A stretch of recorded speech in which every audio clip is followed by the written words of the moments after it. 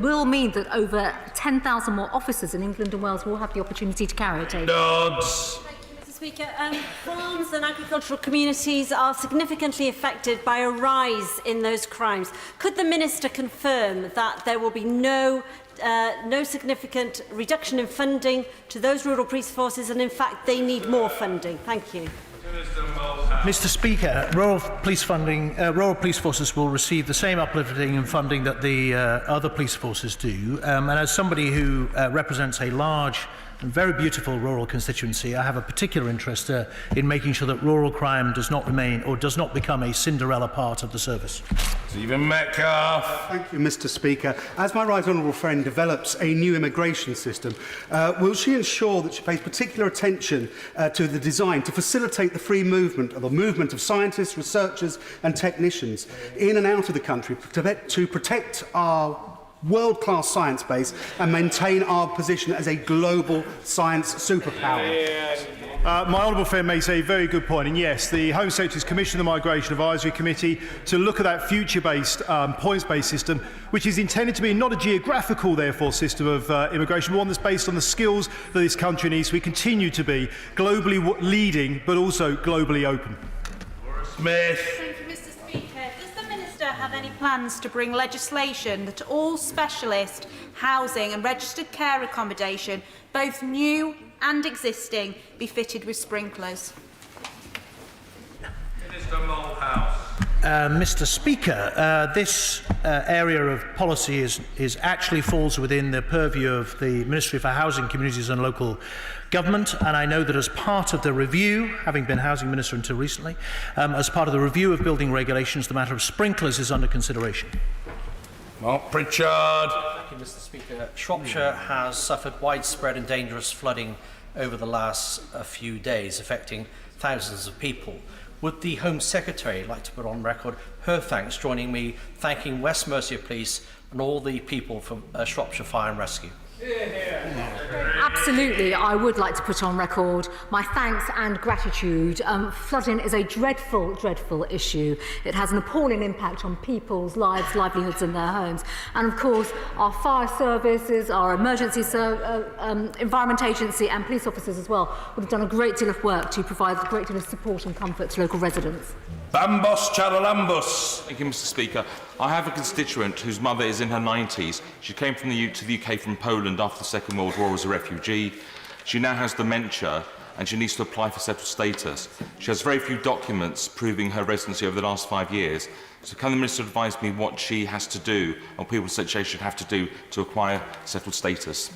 Well, I would be delighted to actually look at that application directly with the Home Office, but we do also have 57 voluntary organisations that are being resourced by the Home Office to actually reach individuals who, will not necessarily be able to access technology easily. But as I said, I'll be very happy to look at that individual case. Jack Lepresti. Thank you, Mr. Speaker. Can I welcome the confirmation of additional funding for counter-terrorism in the spending review, and ask my right honourable friend what steps she is taking to counter terrorist content online? My honourable friend makes a very good point. We are determined and we are focused on making sure we do everything we can to ensure we keep all of our citizens safe, and he also rightly highlights the threat to all of us of the online environment and the work that we need to do with our agencies right across the board. And there's great work being done, not just by the National Crime Agency, but by other agencies as well, to ensure that we are continually working to make sure that this is a safe environment. But we all have a part to play in that, and it's something we will continue to be focused on, both in finance and in terms of policy and legislation. Fryer. Thank you, Mr. Speaker. As a direct result of government cuts, some fire brigades have cut the crew per pump from 5 to 4 and even 4 to 3. This is not just an operational decision, it's a direct result of cuts. How sustainable is it? Well, Mr. Speaker, the exact disposition of the number of firefighters on each appliance is an operational decision. It is, and it's not my job to sit in Whitehall and decide how each fire service should run its particular operation. What I can tell him is that we have instituted the first inspection regime of fire and rescue services for some time, which specifically looks at effectiveness and efficiency and the ability of that service to perform its function. Now, lessons will be learnt from those the first round of inspections of each of them, and I hope and believe that will improve the service. Having called the honourable member for Filton and Bradley Stoke in order to avoid marital disharmony, I must call the honourable lady, the member for Morley and Outwood, Andrea Jenkins. Thank you for that, Mr. Speaker. A few weeks ago, a young girl got stabbed in my constituency. The family are quite rightly frustrated as the suspect is walking free while awaiting charges, while their young daughter has had to be put in foster care for her own safety. Would my right honourable friend please meet with me to discuss how we can reunite this family? Thank you. Well, I'd like to express my sympathies to the family concerned, and that is a dreadful, dreadful tragedy. I would, of course, be delighted to meet with her and with the family as well to hear much more about this particular case. Is it still a government aspiration to be a member of Europol? Well, I would say to the honourable gentleman, we have put out a very ambitious programme of work for our future security arrangements. I would just say to him there are other countries like the United States that has a relationship with Europol, and in fact has got the biggest attendance there, I think, at the moment. So Europol for the United Kingdom is still an important part of our future, as part of our future negotiations. Well, we must move on from questions to the Home Secretary to the statement by the Home Secretary. Statement the Home Secretary, Secretary Priti Patel. Thank you, Mr. Speaker. Mr. Speaker, I would like to update the House on the investigation into the tragic deaths of 39 migrants discovered last Wednesday, in Essex. This morning, the Prime Minister and I visited Thurrock in Essex to sign the Book of Condolence and pay our respects to the 39 individuals who died in the most appalling circumstances in trying to reach the United Kingdom.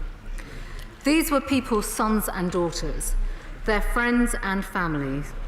Victims of brutal and unscrupulous criminal gangs, they have paid the ultimate price. We have been confronted with the stark reminder of the evils of people smuggling and human trafficking. This trade is a blight on the modern world, and for the sake of these victims and for millions like them, we must do all we can to stamp this out. And I would like to pay tribute once again to the outstanding professionalism shown by all our emergency services, and in particular to the swift and professional response from the East of England Ambulance Service, Essex County Fire and Rescue Service, who have been leading the ongoing criminal investigation, and our operational partners who are working round the clock to assist the investigation, including the National Crime Agency. The families of the victims at this incredibly difficult time are in all our thoughts, my thoughts, and have my full sympathy. Nothing can ever undo the loss that they have suffered. We owe it to them to identify those responsible and ensure that they face the full force of the law. And I want to work with those families to ensure that they can bring forward any evidence that they might have to help solve this appalling crime. With their help, we can bring the perpetrators to justice. And I'd also like to remind colleagues that this is going to be a long and meticulous investigation. It will, as I've heard from Essex Police today and I heard last week as well, this will involve working with partners overseas, with foreign law enforcement agencies, and unravelling the threat of criminality that could stretch halfway across the world. We are already working with a range of operational partners to piece together information. The police themselves, Essex Police, will need to be given the time and the space to do just that, whilst respecting the dignity of those who have died and, of course, the privacy of their families. The process of identifying the victims is continuing, and I would like to stress, Mr. Speaker, that their nationalities yet, at this stage, have still not been confirmed. And on Friday, 3 further people were arrested in connection with the incident. A 38-year-old man and a 38-year-old woman from Warrington were arrested in Cheshire, while a 46-year-old man from Northern Ireland was arrested at Stansted Airport. All 3 were questioned on suspicion of manslaughter and conspiracy to traffic people and have now been released on bail. The driver of the vehicle was 25-year-old Maurice Robinson from Northern Ireland. This morning, he appeared at Chelmsford Magistrate Court via video link, charged with 39 counts of manslaughter, conspiracy to traffic people, conspiracy to assist unlawful immigration, and money laundering. He has been remanded in custody and is next due to appear at the Old Bailey on the 25th of November. Mr. Speaker, following the devastating discovery of the lorry at Tilbury, the Home Office has set up a dedicated team to coordinate an immediate response and long-term response to this tragedy. I can confirm that Border Force are also increasing their presence in Purfleet. They too are working alongside Essex Police to gather further information regarding this incident. And the Home Office now will also accelerate our joint intelligence lead operation between the police, the National Crime Agency and Immigration Enforcement, which aims to disrupt and deter organised crime gangs using refrigerated and hard-sided lorries to smuggle clandestine migrants. I would like to stress once again that the nationalities of the victims has not been confirmed at this stage, but work is underway to coordinate the international response to this incident. I have already spoken to my Belgian counterpart, Minister de Crème, to invigorate the work that is taking place across both countries. And I can confirm to the House that as of today, I have received agreement from the Belgian authorities to deploy extra UK immigration enforcement officers to Zeebrugge. I have also been in contact with other international partners to offer assistance to any foreign nationals who may have been affected by this tragedy. Mr. Speaker, last week's tragedy was the culmination of a broad, more general rise in global migration, but also organised criminality. This is one of the most pressing issues for the UK, but also for all our international partners. Illegal migration fuels organised crime, it erodes public confidence, and most importantly, it endangers the lives of desperate people. The perpetrators conduct their activities under a cloak of secrecy, and the motivations that lead people to try and to cross borders illegally are also broad and complex. They are often the most vulnerable people, and then of course they are then further exploited. It is clear that we and all our partners must enhance our response. All areas of government have a role to play, whether it's in strengthening our borders and eliminating the pull factors in this country, or addressing many of the root causes to suppress the demand of illegal migration. We already have an illegal migration strategy in place, but as the tragic events last week in Essex have shown, there is much, much more to do. I will be working across government and government departments this week to plan how we can strengthen our response to the wider migration crisis that led these victims to try to enter the United Kingdom. The organised criminals who drive this practice are dynamic, they are unscrupulous and they are highly adaptable. But failing to confront them comes with a terrible, terrible human cost. We must be ruthless now in our response. Thank you. Diane Abbott. Thank you, Mr. Speaker, and thank you to Home Secretary for the advance sight of your statement. The events in Essex are a tragic loss of life. All death is regrettable, but this was a particularly gruesome, grotesque way to die, and a horrific experience for the first responders. Many of us in the House will have seen the images in our media over the weekend of desperate communities who are frightened that their young people may have been in that lorry. And many of us will have seen the messages from persons to their families on the verge of their own suffocation. One woman said, "Really, really sorry, Mum and Dad. My trip to foreign lands have failed." I'd like to thank the Home Secretary for the information about arrests and that there has also been some progress made in identifying the victims. But as the investigation is ongoing and criminal charges are involved, I will not say more about this specific case. As Home Secretary has said, people traffickers are particularly ruthless and simply do not care about human life. I was in Lesbos last year looking at the people trafficking from Turkey across the Mediterranean to Greece, and the people traffickers deliberately not only took very large sums of money off desperate people, but put them in completely unseaworthy rubber dinghies, gave them fake life jackets, and did not care. As inevitably happened, very many of them died in the Mediterranean. The people traffickers are greedy, ruthless, unscrupulous, and have a callous disregard for human life. I would, however, like to ask the Home Secretary Is the Home Office going to be looking at security at some of these small East Coast ports? Because it does seem to be, I don't want to preempt the police investigation, but it does seem to be that these small East Coast ports are being used because there is less security than at ports like Dover. I also want to ask the Home Secretary about the current cooperation with the European police, security and justice agencies in investigating this case.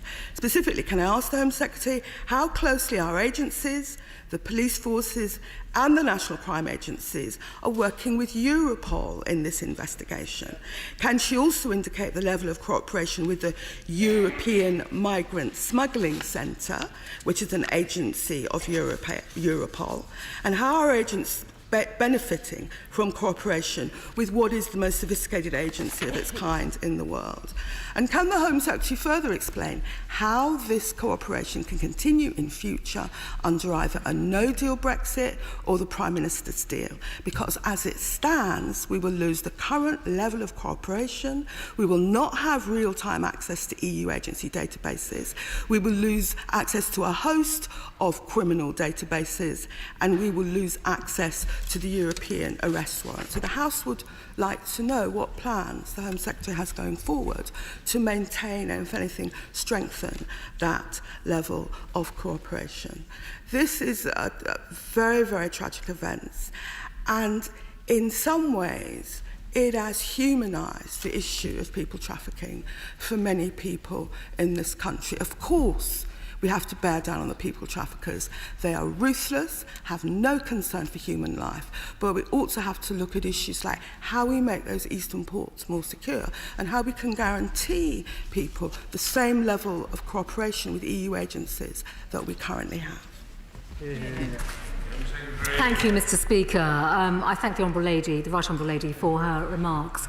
There are a number of points and comments that I would like to make. First of all, she's absolutely right about the first responders. They cannot unsee what they have experienced and seen through this awful crime.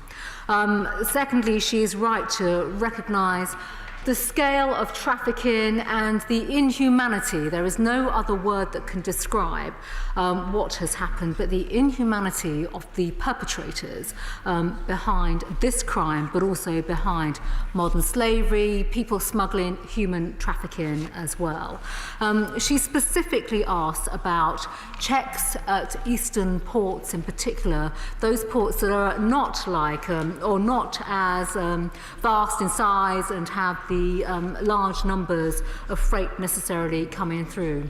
She would have heard me remark in my statement that Border Force themselves, with regards to Purfleet, will obviously now be increasing their presence, but also alongside increasing their presence, they will be also working with Essex Police in terms of the targeting the response that they need with regards to the actual incident itself, providing further information with regards to what has happened.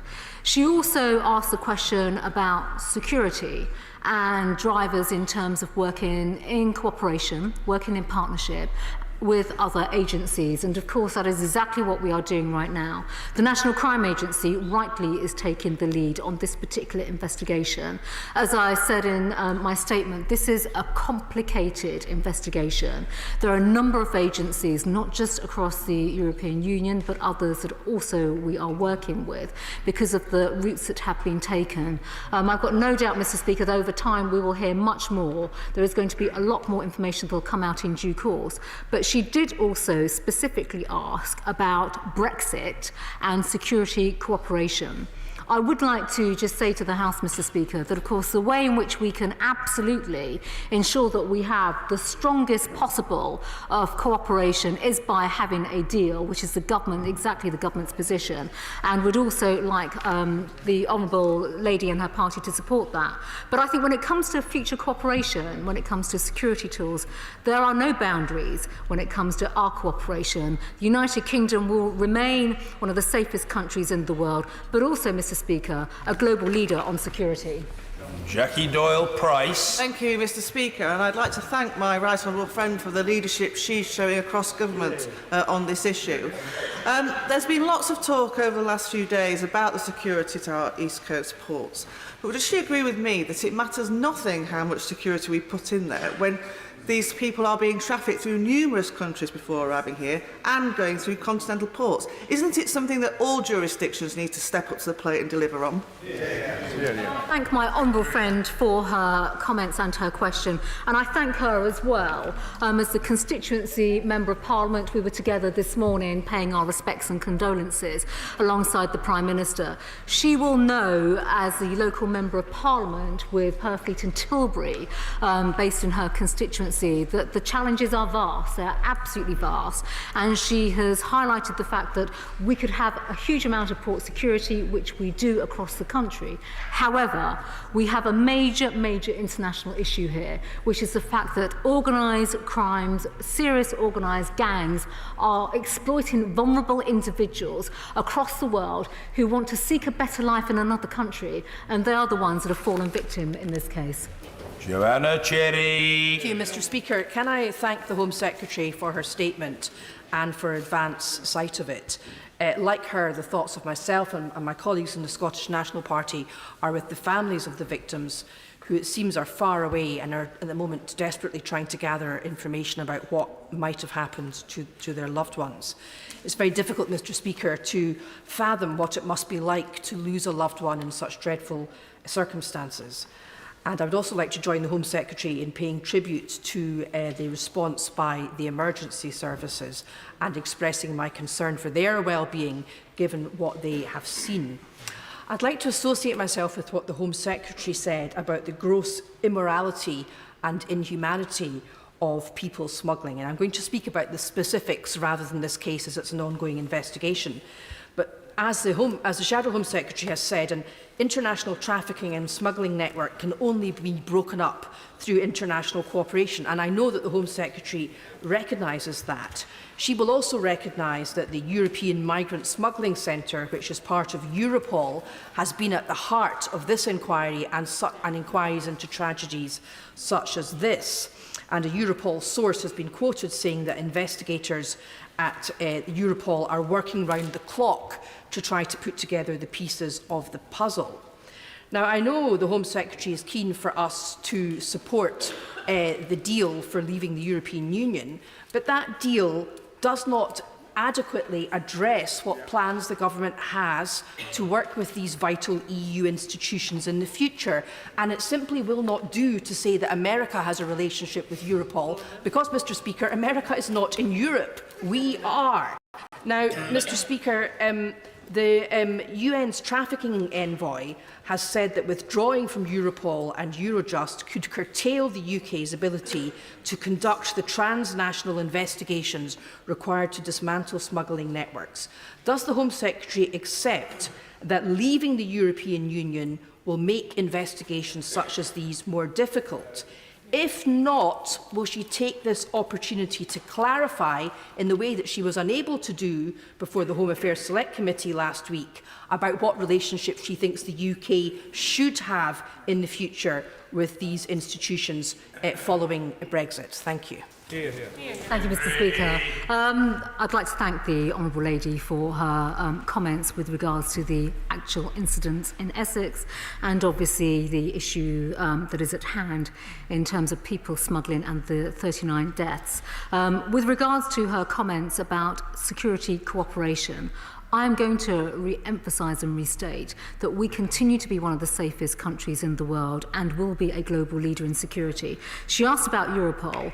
We can continue to work with Europol when we leave the European Union. It is possible for third countries to do that, and there are very good examples of other third countries, including the United States, that are doing so. Vicky Ford. Thank you, Mr. Speaker. This is indeed a terrible tragedy, and of course, our hearts go out to all the families concerned. Can I thank the Home Secretary, my right honourable friend, for praising the outstanding professionals in our emergency services. Please can I also thank all those at Chelmsford Magistrates Court, where the case has been heard this morning, the Essex Coroner and her deeply dedicated team, which is based in Chelmsford, all those working on the investigation at Essex Police Headquarters, also in Chelmsford, and the staff at Broomfield Hospital, which is just outside my constituency, in the Saffron Walden constituency, but nevertheless where many of my Chelmsford constituents work.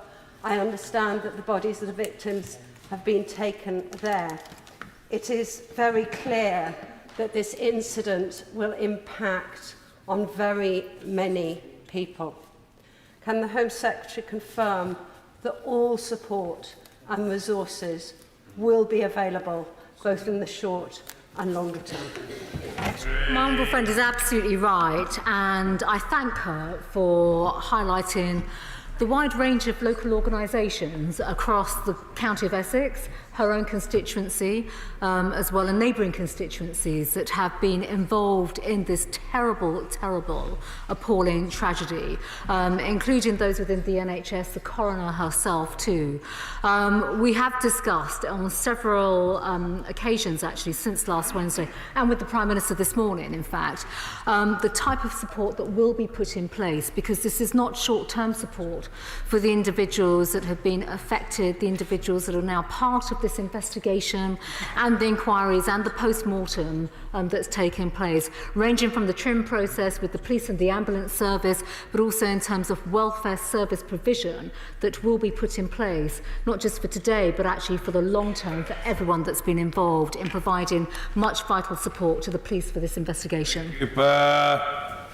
The Home Secretary will be aware of the disturbing news that children have been found in another refrigerated lorry yesterday, this time at Calais, reportedly already suffering from mild hypothermia and luckily found before it was too late. It's these refrigerated lorries that are particularly dangerous and make this such an appalling crime. But can she say, is it correct that there are hardly any checks of refrigerated lorries taking place at the moment at Zeebrugge, that at Purfleet there are still not 24/7 checks taking place, and she still hasn't explained what work is being done with Europol's European Migrant Smuggling Centre. Is she working with them, and does she agree we should continue to participate in that centre after December 2020? Well, I thank the Right Honourable Lady for her comments, and let me be clear to the House. Any form of trafficking and smuggling of individuals is completely wrong, and she has rightly highlighted the appalling use of refrigerated lorries, and that's effectively what we have seen in the case she's mentioned, but also with what happened in Essex last week. The fact that these containers have been used and are being exploited by criminal gangs is a major issue that affects not just this country but other countries too. She asked about checks. There are checks and have been checks that are being made when it comes to refrigerated lorries, not just in the UK but in other ports.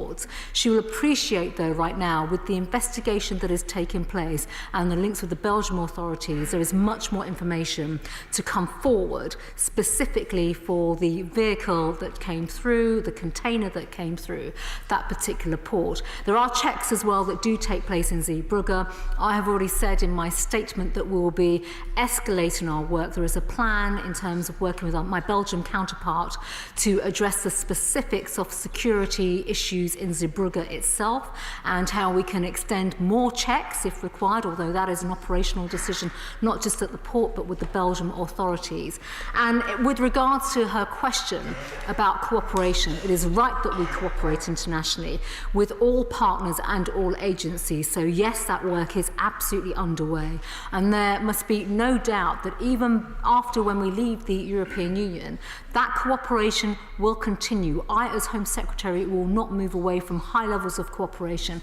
We will work day and night to make sure that we have the right processes, the right structures in place to ensure that that international collaboration continues and grows. Andrew Mitchell. Speaker, the heartbreaking texts and final messages underline the abject misery, terror and horror of this modern slave trader practice. Looking to the future, isn't our honourable friend for Thurrock absolutely right that we do need to handle this, above all, with a new international convention, since current international arrangements are outdated, ineffective and patently not fit for today's needs? My right honourable friend is right to raise this issue as he has done previously, and it is clear to say that this is just not a specific issue for the United Kingdom. This is an international issue, and while there is a great deal of work that takes place internationally, whether it's through global compacts or through migration funds, there is much more work that we can now do, working collaboratively, not just with international partners now, but with our friends and allies, to absolutely deal with the root causes, the upstream issues, and actually look at how we can deal with the criminality as well, but look at what we can do to put into statute globally, internationally, to actually stop this from happening again.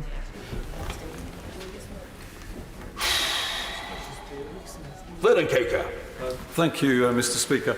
Our outrage at what has happened continues. The latest statistics from the National Crime Agency showed that the top nationalities for the potential victims of trafficking were the UK, Albania, Vietnam and China. Given what we may or may not know, can the Home Secretary tell us what discussions she's had, in particular with Albania, China and Vietnam, about what's going on and what more can be done to stop it? Friend is absolutely right, and he will know through his own work, through the all-party parliamentary group as well, that there are specific countries, he has named some of them, that are the source countries where we see far too much trafficking and criminality. There are a range of discussions that are taking place. I have been involved in some of those discussions. I'm not going to reel off all the individual ones. There'll be many that will follow as well. I would also like to emphasise to the House, Mr. Speaker, that outside of the Home Office there is much more that can be done across other government departments, and I'm absolutely pursuing that this week because, quite frankly, we've seen various streams of activity from other government departments, but we now need to join this up to ensure that we speak with one voice to many of these countries, but also have a much more coherent approach. Jones. It's been reported that the lorry in question entered the UK at the port of Holyhead before travelling on to Purfleet to collect the container. Given that the United Kingdom and Ireland are part of the same common travel area and will remain so after Brexit, can my right honourable friend confirm that North Wales Police are and will remain adequately resourced to provide a sufficient presence at Holyhead to deter and detect activities such as this? My right honourable friend for his question and the points that he has made.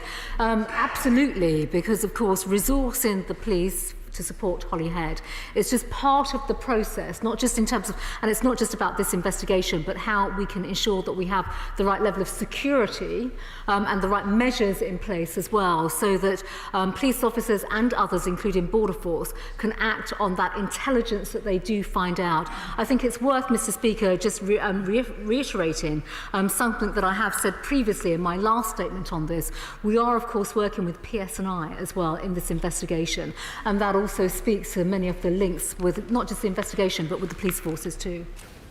Wayne David. Can I thank the Home Secretary for her statement? A number of the 39 victims may well have come from Vietnam. If that is the case, can I, as chair of the all-party group on Vietnam, offer my heartfelt sympathy to the victims and to the families? We know too that the Prime Minister of Vietnam has just announced an inquiry into human trafficking in his country. Can I have a commitment from the Home Secretary that her government will fully cooperate with the government of Vietnam to make sure this terrible business is eliminated? I thank the Honourable Gentleman for his remarks and also for the work that he is doing through the all-party parliamentary group. Although the nationalities have yet to be confirmed, as I've touched on in my statement, we will of course work with all our partners collaboratively. I myself have already spoken to the Ambassador for Vietnam in the UK. There are many discussions that are underway which he will understand are very sensitive at this particular stage. But when it comes to any particular inquiries into human trafficking, people smuggling, of course we will be working in cooperation with them.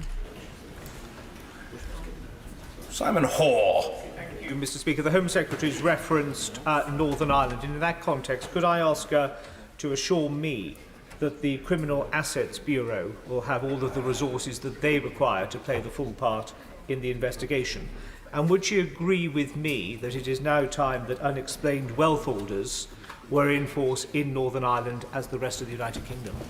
Well, my honourable friend makes a very, very important point. And of course, when it comes to criminality, there is more that we must always do when it comes to seizing cash and assets of the perpetrators that are responsible. And he is right. I think absolutely there is much more that we can do. And at this stage right now, we will look into everything in light of this inquiry, this investigation.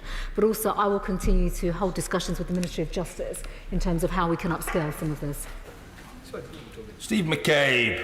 Thank you, Mr. Speaker. On the question of utilising intelligence, there have been reports over the weekend that local people near the Waterglade Industrial Park had previously reported seeing migrants dropped off from lorries and indeed had found discarded foreign passports at the site, and yet these were not followed up. Could the Home Secretary comment on that?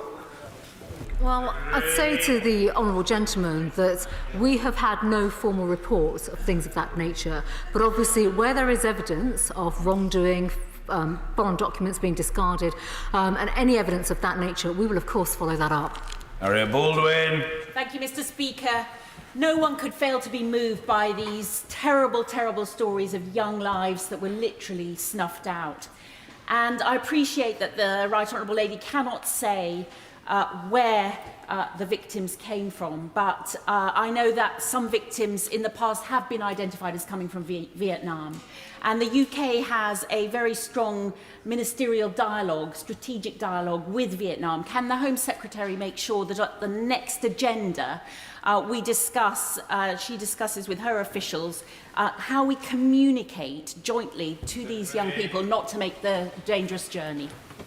I can say, Mr. Speaker, to my honourable friend that that dialogue is already underway, and it is right that it's underway in light of the terrible tragedy that has taken place. Jamie Stone. Thank you, Mr. Speaker. Human trafficking is indeed a terrible crime, and the perpetrators must be brought to justice. Ironically, it is some of those victims who've already arrived in this country who know most about these criminals and their methods. If we could get them to turn Queen's evidence without fear of being or retribution or being deported, that would assist us hugely. Would the Home Secretary agree with me that we should look at mechanisms where this might happen without them being too fearful to come forward and help us? I thank the honourable gentleman for his points that he has just raised. I can give the House the assurance, Mr. Speaker, that he is absolutely right, and also on that basis for this particular investigation, that's exactly how we'll be working. Bob Stewart. Thank you, Mr. Speaker. These containers are moved around, not necessarily on the back of a lorry, but parked in ferries and so on. Could my right honourable friend assure me that the authorities, the border force, the police, and indeed the drivers of these lorries do have the means and the competence to open these containers if necessary? My honourable friend raises important points. There are a number of areas to the support, not just for lorry drivers, but there's a lot of work that takes place through road haulage associations across the EU, in the UK as well, in terms of giving and providing information and intelligence in terms of what to do in situations of this nature, but also how to protect themselves as well from trafficking.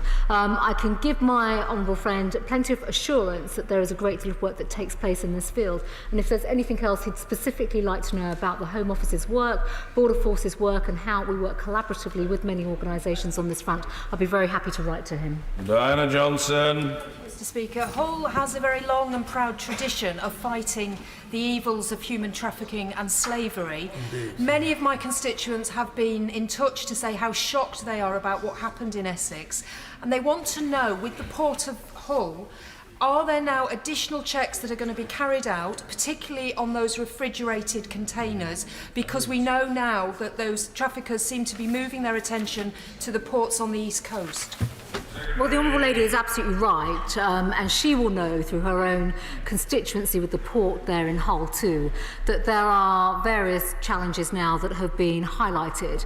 I think first of all it's important to acknowledge that clearly those that are trafficking people are trying to exploit any vulnerabilities and any aspects of port security that they think they can, as we've seen with the refrigerated lorries.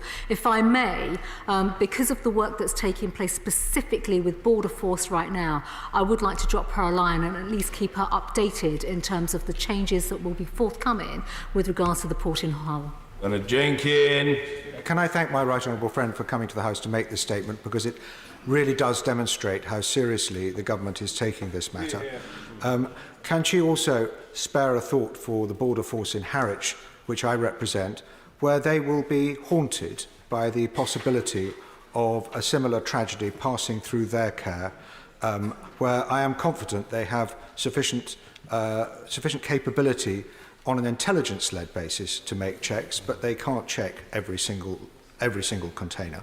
And could she also bear in mind that where I have alerted the Essex Police and the Essex Border Force to activity on the Essex coast reported by constituents, they've always been very swift to respond and indeed have closed down one operation very effectively already. Well, I thank my honourable friend for his comments. And I do know Harwich, obviously, being a neighbouring member of Parliament to the Honourable Gentleman. And he's right to point out, of course, that I think all port operators and border staff around the country will be looking at what has happened over the last week with absolute shared horror. They themselves will obviously be taking the right action in terms of their own day-to-day work when it comes to the checks, which are risk-based checks.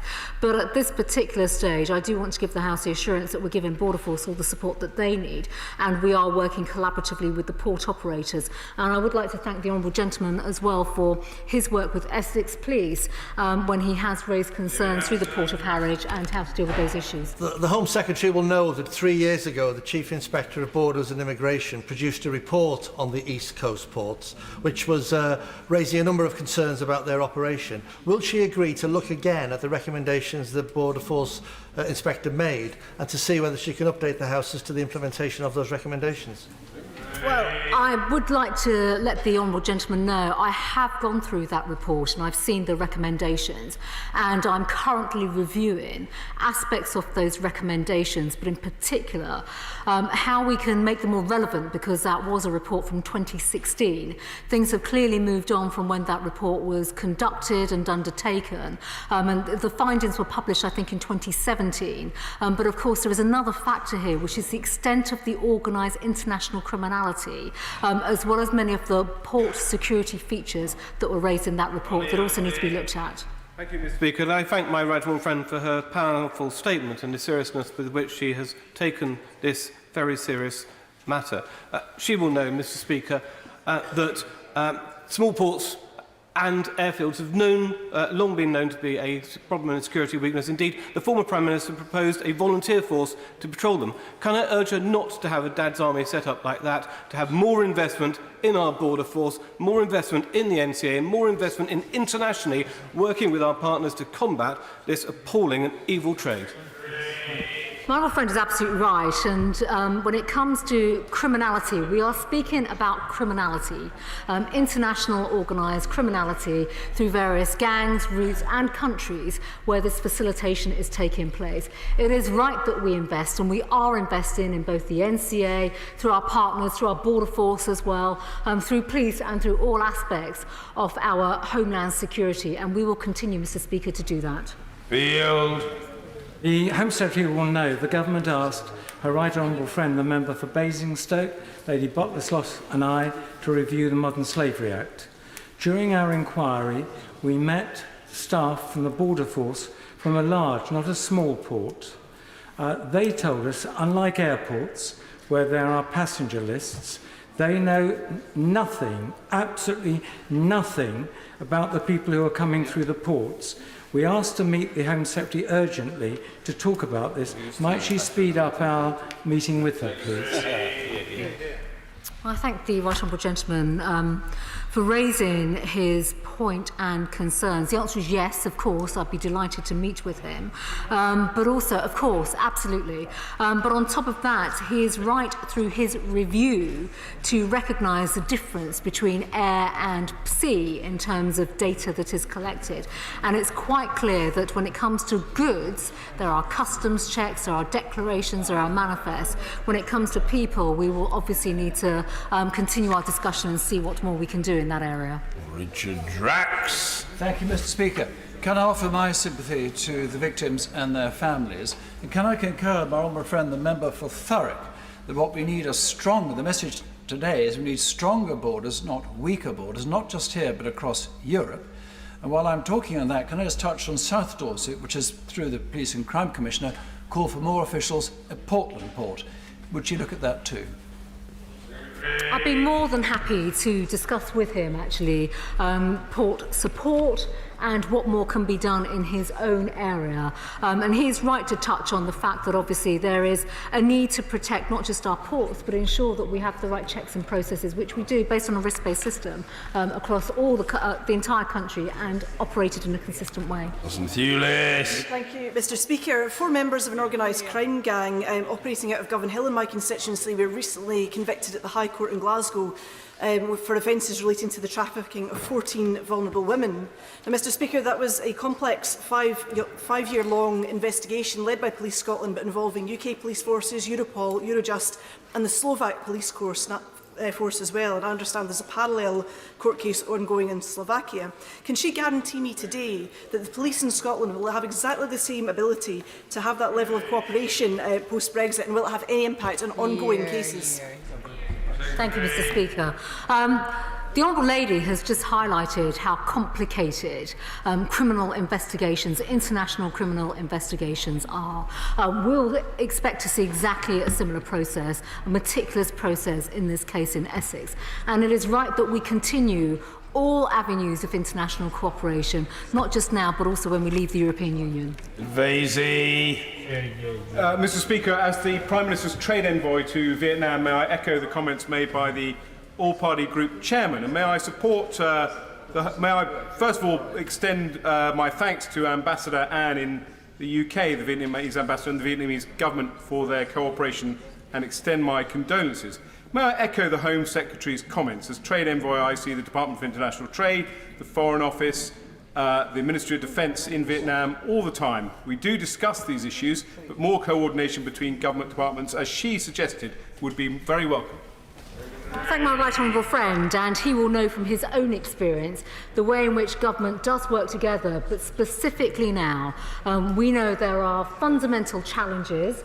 If we are going to stop countries from continuing the facilitation of illegal people trafficking, migrant movements, there is more that we can do across government, and I look forward to his work and his support in trying to address some of those issues. All too often there's another layer of cruel injustice, which is that families in very poor districts, for instance in Vietnam, have remortgaged their lands, done everything in their power to raise enough money to be able to send a favoured son or daughter through one of these illegal routes, and then not only do they lose their child, but they lose their land and their means of making a living as well. Is there nothing we can do to try and strike down these hideous financial deals? So the Honourable Gentleman is absolutely right. What we are witnessing through people smuggling, through trafficking individuals, is really the worst of the worst. We're seeing perpetrators exploit vulnerable individuals and families, more often than not, putting them in debt bondage, where they are basically, they lose their livelihoods. They are there to be exploited once their children or their family members come to another country. There is more that we can do. There is no doubt about that. But I think that can only now be achieved through not just bilateral cooperation, but international standards and international cooperation across the board, so we have consistency. If we're going to stop this practice from happening, we've got to stop vulnerable families from being exploited effectively. So, from the British government's perspective, yes, we will do more, but I think we will also lead calls internationally to try and root this out. Thank you, Mr. Speaker. As the other Member of Parliament for Thurrock, we remain all shocked and appalled by the events that took place, and we can only imagine the pain the families must be feeling. Can I also pay tribute to the first responders, but also to council officers and councillors who have stepped up to this challenge, many of whom are, of course, my constituents. To deter further attempts at moving people in this despicable way, can my right honourable friend, tell me what discussions she has had, both here and abroad, about adopting new technology to try and tackle these issues? Well, my honourable friend is absolutely right, and I echo his words in terms of support and thanks to the municipal authority, the local authority in Thurrock as well for the work that they've been doing. And having met with the leader and staff this morning, I'm very grateful to them for their local support. There is a very significant role when it comes to technology.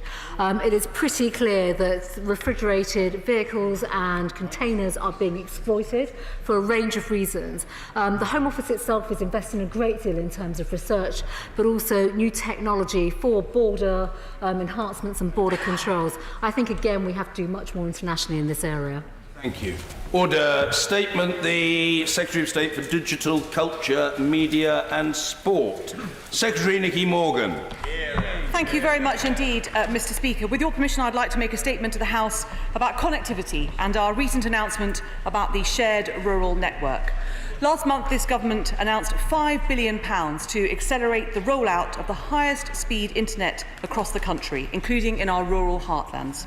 This money is being targeted towards the hardest to reach areas of the UK, so they won't have to wait for their homes and businesses to be connected to fast, reliable broadband.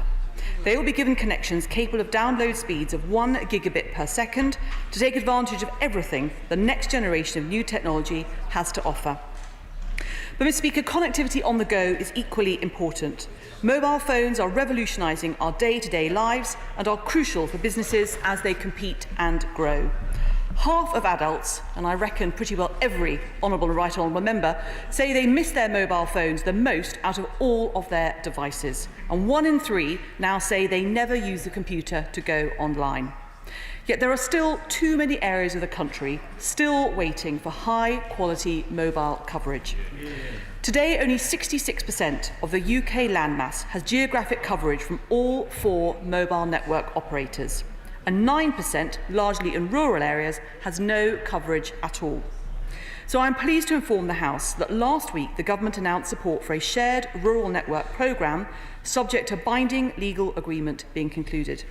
This proposal has been brought to government by the 4 UK mobile network operators EE, Vodafone, 3 and O2. It sets out their ambition to collectively increase 4G mobile coverage throughout the United Kingdom to 95% by 2025. Under this proposal, areas which have coverage from only some providers, known as partial not spots, will be almost entirely eliminated.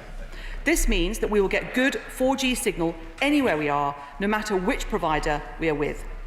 It also promises to deliver greater coverage in the total not spots, the areas that currently have no mobile phone signal at all. The network will result in 95% of the UK getting coverage, including additional coverage to 16,000 kilometres of roads and 280,000 premises. And the biggest improvements will be felt in Scotland, Wales and Northern Ireland.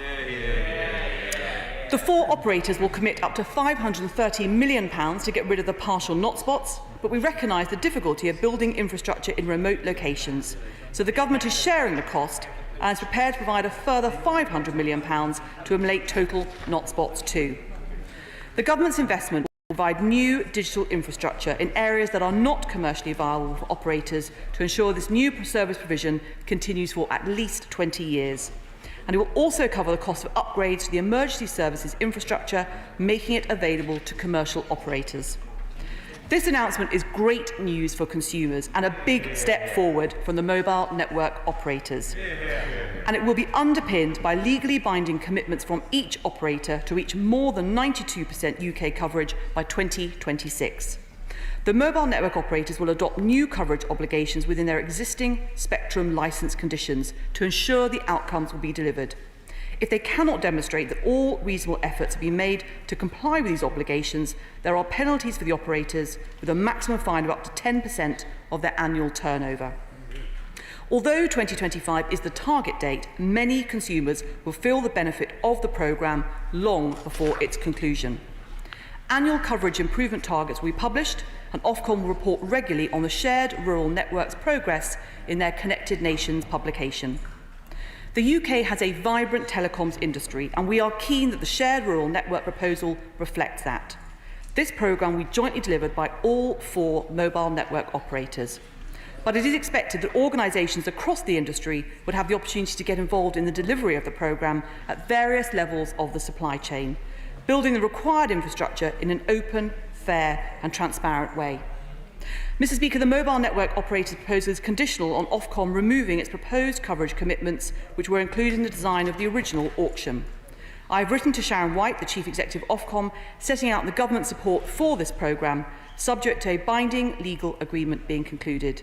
And it is for Ofcom to decide on how they wish to proceed with the auction.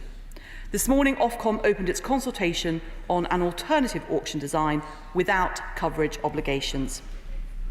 I have also made clear to the mobile network operators and to Ofcom that the government retains the right to support the original Ofcom auction if a final and legally binding agreement on the shared rural network is not reached.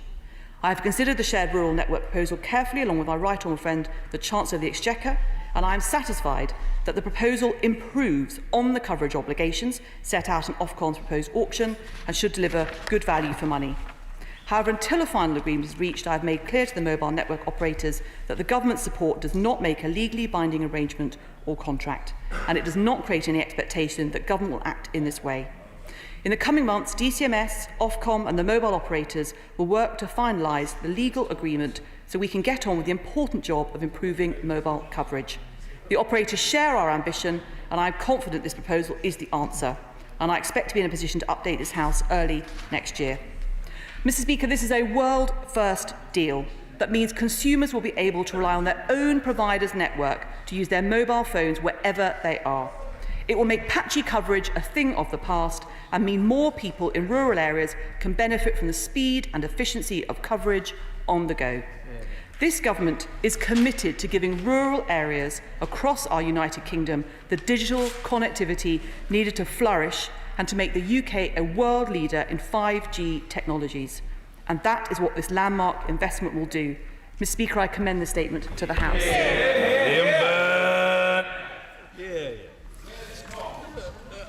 Mr Speaker, thank you very much, and can I thank the Secretary of State for advanced sight of her statement, and can I start by welcoming her professed enthusiasm for pulling this country out of the cyber slow lane.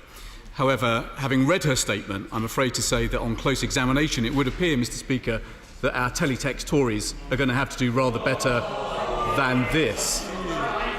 Let me start for the benefit of honourable members with the point on which we agree. It is surely right that we step up dramatically the effort to pull this country into the 21st century. We were a leader once. Now the networks we have, like the targets that we have set, are well behind the best in the world. So I suppose the progress is welcome that we've had today, but Mr Speaker, this is really half of a half measure, when what was needed was a bold 10-year national switchover plan to deliver ubiquitous gigabit per second access to every corner of the country. Now, at our most generous, we welcome the commitment to 95% 4G coverage, because it is better than the 91% that we have today. But, Mr Speaker, I'm afraid this still leaves an area, 4,681 square miles of the country, where coverage will be non-existent or not good enough. And as members know, that is an area twice the size of Norfolk and much bigger than our largest county, the size of North Yorkshire. Nor, it would appear, Mr Speaker, is this as rapid as was promised. In their manifesto, the Conservative Party promised 95% coverage by 2022. Now the Secretary of State says it's 2025, and the industry briefing issued this morning says, in fact, it will not be achieved until 2026.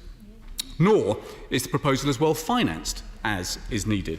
Ofcom themselves say the cost of sorting out all the not spots in the country is between £3 and £6 billion, yet this is just £1 billion that has been announced, half from industry and half from government. At best, it is a half of a half measure. Nor, it seems, is the deal with industry actually done. As the Secretary of State made very clear in the rapid canter through the final paragraphs of her statement, she made it very clear that the government support, quotes, does not make a legally binding arrangement or contract, and it does not create any expectation that government will act in this way. Mr. Speaker, that is known as the small print, and what we call it in this House is at best a running commentary on what she's doing in the office this week. It's a running commentary on the half of a half measure that is 4 years late, that leaves the size of the country twice the size of Norfolk without the coverage that it needs. So, Mr. Speaker, you will forgive us for not applauding this announcement from the rooftops. But to take it seriously for a moment, which is more than the Chancellor obviously has, I suppose we should trouble the Secretary of State with some questions on her running commentary on half of a half measure. Her Majesty's government has already backtracked on its commitment to full fibre rollout by 2025. Can she reassure the House this afternoon, that this measure, such that it is, will not be diluted any further? Will she bless us with some interim targets? Perhaps they could be knocked together, and if so, are we likely to see them at any time soon? Third, the paperwork, she said to us today, is not going to be signed until 2020. But she says Ofcom haven't announced they're moving ahead with a consultation, I think she said, with their spectrum auction without coverage obligation. Why are they proceeding with that when the Secretary of State is commending this different approach to us this afternoon? Fourth, under the plans, will consumers be able to access a choice of all four network operators in the 95% area that she has sketched out? And finally, I suppose the Secretary of State should be asked to tell us whether she actually agrees with Ofcom that £3 to £6 billion is going to be needed to eliminate all not spots in the country. If she does agree, can she explain why she's not bringing that proposal to us this afternoon? Mr. Speaker, we rank today not as the first, second or third best network in the world. We rank 26th. 80% of our constituencies don't enjoy 4G coverage from all Big Four operators, and I know the Secretary of State has done her very best today to dress this up, but we should call it what it is worth: too little, too late, for a country that deserves far better. Well, can I thank the honourable gentleman, I think, for the response to his statement. The rather paltry support he got from his benches as he sat down just showed that they didn't think very much of it either. It was a typical grudging response from the Labour Party, rather than a recognition that actually this is a significant step forward for consumers and for our constituents. So just to answer some of the questions that he put on behalf of the Labour Luddites in this House. The 95% target for 2025 is achieved by getting to the 92% for everybody, or just over 92% in 2026. This is a very clear commitment given by the four mobile network operators and is actually much better than either achieving it through the spectrum auction or through any other roaming proposals. And I think it's right that we should see that it is delivered properly and comprehensively across the UK rather than rushing, but we're very clear with the 2025 target. In terms of interim targets, we're obviously going to work and wait for industry to say how quickly they're able to do the rollout, but I was very clear in my statement to say that in many areas they will see this coverage much, much more quickly. In terms of the letter from Ofcom, well, this is obviously a decision for Ofcom to carry on with the auction coverage, but I would suggest that he reads it because in the letter, Sharon White is very, very clear that by following this proposal, by sharing infrastructure, she says, the four operators can deliver much greater improvements in coverage at less cost than they could do individually. And she says, we believe this is an efficient way of improving coverage, which should provide a better experience for consumers than other alternatives like rural roaming. He asked if all four was included in the 95%. That is absolutely the case. Mr. Speaker, this is a significant moment for improving mobile connectivity, which is absolutely essential to making sure that the UK plays its part in being able to develop and to use and to innovate the technologies of the future. And I would hope that all those who hope for coverage in areas such as the West Midlands, which obviously is leading the charge in terms of the 5G testbeds under the brilliant mayoralty of Andy Street, could celebrate rather than offer this grudging response today. Mr. Speaker, when the previous Prime Minister rang to fire me from my position as Telecoms Minister, she couldn't get through because I didn't have a signal on my mobile phone. So this announcement today is very close to my heart. May I ask the Secretary of State to update the House on any changes to planning regulations, which are often the barrier to erecting much-needed mobile phone masts in rural areas? Well, can I thank our honourable friend very much indeed for his question. He will know that at the end of August we announced a consultation that closed on the 4th November in relation to planning regulations and looking at how we can simplify the planning process in relation to mobile phone masts. There is a balance to be struck between obviously having masts and coverage right the way across the country, but of course allowing local communities to have their say. We wait to see what the responses to that consultation say, and will then bring forward further proposals to the House. Thank you. Thank you very much, Mr. Speaker. Glad not to be forgotten. In the words of the author Arthur Herman, Scotland invented the modern world. But the reality is, Mr. Speaker, that Scotland is now being held back by this Tory government. Now, the SNP welcome this government's announcement regarding the shared rural network proposals. But if they are delivered with the improvements that she says there will be improvements for our rural and island communities. But even with this investment, Scotland's 4G coverage level would still be below the overall UK-wide geographic coverage figure of 95%, leaving further work to be done. Now, I have to say, Mr. Speaker, I am pleased that the Secretary of State seems to possess a more realistic understanding of what the devolution agreement actually is, as opposed to her Scottish Tory colleagues. And she is aware, it is clear, that the telecommunications is a reserved matter.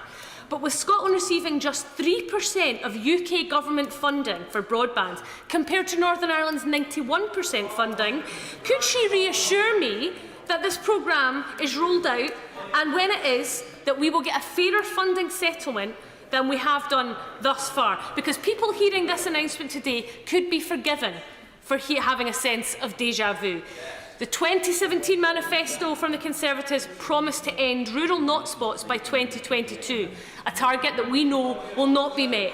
So we are now being told the target will be 2025. Can she tell me, can she give a cast iron guarantee that that target will be met?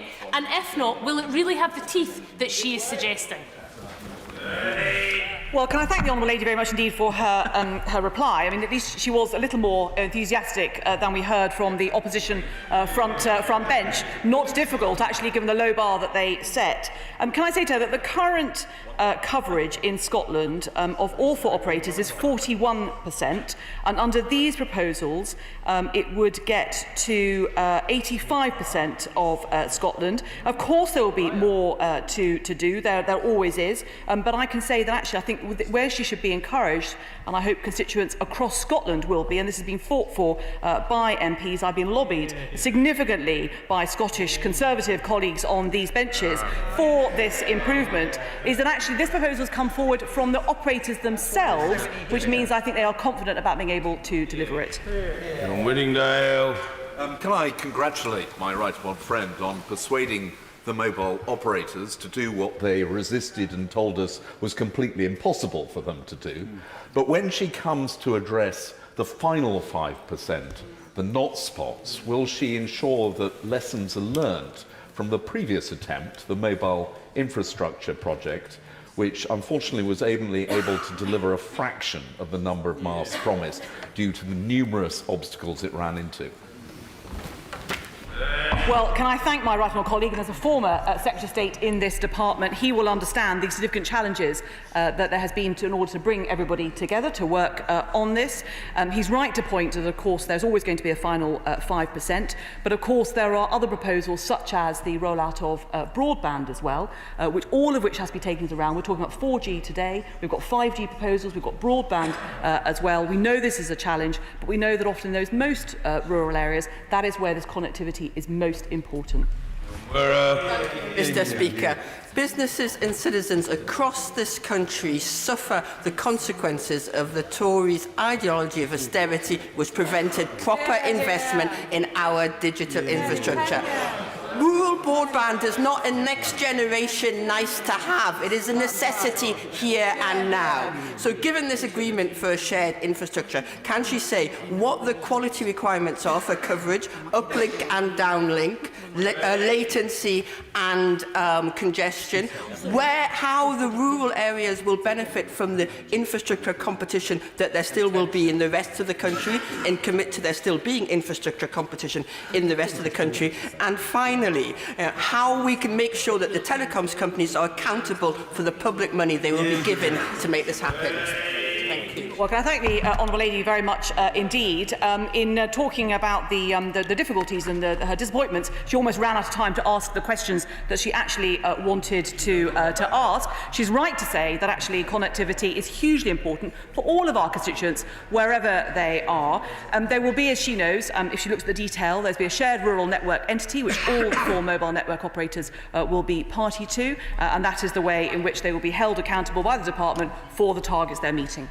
Right. Thank you, Mr. Speaker. I suspect that had my right honourable friend announced a coverage improvement to 195%, the Labour Party would still not have said it was enough. But some of us can see this for what it is, which is a significant step in the right direction, for which I congratulate her. But would she agree with me that, of course, as she said, this is a voluntary agreement in exchange for a removal of conditions on a spectrum auction?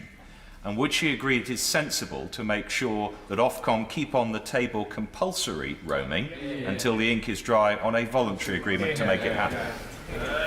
Well, can I thank my right honourable friend very much indeed. There appear to be a surfeit of former holders of my office on these benches today, which I think is a sign of just how significantly and how much time everyone in this job has had to invest in getting to this stage. He's absolutely right to say that it wouldn't have mattered what we announced today, the Labour Party would have found reason to disagree with it, which is unfair on behalf of the people that they represent. He's absolutely right to say that we need to keep all the options on the table until that legally binding agreement is concluded, and that's what we will both be doing. Ms. Bryan. Well, I welcome what she's had to say today. The people,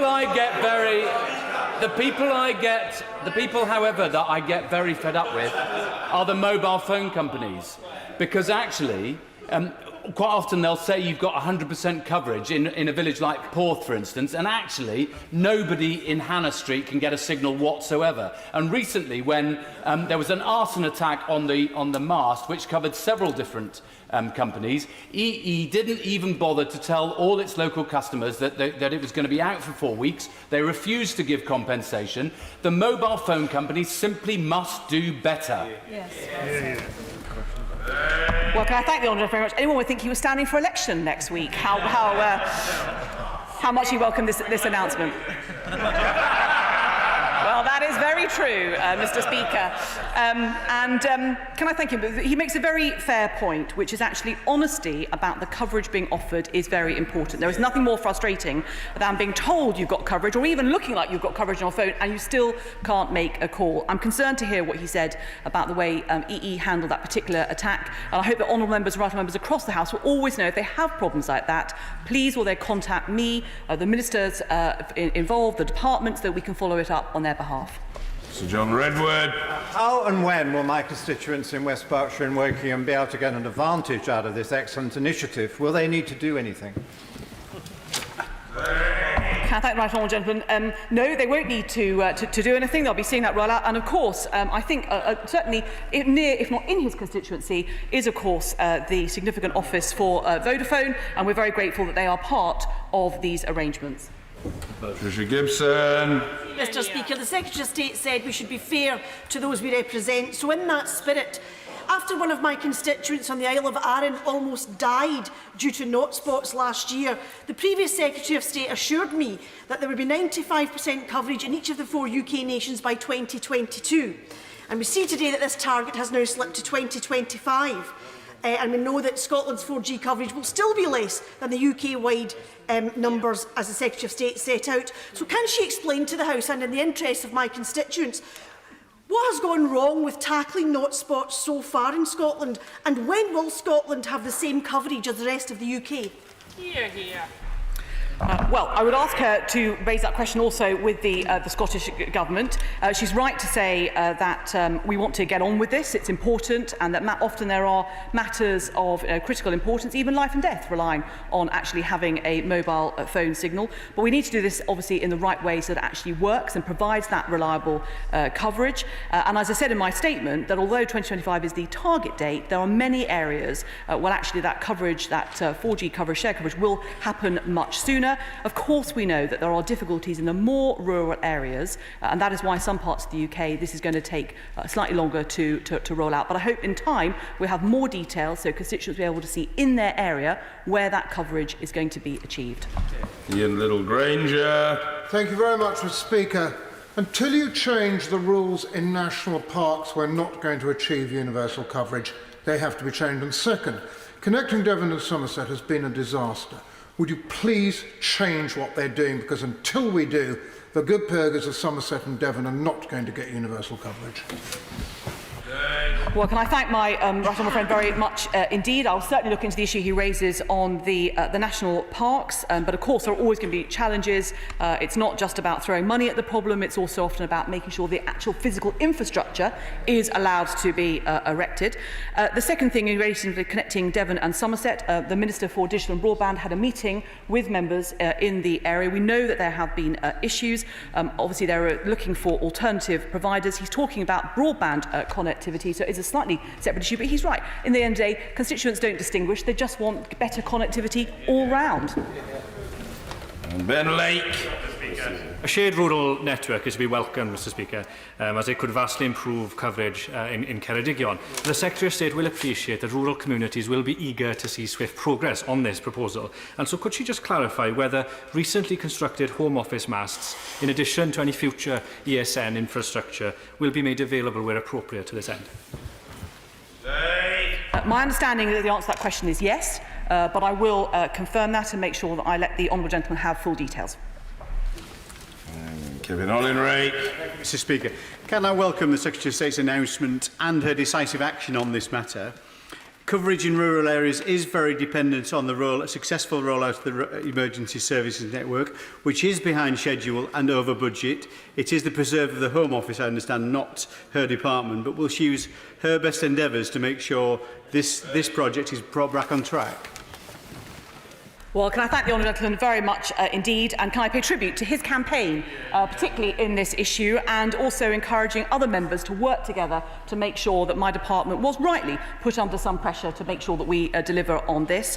What he will be interested to know is that since taking over this department, obviously we worked very closely with the Home Office, got this agreement about the emergency services network, but I accept his challenge, and of course conversations with the Home Office will continue. Martin Whitfield. For Mr. Speaker, East Lothian has been let down by governments north and south of the border, from ending in the Leader Plus, the Community Broadband Scotland and the R100 funding.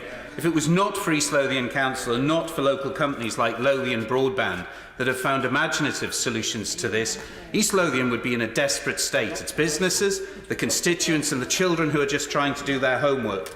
So in the race between the Palace of Westminster and East Lothian, which will win in the coverage war? Well, I'm going to leave the honourable gentleman to have his fight with the Scottish Government, but he makes a good case about how slow some progress has been under their ownership. Look, I pay tribute to the work done locally by those in East Lothian, businesses, local authorities as well. This is a shared, we're talking about shared rural network, but this is a shared endeavour to make sure that we have good connectivity. And the more that we can all work together, I would like to think that today's announcement, or rather the announcement made on Friday, I'm talking about today, will absolutely turbocharge connectivity in East Lothian. Anne-Marie Morris. Thank you, Mr. Speaker. I would certainly like to congratulate the Secretary of State. I think the shared rural network, something I've lobbied hard predecessors for on many occasions, is absolutely fantastic news, because in rural areas like ours in Devon, the healthcare and our businesses cannot survive without it. Can, however, the Secretary of State, she has mentioned 5G, could she perhaps look at prioritising the rollout of 5G in rural areas where the need is so much greater? Well, can I thank the Honourable Lady very much indeed, and I'm glad that she's welcoming this announcement today. 5G is already being rolled out, and so there is no intention to stop that process, but we need 4G as well. So the intention is to make sure that her constituents have the best connectivity they possibly can, rather than picking particular technologies. There already is some 5G in Devon and near her, around her constituency, but I accept the challenge that she has made. At the end of the day, as I say, I think what constituents want is just faster connectivity, in a way regardless of how it's delivered, but we need to make sure we want the UK to be a world leader in 5G, and that's very important we do that. Shannon.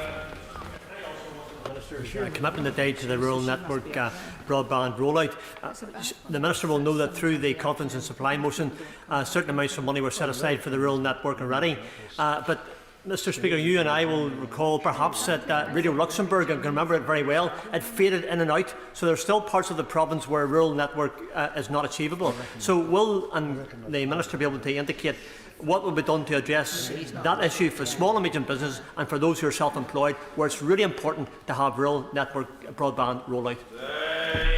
Well, can I thank the Honourable very much indeed. And he's right to say that actually having good broadband, good mobile connectivity it's important for all of us, but it is particularly important for our small and medium-sized businesses, many of which are often being run from rural or even residential premises, and who need that connectivity to be fast and reliable and not, as he says, to go in and out. I hope that he will welcome the fact that at the moment the coverage of all 4 operators is 78% in Northern Ireland, and once this programme the shared rural network has taken effect, which we very much hope that it will expect it to do, it will reach 91% of Northern Ireland.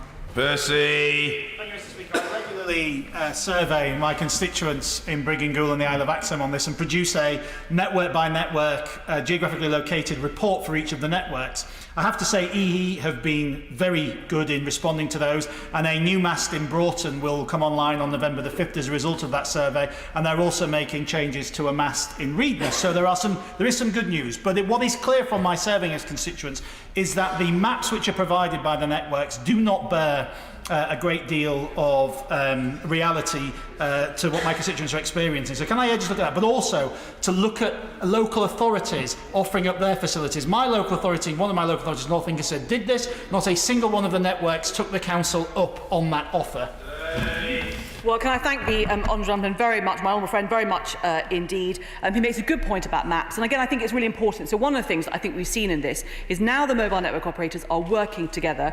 Hopefully it'll be easier to get that information so that our constituents will be able to see the progress that is being made. He talks encouragingly about the 2 masts and the progress, the changes happening already in his constituency. And in relation to local authorities, we are working with the Cabinet Office, having those conversations to make sure that actually local authority infrastructure, including also infrastructure such as hospitals and schools, can also be used in order to make sure we increase and improve that connectivity in those communities.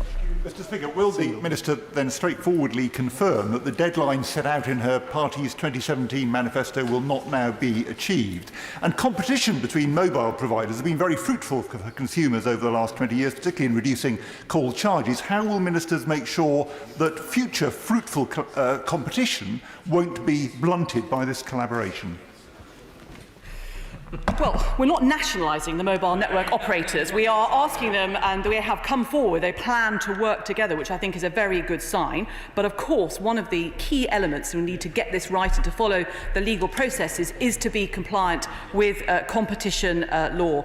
He invites me to say that, of course, earlier targets are not necessarily going to be met. Of course, we haven't reached the end of this Parliament, and actually I think his constituents, like mine, are interested in what we're going to do rather than necessarily always looking at the numbers. This is very good news for Staffordshire, and round the Lichfield area, even there we have not spots. But can I ask my right honourable friend, what consideration did her department give to roaming? Because if roaming were permitted, it's already permitted for 999 calls, it would mean that this could be introduced so much quicker. Well, can I thank my honourable friend very much indeed for his welcome. I'm delighted this is actually going to benefit Staffordshire as well as obviously all the parts of the United Kingdom. The thing about what we are putting forward is, or what the mobile network operators put forward, and we are agreeing with them on, is it's actually much better for consumers. It's much more consistent. The thing about roaming is that you get passed from network operator to network operator, so there's a more risk of the signal falling out, whereas this way you stay with your network operator as you travel across the United Kingdom, and therefore the signal is much more likely to remain consistent. Griselmore. Thank you, Mr. Speaker. Can I raise with the Secretary of State the specific issue of the South Wales Valleys? My constituency runs along the M4 corridor, and I've been raising this with her predecessor and previous digital ministers for the last 3.5 years while I've been in this House, where large areas of my constituency have no coverage, and my valleys are literally blamed for why they're unable to do the coverage. So can she set out what specific support will be introduced for South Wales Valley communities, and indeed to use areas like the M4 as a way of improving connectivity? Well, I'm very happy to meet, or the Minister will be happy to meet with the Honourable Gentleman. Unfortunately, although I have many powers, moving mountains and valleys isn't one of them. So there is a limit to what I'm able to do, perhaps in due course, who knows. But I'm obviously very happy. I think what we need to do is talk to the mobile network operators themselves about proposals they would have in relation to current infrastructure and the infrastructure needed for the future, and the masts in particular. But I also said in my statement that actually one of the things this proposal will do is to increase deliver additional coverage to 16,000 kilometres of roads, and I would certainly hope that the M4 corridor would be one of those. To Caroline Johnson. Speaker, this announcement is hugely welcome for the people of Lincolnshire who are suffering from not spots at the moment. What can I do to ensure that Lincolnshire gets its network earlier between now and 2025 rather than later? Well, can I thank my right honourable friend very much indeed. Obviously, what she might want to do is perhaps take a leaf out of the book of the my honourable friend for the member for Brigg and Goole, which is actually working with the mobile network operators to perhaps map where they have the coverage at the moment, the masts, and what it is, as just in answer to the last question, where they think they're going to need to put new infrastructure, each of them, in order to make sure that this happens. And as a Member of Parliament, I know she'll be very active in lobbying for that to benefit her constituents. Jamie Stone. Mr. Speaker, I too welcome today's announcement. I have said, as you know, Mr. Speaker, countless times in this place that connectivity in my constituency is very patchy and simply not good enough. So I am grateful. Can I ask the Secretary of State to do two things? Firstly, to ask her private office to provide a big map of Caithness and Easter Ross.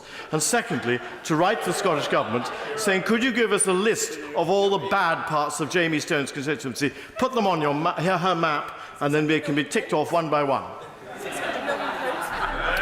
Well, can I thank the Honourable very much indeed, and I thank him for his welcome for this announcement today. I'm sure that my private office will be listening with great interest to the request for maps, and yes, it's not just a map he wants, but obviously the details of the coverage. I'm picking that up from honourable members, and I think that will be a good thing to provide with as much detail as we can within the bounds, so it's something I will certainly ask the operators about. The shared rural network will be much welcomed in East Hampshire, but what my constituents will most want to know is when they will be able to see when things will improve for their own area. Well, I thank my right honourable friend very much indeed for that question. He's absolutely right to say it is about people being able to see, his constituents and others being able to see improved coverage.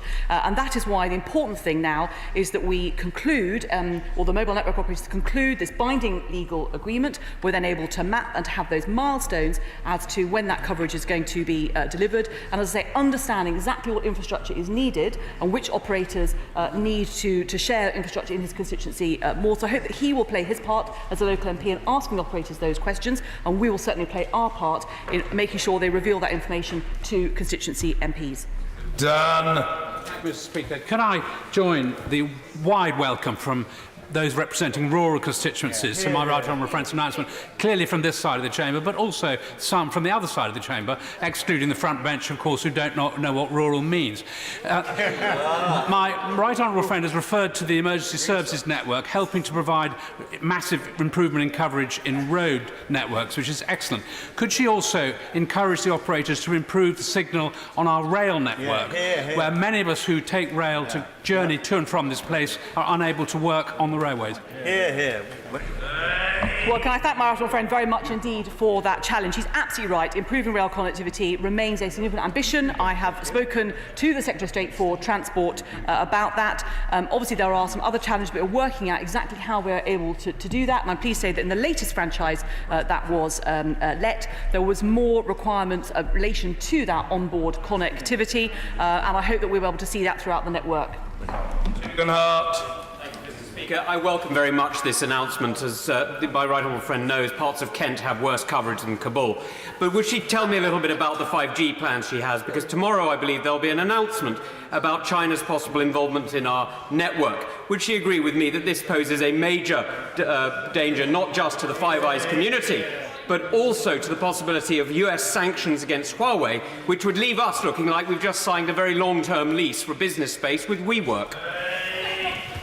Well, can I thank the chair of the Foreign Affairs Select Committee? I'm not able to say much about this for very obvious reasons. The decision will be announced in due course. I just want to say two things to the House, really. The first is that high-risk vendors have never been and never will be in our most sensitive networks. And the second is that the security and resilience of the UK's telecoms network is of paramount importance. We will bear both of those things in our minds when making any decisions. David Mundell. Thank you, Mr. Speaker. And as an MP for one of the largest constituencies in the UK with a large number of not spots, I do welcome this announcement. But my right honourable friend will be aware that many of the people who don't have mobile service also don't have broadband service. And given the abject failure of the SNP Scottish Government to deliver on any of their broadband targets, Mr. Speaker, will she say today that those people who do not have broadband will be prioritised in the rollout of this initiative? Well, the right honourable gentleman makes a very important point that actually connectivity is obviously of paramount importance, and having been driven through his constituency not that long ago, I myself have had that experience of the signal dropping out, so I know how important it is. He makes a good point about the prioritisation, which I will discuss with the operators, but he makes an even better point, really, about the fact that actually the Scottish Government, having promised much on broadband, have not so far delivered, and I hope that people in his constituency and elsewhere will be mindful of that whenever they come to visit the polls. Obviously great news for my constituents in North Cornwall. This was highlighted back in 2014 when the then Prime Minister had to cut short a holiday because of a known not spot that we have. It doesn't just affect tourism though, it's also affecting business investment in the South West. Can I urge the Secretary of State to do all she can to avoid this two-tier system we've got with urban and rural communities? Well, can I thank my honourable friend very much indeed. I well remember visiting his constituency when I think he was seeking to be elected, and he's been a doughty champion for better connectivity across his part of Cornwall for many years since his election. He makes a really important point, and one of the reasons we're announcing this, and the reason that my right honourable friend the Chancellor announced the £5 billion for rural broadband, is we want to make sure that our rural areas are absolutely not left behind, and the focus is not just on our urban areas. Both areas need to be better connected, and we need to do it at the same time. Thank you, Mr. Speaker. Can I thank my right honourable friend and the Prime Minister for the breakneck speed at which they have turned this around following my PMQ last Wednesday on this subject. This is obviously very welcome news to my constituents and businesses, and a real boost to the local economy, and it's great to see the UK Government working with the mobile providers. It's good news for everyone in Angus. Could you make it even better news by shortening the time the project will take to be completed? Well, the honourable lady, my honourable friend, asked a brilliant question at Prime Minister's Questions last week, and I'm very pleased that we've been able to answer her request quite so quickly. She's asked another very good question today, and that is a real challenge. We will obviously have to see exactly exactly how quickly the rollout can happen, but she's a doughty champion for her constituency in Angus, and I will come back to her on exactly when they can expect to get that better connectivity. I welcome this statement, and my constituents of North Dorset will as well, probably with the caveat it's about time. Can I just take my right honourable friend back to the planning issue? Can she keep the planning teams, the ministers' toes to the fire on this? It's all well and good having the policies in place, and they do need updating, but the speedy implementation of them to get the right decisions to deliver the network are key, and local government has the key that unlocks it. Well, can I thank my honourable friend very much indeed. I should just warn him, probably all honourable right honourable members, that of course better connectivity may mean better or more emails and phone calls, of course, from those that we seek to represent. I know something that we will all relish. He's right about the planning system. We absolutely will keep feet to fire, and we're working very closely with colleagues in the Ministry for Housing, Communities and Local Government to make sure those reforms can go through. We obviously need to have a consultation, but we also want to break through these barriers. Thank you, Mr. Speaker. May I welcome enthusiastically this announcement. It really beggars belief to listen to the negativity. And when you think of their lack of delivery in government in Scotland, they have a nerve to talk about our government. But since Stirling is the third worst constituency in Scotland for mobile phone coverage, can I ask my right honourable friend, why is it right that my constituents should continue to have to pay the full rate of charge for a mobile service they don't enjoy? Well, my honourable friend has raised a very important question about customer service, and I have no doubt that as a doughty champion for Stirling, and he has brought this issue to my attention about better connectivity, I was happy to accept the challenge. That's why I wanted to get this announcement out as soon as possible. I hope that he will agree this is a good day for connectivity in Scotland. Of course, Stirling is one of, I think, the first gigabit cities, or first fibre cities, but of course we need to go further. I know he'll be at the heart of making sure that happens. Bob Seeley. Thank you, Mr. Speaker. On Huawei, will she accept that we need debate prior to decisions made? And on this issue, can she explain how the 500 million will improve coverage in the Isle of Wight?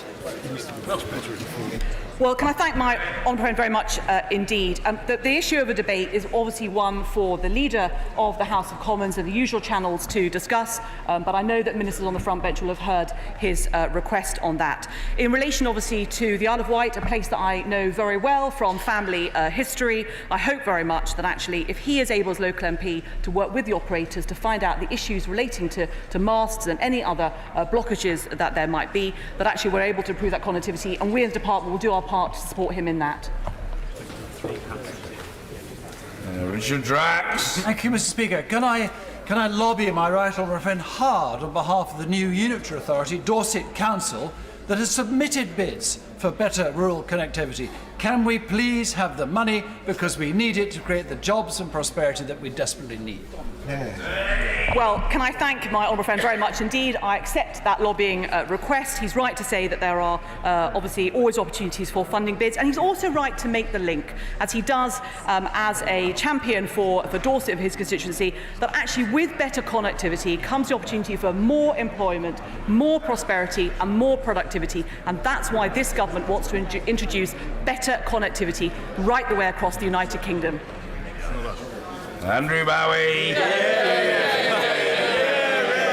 Thank you very much, Mr. Speaker. As on behalf of the people of West Aberdeenshire and Kincardine, yet another vast rural Scottish constituency with its fair share of not spots, can I welcome enthusiastically the announcement made today? And does my right honourable friend agree with me that nobody should be punished or treated like a second-class citizen just by virtue of where they choose to live and work in our country? Well, can I thank my honourable friend, my honourable friend, very much indeed. He is absolutely right. This government doesn't want to draw a distinction between whether people live in an urban or a rural area as far as connectivity is concerned. Everybody needs greater connectivity. It is the important way to enjoy the new technologies, to prosper, to build productivity and to support small businesses and households, and that's why we are taking it so very seriously, and that's why I hope, particularly in relation to Scotland, Northern Ireland and Wales, this is a great announcement today.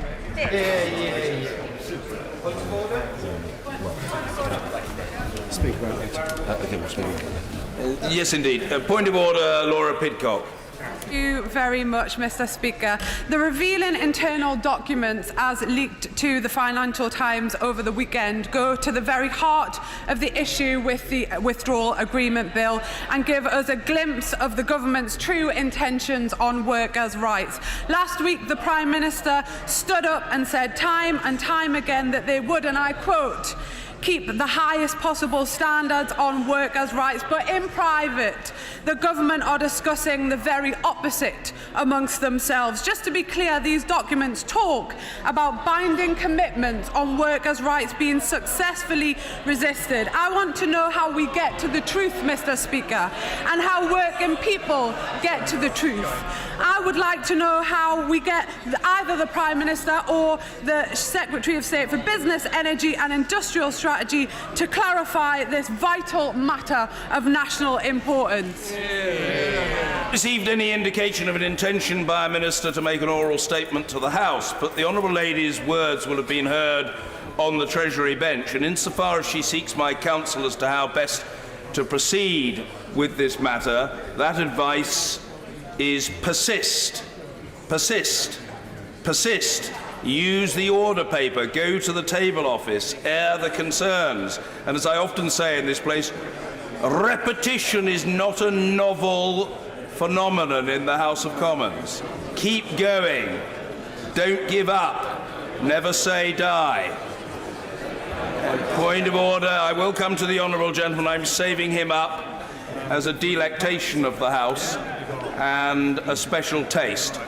Point of order, Lucy Allen. Thank you, Mr. Speaker. We all come to this place to fight for our constituents. And from the very first day, I've used every avenue afforded to me to fight to keep A&E and women and children's services in Telford. I've had 25 parliamentary questions, 6 parliamentary debates, 15 meetings with ministers and 29 letters to But is it in order, Mr. Speaker, for the Secretary of State for Health, the member for West Suffolk, to announce his decision on a 6-year-long campaign of such importance to my constituents without meeting Telford's elected representative to advise me of his decision, without notifying me by letter of his decision, and without responding to multiple letters on the subject? Am I correct in my understanding, Mr. Speaker, that all ministers, as a matter of courtesy to our constituents that we represent, have a duty to respond to and engage with members on important constituency matters, no matter how junior the member and no matter how important the minister? Certainly, I'm not suggesting that the Honourable Lady is junior. The Honourable Lady is now an experienced member of the House. But in any case, in one very important respect, the most important respect, all members in this place are equal. All members have a responsibility to seek to advance the interests of their constituents.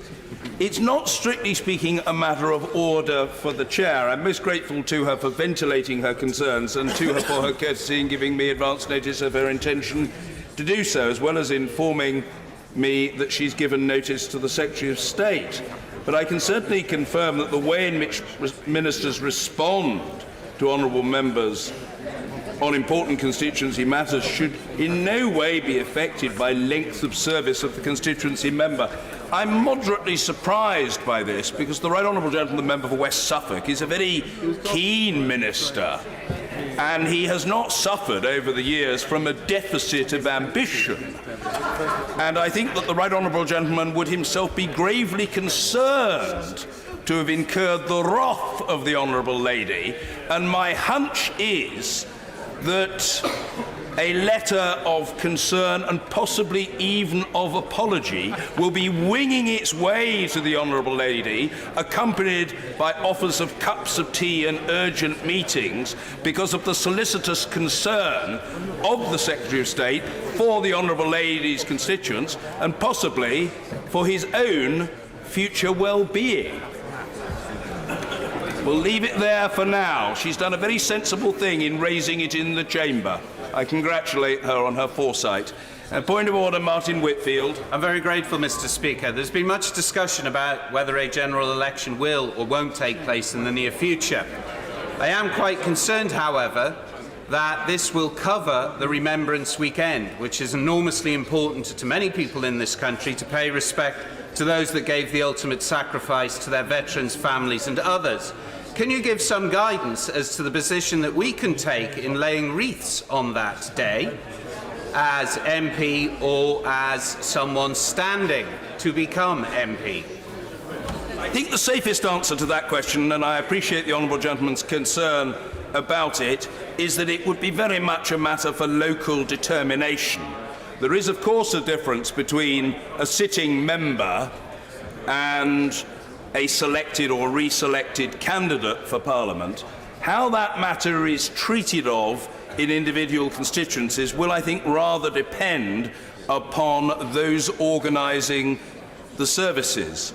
So my advice to the honourable gentleman is that, with the beatific smile for which he's renowned in all parts of the House, and an appropriate courtesy at local level, he should make inquiries, and he may find satisfaction.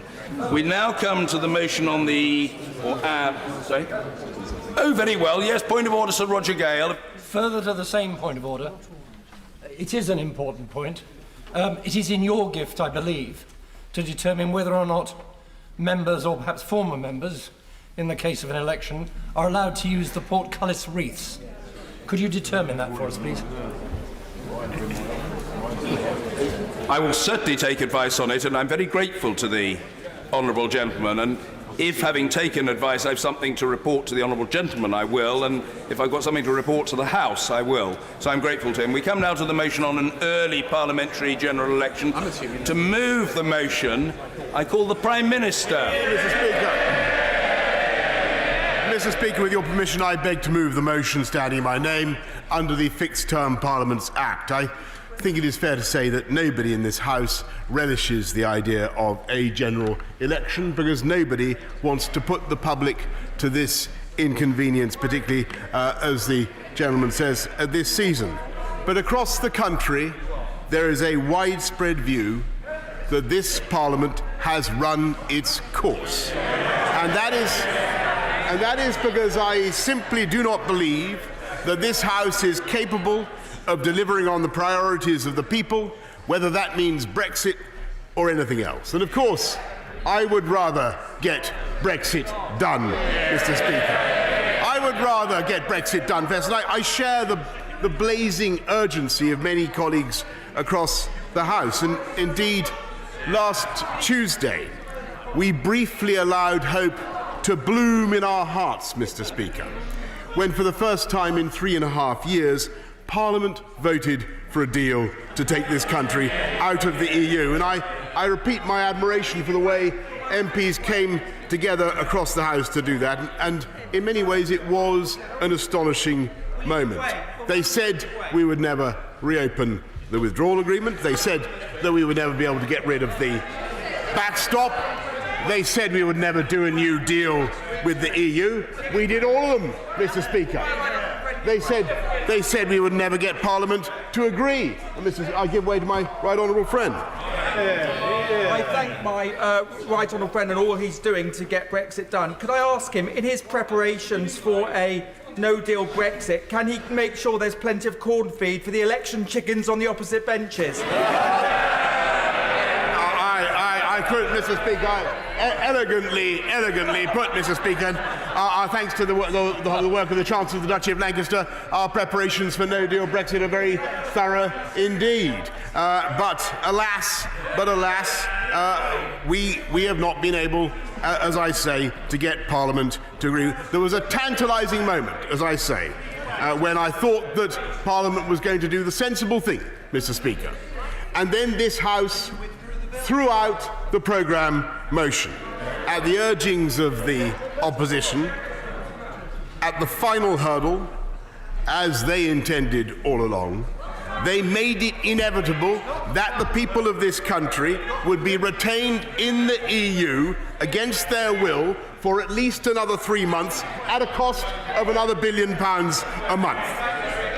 But I hear cries opposite to bring the bill back, Mr. Speaker, and I've offered that, and I continue to offer it. I wanted, and I still want so badly, to accommodate this House, that we on these benches have compromised. And last week I wrote to the right honourable gentleman offering him more time for debate. Days more in committee, days more in the Lords, the ability to sit round the clock if necessary, all the last weekend, with only one condition, that he would agree to do what all leaders of the opposition are meant to yearn and crave and campaign for, and that is have a general election on December the 12th. And I offered him that chance, and Mr. Speaker, I offer it again today. He's not listening, though. He turned us down on Thursday and Friday. I offered him again today. He's had time to think about it. To use all the hours God gives to scrutinise this bill, provided that scrutiny concludes in time for an election on December the 12th. And let us be clear, that is enough time, Mr. Speaker, to scrutinise this bill. It was a remarkable feature of the debate last week on the New Deal that not only were there no new ideas in that debate, but the opposition actually ran out of speakers in the debate. They want more time. They ran out of speakers. And the people of this country can see the reality. They aren't interested in scrutinising Brexit. They aren't interested in debating Brexit. They just want to delay Brexit and to cancel Brexit. And if this House is to convince the country,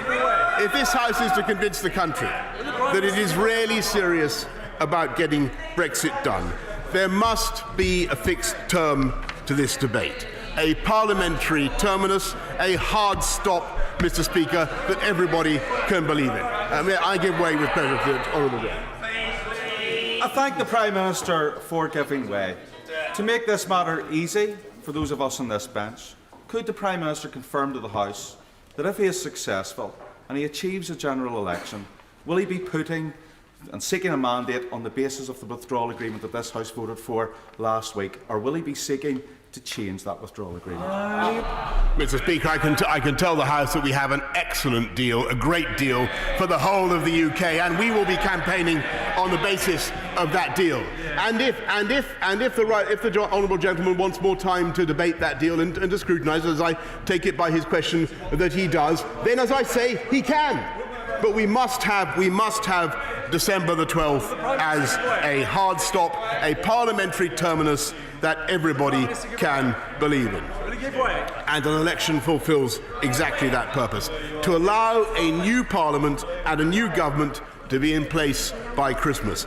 Because, Mr. Speaker, without that hard stop of an election, without that moment of truth, the electorate will, I'm afraid, have a sense that we're all like Charlie Brown, endlessly running up to kick the ball, only to have Parliament take it away, whisk that ball away yet again, only to find that Parliament is willing to go on delaying to January, to the end of January, to February and beyond. And the frustration will go on, Mr. Speaker. The anxiety will go on. And the angst and uncertainty that is felt by millions of people and businesses across the country will be unnecessarily and unfairly prolonged and exacerbated. That's the reality of what the opposition's course condemns this country to. And if I'm wrong, then the remedy is very simple, Mr. Speaker. The opposition, the right honourable gentleman, and all his cohorts on the front bench, they can vote for this motion tonight. They can vote for this motion tonight, bring it back, let's get Brexit done, and then let's make our cases, let's go our separate ways and make our cases to the country to reboot our politics in the way that our people want. But if the Leader of the Opposition does not wish to take that opportunity, we must, if he wants simply to delay Brexit, if he wants to frustrate yet again the democratic will of 17.4 million people and frustrate democracy in this country, then I'm afraid we must have an election. We must have an election now. We cannot continue with this endless delay. And I don't know about you, Mr. Speaker, but I think the Leader of the Opposition has now run out of excuses for running away First, he said of the Benn Act, and I quote, he said, "Let this bill pass and gain royal assent, and then we will back an election." The bill passed and gained royal assent, but he still shrank from an encounter with the voters. Then he said we would wait until the act had been complied with. The letter was sent over a week ago, not my letter, of course, but Parliament's letter, and he's still coming up with ever more ludicrous excuses for hiding from the British people. Now he says we've got to take no deal off the table at the end of the transition period in December 2020. Let me repeat for that. He wants to take no deal off the table at the end of the transition period in December 2020. And of course, I think his so-called anxieties are absurd, because I'm confident that we'll negotiate a fantastic new trade. Well, if you'll vote for this motion, we'll bring it back, Mr. Speaker. I'm confident that we'll negotiate a fantastic new trade deal that will bring thousands of new jobs to businesses and communities across this country. But even if he disagrees, would it not make sense, according even to his own logic, for him to agree to an election now, so that he could have the opportunity to take no deal off the table himself? Isn't that the logic of his position? Mr. Speaker, he can run, but he cannot hide forever. Across Parliament, his supposed allies are deserting, and the SNP, I now read, are in favour of an election, and the Lib Dems are in favour of an election. What an incredible state of affairs, Mr. Speaker, that there is one party tonight that is actually against a general election. There is one party that does not trust the people of this country, Mr. Speaker, and that is the principal party of opposition. Mr. Speaker, I hope he accepts tonight that he is snookered and that this charade has gone on for long enough, and that he will agree to allow Brexit to get done and then allow us to make our cases to the people. And when that election comes, the people of this country will have to make a choice between a government that delivers, a government that not only got a great Brexit deal when they said it was impossible, but which is also putting 20,000 more police on the streets, delivering the biggest hospital building programme in a generation, investing £14 billion more in our schools, in levelling up education funding across the country, a great one-nation Conservative government, which is what we represent, and a Labour opposition, Mr. Speaker, that would turn the year 2020 into a toxic, tedious torture of two more referendums, one on the EU and one on Scotland. That is the choice, Mr. Speaker. And it is frankly time for the Leader of the Opposition to move his rusty Trabant from the yellow box junction where it is currently blocking progress. And it's time for us to get Brexit done by December the 12th and then go to the people. Because it is now overwhelmingly clear that the only way to get Brexit done is to go to the people of this country. And I believe that it is time that we all, each and every one of us in this House, had the courage, finally, to face our ultimate bosses, the people of this country. And I commend this motion to the House. The question is that there shall be an early parliamentary general election. I call the Leader of the Opposition, Mr. Jeremy Corbyn. Mr. Speaker, this is a Prime Minister who cannot be trusted.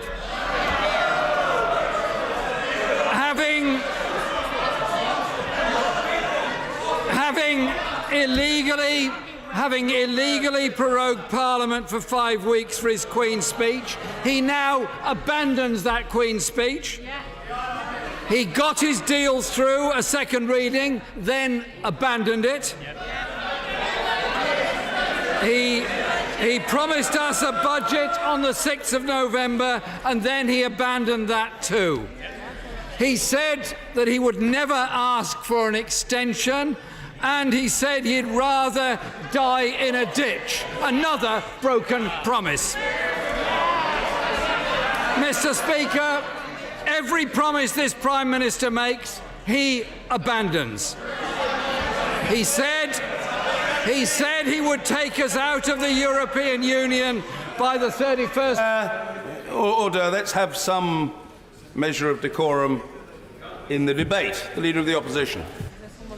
Mr. Speaker, he said he would take us out of the European Union by the 31st of October, do or die.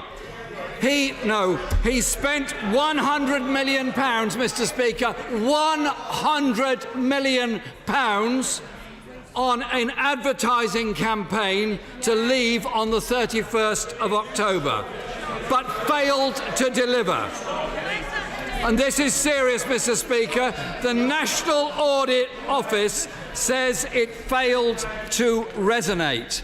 I ask the Prime Minister, I ask this House, with that £100 million, how many nurses could have been hired? How many parcels could have been funded at food banks? How many social care packages could have been funded for our elderly? He has failed because he has chosen to fail, and he now seeks to blame Parliament. £100 million of misspent public money. At the weekend, Mr. Speaker, we learned from the former Chancellor that his deal was offered to the former Prime Minister 18 months ago, and she rejected it as not good enough for the United Kingdom. So, we have a rejected and recycled deal that has been misrepresented by ministers in this House, no doubt inadvertently. The Prime Minister said in terms there would be no checks on goods between Great Britain and Northern Ireland. The Brexit Secretary himself has confirmed that there will be. The Prime Minister, Mr. Speaker, the Prime Minister made promises to Labour members about workers' rights. I remember him with all the concentration he could muster, saying that workers' rights would be protected by him.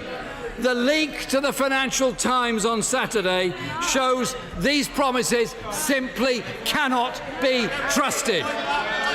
He says the NHS, Mr. Speaker, he says the NHS is off the table for any trade deal. Yet, a majority of the British public don't trust him. And why should they? Why should they, Mr. Speaker?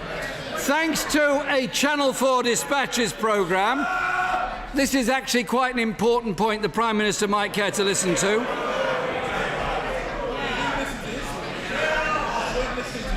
I'll go through it again. Thanks to... Order. The Right Honourable Gentleman is entirely at liberty to do so. If there are people trying to shout the Leader of the Opposition down, stop it. Yeah. It's deeply low grade. The Leader of the Opposition. Mr. Speaker, as I was saying, thanks to a Channel 4 dispatches programme, we learn that secret meetings have taken place between... The member opposite may find this funny, but actually it's quite serious for our National Health Service. We learn, Mr. Speaker, that secret... Sorry, point of order, Michael Fabricant. I understand, Mr. Speaker, that the enunciators may not have been working in the offices of Labour MPs, because most of them have not chosen to turn up today. Can that be investigated? It doesn't need to be investigated at all.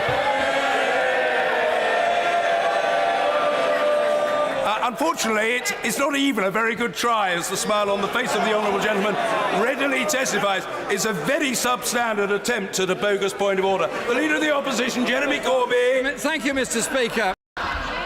Because I think this section is very important, I'll go through it again. The Channel 4 dispatches programme has told us that we learn secret meetings have taken place between government officials of the UK government and representatives of US pharmaceutical firms, where the price of National Health Service drugs has been discussed. Mr. Speaker, we have a Prime Minister who will say anything, do anything to get his way. He will avoid his responsibilities. He will avoid his responsibilities, break his promises to dodge scrutiny. And today he wants an election and his bill. Well, not with our endorsement. He says he wants an election on the 12th of December, though how can we trust him? How can we trust him that he will stick to that date? When we do not yet have legal confirmation of the extension. The Prime Minister has not formally accepted, and the other 27 have not confirmed following that acceptance. The reason I'm so cautious is quite simply I do not trust the Prime Minister. A 12th... Order. I don't know whether the Prime Minister was seeking to intervene. Mr. Speaker, Mr. Speaker, I'm afraid that the Right Honourable Gentleman Leader of the Opposition is mistaken. As I always said, this government obeys the law. We comply with the law, and that has taken its course. Parliament asked for this delay. Now it's up to him to go to the country in a general election. That's what he should do. That's not a matter for the avoidance of doubt. Such matters are not matters for the Chair, but the Prime Minister's made his own point, apparently to his own satisfaction. The Leader of the Opposition... Speaker, I simply say this to the Prime Minister. If he always obeys the law, why was he found guilty by the Supreme Court?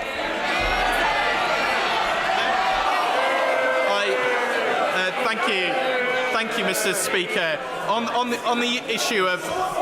Order. No, I don't care how long it takes. I'm not having the honourable gentleman shouted down and prevented from being heard. That will not work.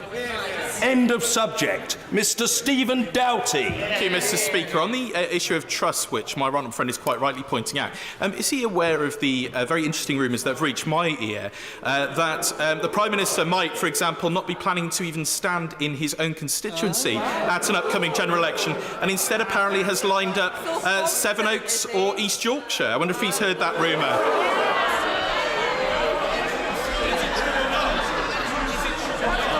I'm grateful to my friend for his intervention. I would put nothing past the Prime Minister. All I do know is we have an excellent Labour candidate in Uxbridge. I thank my right honourable friend for giving way. And like my honourable friend said a moment ago, I don't trust the Prime Minister either, but there is a deeper issue about whether we can trust the Prime Minister with our safety. Let me just read this to you very briefly. Analysis from the Financial Times today. The Prime Minister could shake his head, but perhaps he would care to listen. Go on, Paula. So, when Johnson responded, I have never heard such humbug. Order. Invite the Honourable Lady to resume her seat. The Honourable Lady has a right to be heard, not to be shouted down by front benchers or back, and she won't be. Paula Sheriff. Thank you. When Johnson responded, I have never heard such humbug in all my life, Labour MP Paula Sheriff began to receive toxic tweets at a rate of more than 100 an hour. One such tweet from that evening read, "Tough shit, Mrs Shrek. A surrender bill or surrender act is exactly what Ben's treacherous act is." Another read, "Do what the people told you to effing do. Otherwise, yes, expect to be strung up metaphorically or physically." The Prime Minister has never apologised for saying what he said that evening, so how can we trust him that we can be safe? Mr. Speaker, I thank my friend for her intervention and for the stoic way in which she's dealt with the most appalling abuse that's been thrown at her. The threats that she's received, the threats that other colleagues have received, the damage that's been done to MPs' offices, and the abusive language that has happened in so many parts of this country. And I will be happy to give way to the Prime Minister now if he wants to get up and apologise to my friend for what he said about her during that debate. Well, Mr. Speaker, the Prime Minister has an opportunity to apologise for the language he used. He seems unable to do so. The treatment she received was disgusting by any standards. And I would also point out that numbers of... I'll happily apologise if the Shadow Chancellor would, for instance, apologise for inviting the population to lynch the Secretary of State for Work and Pensions. Well, sorry seems to be the hardest word, doesn't it? Mr. Speaker. Thank you. I thank my right honourable friend for giving way. Does he agree with me that we have a Prime Minister that has a tortuous and difficult relationship with veracity, and therefore he's absolutely right not to believe a single word that comes out of that man's mouth? I thank my friend for that intervention, and she is right. That is why many of us are very cautious at believing anything the Prime Minister said. We want it tied down before we agree to anything. The 12th of December election is less than a fortnight before Christmas, 9 days before the shortest day of the year. I'll come to you 1 second. The House must consider that in parts of this country it will be dark before 4 p.m. Many students will have just finished their term and gone home for Christmas. Well, actually, people having the right to vote is what an election is all about. And they risk being disenfranchised. I thank him for giving way. If we go back to workers' rights, and he correctly says the Prime Minister can't be trusted in workers' rights, so can you explain why he'd backbench Labour MPs who said they secured workers' right concessions of the Prime Minister, why 19 of his MPs actually backed the withdrawal agreement, and if the Prime Minister is so incompetent, is there any point where he's not going to keep him in power? Mr. Speaker, the Prime Minister claimed he would defend workers' rights. All the information in the Financial Times at the weekend suggests that he will not do that at all. As I was saying, Mr. Speaker, about students and their opportunity to vote on the dates in question, the latter point may not be the case on the 9th of December, and we will consider carefully any legislation proposed that locks in the date. The theme of this is we don't trust the Prime Minister. We want something that definitely and definitively takes no deal off the table and ensures that the voting rights of all of our citizens are protected. One giveaway. I'm very grateful to the Leader of the Opposition. If we take him at his word that this is the most untrustworthy government and Prime Minister, wedded to doing the most evil and disastrous things to this country, can he explain to me his reticence for a general election where he has the chance to sweep us out of office? We have said all along we want no deal off the table, and since there is so little trust in this Prime Minister, we will agree to nothing until it's clear and concrete exactly what is being proposed. And so, Mr. Speaker, we agree that an early election is necessary, but also seek good reason since no general election has been held in December since 1923. Mr. Speaker, the Prime Minister has a bill to deliver. He has a budget to present. He has a Queen's speech which he himself told us was vital. He should, for once in his life, stick to his word and deliver. He says in his misogynistic way that people should man up. A bit rich for a Prime Minister who at every turn refuses to face up to his responsibilities and serially breaks his promises.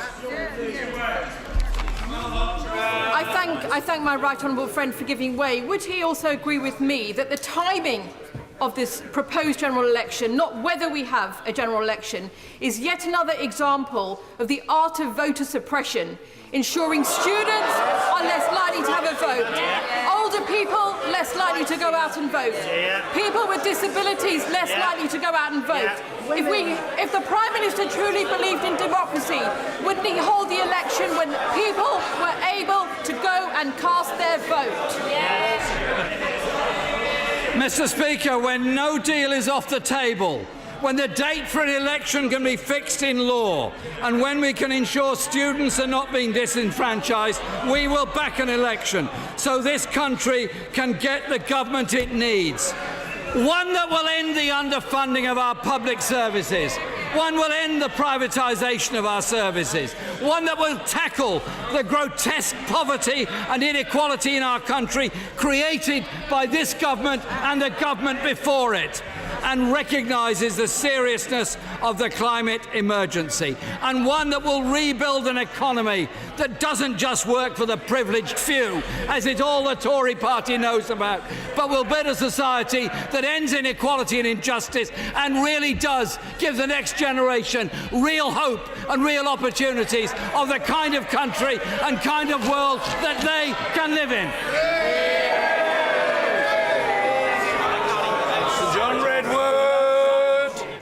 Mr. Speaker, this Parliament is once again misjudging the mood of the public. We were elected here to do serious things on behalf of our public. Conservative and Labour MPs alike were elected to see Brexit through. 3 years, 4 months later, there's no sign of that. And instead, we have the discordant, argumentative Parliament that will do nothing. It will not throw a government out of office, and it will not allow a government to govern. We owe it to the British people either to allow our government to govern or to let the British people decide on a better group of MPs who can form a government and can do positive things for our country. I give way. Every constituency in my region at the 2016 referendum voted by a huge margin to leave the European Union. And at that time, lots of constituents said to me in some of the most deprived communities of this country that they didn't trust this Parliament to deliver it. They said, we won't get it. They'll never let us leave. Well, isn't the truth of it that the 5 Conservative MPs out of 10 in my region, of the 10 total MPs, might have voted to deliver Brexit, but it is really clear that the Labour MPs, bar 1 or 2 examples across my region, are never going to vote to leave the European Union, proving, sadly right, my constituents who said they'll never let us leave. Mr. Speaker, my honourable friend is right, but it is now about more than Brexit.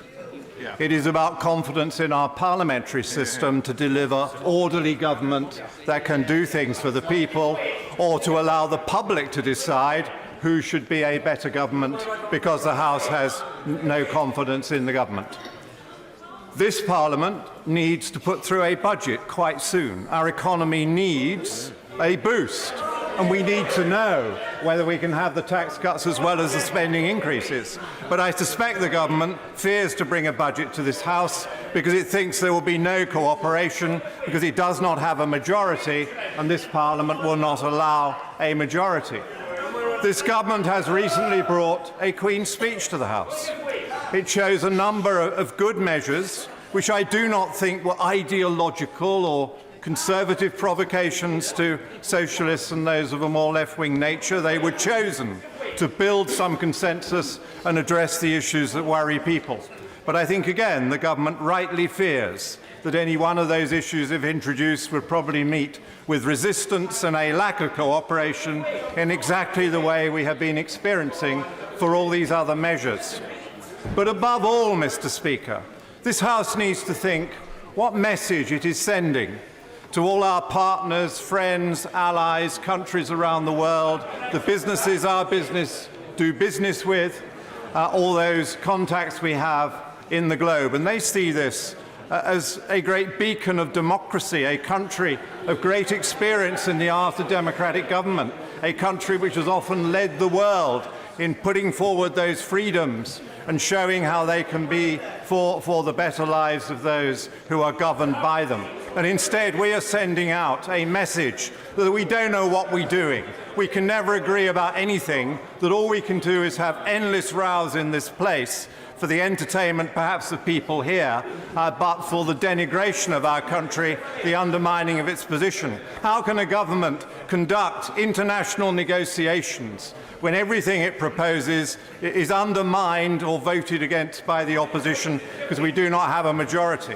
And above all, Mr. Speaker, how can we get to the point where this House decides it's good legislation to say that the Prime Minister has to break his promises, and that they've turned that demand that he breaks his promises into something that this House calls an Act of Parliament? No wonder we look ridiculous. No longer we cannot resolve Brexit.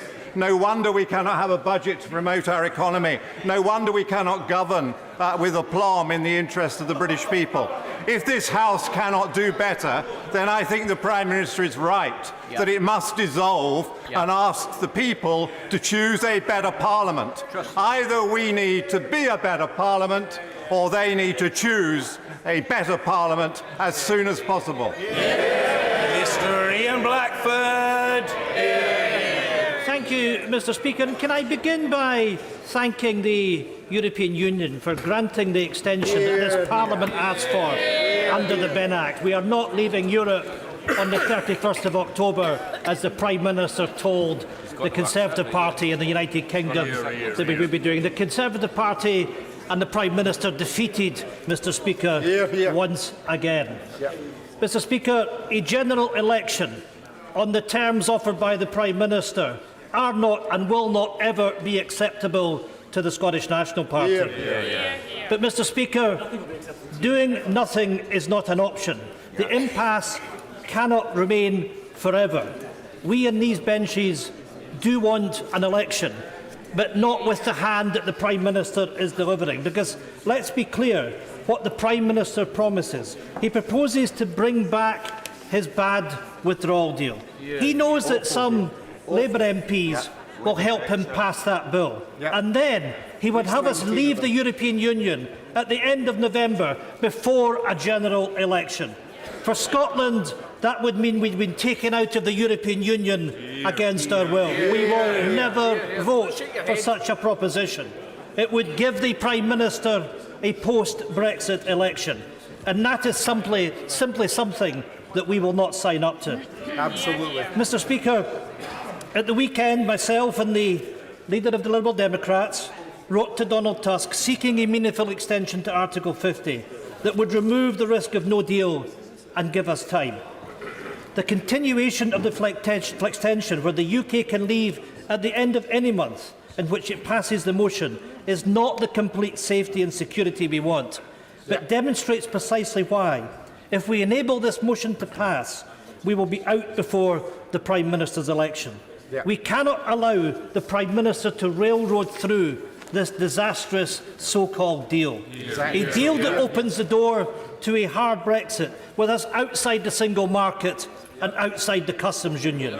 A deal that would end freedom of movement, seeing Scotland's working population decline. That's what the Conservatives offer to the people of Scotland. The people of Scotland have made it very clear, because we voted 62% to remain in the European Union. Mr. Speaker, where is the respect to the people of Scotland and to our Parliament? A deal, after all, that leaves Scotland at a disadvantage to Northern Ireland. A deal that will not have the consent of the Scottish Parliament. And let me tell the Prime Minister that that consent is required, despite what he said at Prime Minister's questions last week.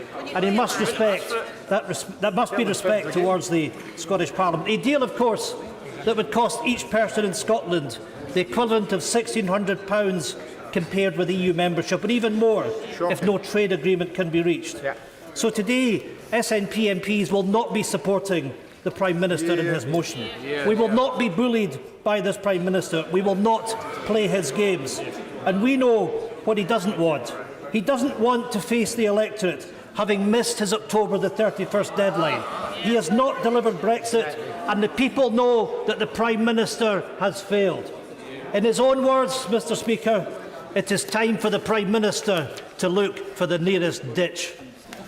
So we will support the Liberal Democrat proposal for an election before Brexit can happen, with no reintroduction of the Withdrawal Agreement Bill.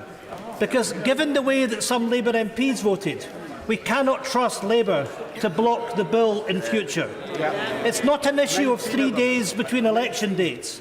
It's an issue of whether we are in the European Union or out of it. That is fundamental. We are ready for an election, but it must be on those terms, not ever on the Prime Minister's terms. And Mr. Speaker, in that election, we want to see votes for 16 and 17-year-olds and for EU nationals. And when the election comes, we will fight the Tories on Brexit, on the rate clause, on austerity, on the harm they have done to people's lives, on their livelihoods, and yes, we will fight them on the right of Scotland to choose our own future rather than being dragged through this Westminster mess ever again. I'm very grateful to the leader of the SNP for giving way. Does that mean that if the Prime Minister were to introduce a bill tomorrow, for example, a one-line bill in order to engineer a general election, that, after what he said, that he would not be supporting that proposition? What I would say to the Labour Party, that the Liberal Democrats and ourselves have put forward a bill that leaves us in control of the process, that allows us to set the date for the election. And I appeal to Labour MPs to come with us, because this is about leadership, Mr. Speaker. It is about the opposition parties coming together and taking the keys of number 10 Downing Street away from a Prime Minister that we can't trust. So my message to the Labour Party is, let's face an election. Let's do it on our terms. Let's make sure that we take the Prime Minister and his toxic Tory government out of office. We can do it. We can do it if the opposition unite together, and we can stop the deal that the Prime Minister wants to drive through. It's in the hands of the Labour Party to join us and the Liberal Democrats, to have courage to stand up against the Prime Minister. But what are we going to find? We find that the Labour Party want to sit on their hands. Sit on their hands, Mr. Speaker, and wait for this government to deliver a Brexit. I say to the Labour Party, don't be the handmaidens of the Prime Minister's Brexit. Let's put this back to the people now by coming together. You know, it used to be said, it was said by Oliver Brown, a well-known Scottish nationalist, that a shiver ran along the Labour front bench looking for a spine to crawl up. Well, Mr. Speaker, the shiver's still looking for that spine. Mr. Speaker, the Scottish National Party are standing up for Scotland, standing up against Brexit and this Tory government. The Scottish National Party has fought tirelessly alongside others in this House to prevent Brexit, to secure the right to revoke Article 50, to stop no deal and to limit the damage. We have delivered the votes day in and day out, but we have to be realistic and we have to be honest with the public. We have repeatedly voted for a referendum with Remain on the ballot paper, but regrettably there is no evidence that the majority exists in this House for a people's vote. And the Leader of the Opposition and the Shadow Chancellor are acutely aware that if the bill comes back, that some of their MPs will back it, that the bill will become law and Brexit will happen. So the question for the Labour Party is, can they get their act together? Do they actually want to stop this Prime Minister? Do they want to stop Brexit? Or do they agree that it should be imposed on Scotland against our will? Doing nothing means that this Prime Minister stays in power. It means he gets Brexit done on his terms, in his party's interests, not on all our national interests. I will give way.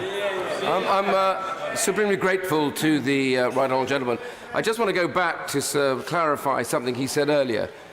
He talked about his link-up with the Liberal Democrats about wanting to have an election at a different date in December, and then he went on to say that that would be conditional on 16-year-olds being on the ballot paper and European Union citizens. Can I just ask him this simple question? If there is no time to put them on, does he still back the idea of an election in early December? I would simply say, Mr. Speaker, it is the right thing to do. That our young people have a right to have a say on their future, as it is for EU nationals.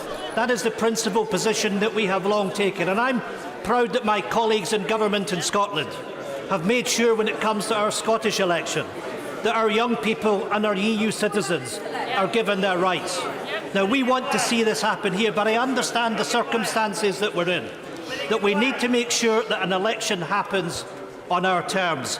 That is the priority. It is the priority that we make sure that we legislate in future, that our young people, that our EU nationals are given due respect. But the priority that we face in the short term is to make sure that we come together, that we can stop this damaging Brexit that the Prime Minister wants to put through. I'll give one last time, I'll give way, then I thank the right honourable gentleman for giving way. I listened carefully to what he said about 16 and 17-year-olds. I certainly would be bringing an amendment to any bill like that, and I was very interested to hear what he said, because that's what we now have the pleasure of having in Wales. He also mentioned EU voters, but would he also agree there's an issue with overseas voters, many of whom were excluded in previous elections, and also, of course, crucial issues around spending on advertising on social media that would need to be addressed before we can be clear that any election could go forward in a safe and democratic way? The honourable gentleman is raising issues which have been aired in this House, which he knows that we support him on. But the fact of the matter is that we are in a constitutional crisis. And I ask this House to reflect on one thing.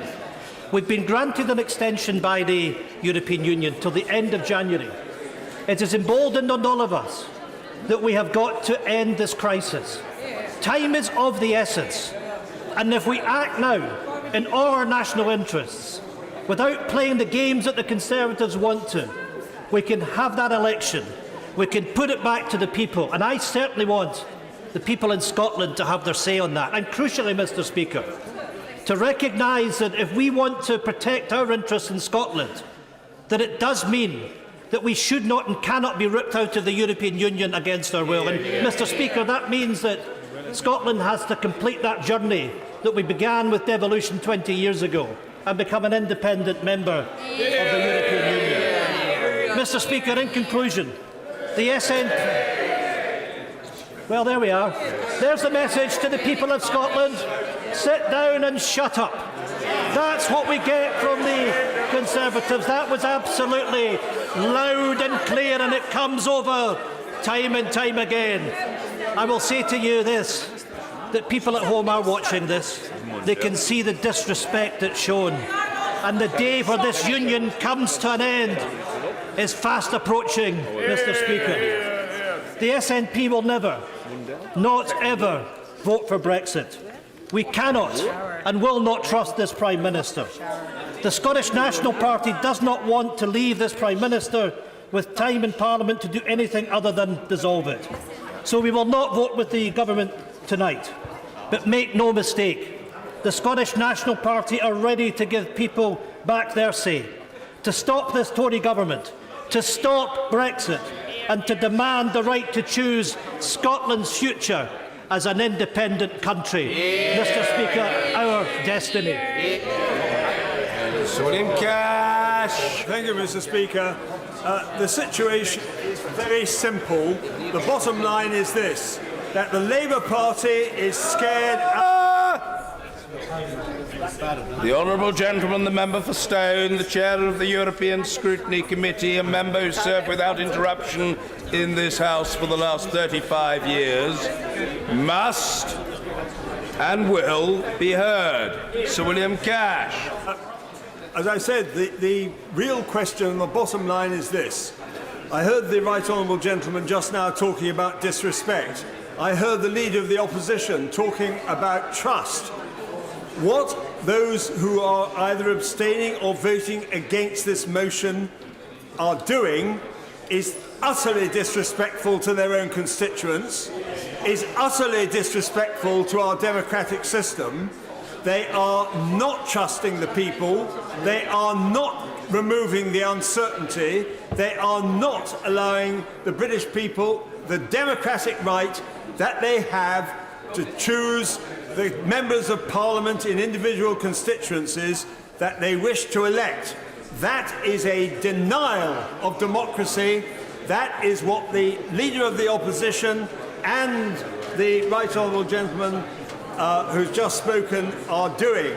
It is completely and totally unacceptable, whether they are Remainers or whether they are Leavers. The democratic right of the British people is to have a general election in the situation that we are in now.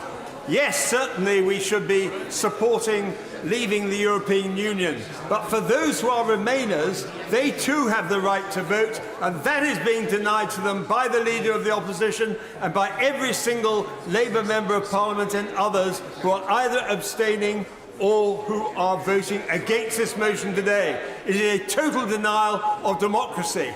And when it comes to the general election, I trust that the people who know why they've been denied it vote against those members of Parliament to make sure that they themselves see the damage that they've done to our democratic system.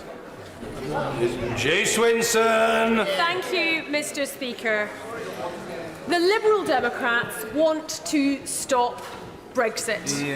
I appreciate that there are different views on different sides of the House on that matter, but I hope people will appreciate that at least the Liberal Democrats have been consistent on wanting to stop Brexit throughout this process. Now, we believe... I will make some progress and I will give way. We believe the best way to do this is to put a specific Brexit deal to the public for a final say in a people's vote. We have been leading the campaign for a people's vote for 3.5 years.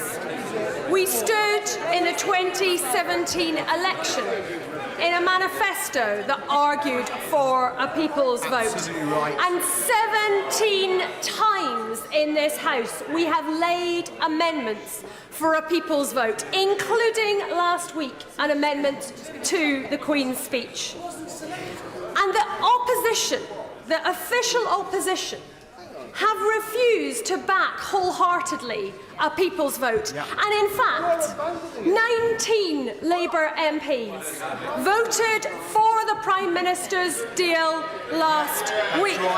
So when it comes to the cause of remaining in the EU and of stopping Brexit, the Labour Party have not delivered.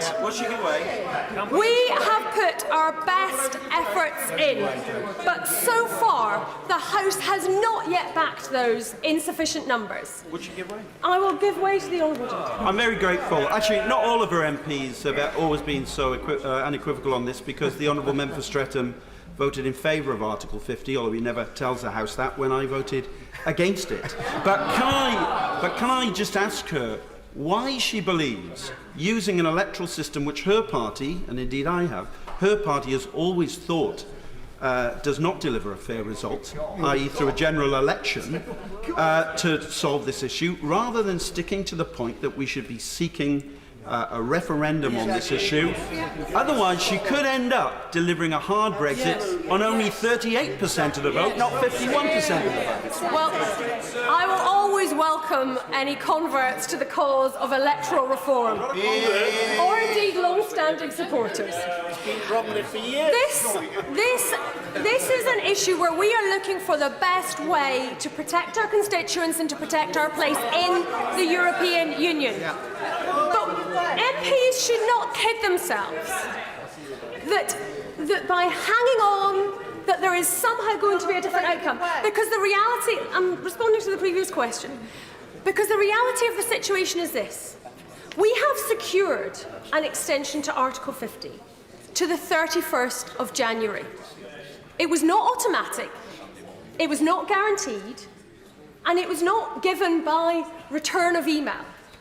It was deliberated over, it was agonised over by our EU friends, and certain members of the EU were pushing very hard for there to be a very short extension of Article 50, and they said very clearly that there needed to be a clear purpose for Article 50. So if the House of Commons can make it clear that the purpose would be to have a people's vote, I would be delighted. We have been campaigning for this for 3.5 years, and this afternoon I have tabled at the table office an early day motion calling again for a people's vote. So if MPs really want to demonstrate that the numbers are now there, go to the table office and sign it. But don't give me wishful thinking that the numbers are there when the real risk is we could crash out on the 31st of January instead of the 31st of October, and that is no better. I'll give way to the Honourable Gentleman. I thank my honourable friend for giving way. If the election goes ahead and she is successful in stopping Brexit, would she share government with the Leader of the Opposition? Because I don't see how else it would work. I've been very clear that I do not believe the Leader of the Opposition or the Prime Minister are the right people to be in our government and to be leading the country. I've been very clear about that, and I'll be crystal clear about that. And in a general election, I will go to the country and make my case that we should have a Liberal Democrat government. And a Liberal Democrat government would revoke Article 50 on day one, and that is the best way to stop Brexit. We need to see the path forward, and if it is not going to be through a people's vote, if there is not the support for a people's vote in this Parliament, then we need to look at the other way to do that. And right now, that is through having a general election. I will give way to my honourable friend. Grateful to the honourable lady for giving way. The honourable lady knows that I was a founding member of the People's Vote. And she knows the cost that I and many others have paid for our belief at a time when it was certainly not popular and fashionable to say that. But she also knows, because of the meetings that she's attended, that there is no doubt that across this House there is a majority at the right moment for that confirmatory referendum.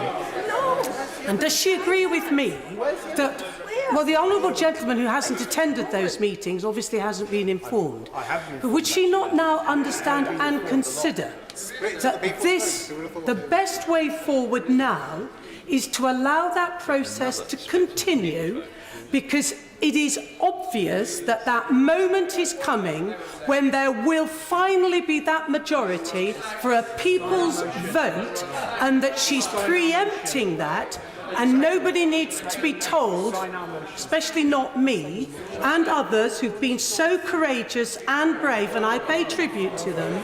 This is not the time for a general election, but it is the time for a people's vote, and it's within our grasp. Look, my right honourable friend and I have worked together well on the People's Vote campaign, and I pay tribute to the courageous decision that she took earlier this year to leave her party and the work that she has done in this campaign. But I say to her, I dearly wish it were the case that we were at a majority situation for a people's vote, and if we are, then MPs can sign the motion and demonstrate that that is the case. But, and perhaps the right honourable lady would make an exception for this particular EDM. But in the absence of that support being clearly demonstrated, then we have to act. We cannot just wait, because my fear is that either the government pushes ahead with their withdrawal bill and it is delivered and delivers Brexit on the back of Labour votes, or that we end up in January, a couple of weeks away from the deadline of crashing out without a deal, and find ourselves in the same precarious position. But that time the EU say, I'm sorry, we've extended again, and we cannot keep doing so if you do not find a path to resolve this. And that is why in the absence of those numbers, I want to make some progress. In the absence of those numbers for a people's vote, the way forward now is to have an election. But to do so responsibly, not letting the Prime Minister force through his bad Brexit deal in a small number of days without proper scrutiny, which is what his plan is and why we will not support his motion tonight, because we know that the Prime Minister's Brexit deal would be bad for workers' rights, bad for environmental protections, bad for the economy, bad for jobs, bad for our public services, bad for our security, and bad for our United Kingdom. And it should not be left up to them to have carte blanche to set the date of the election after the House of Commons has dissolved. Because we cannot trust what the Prime Minister says.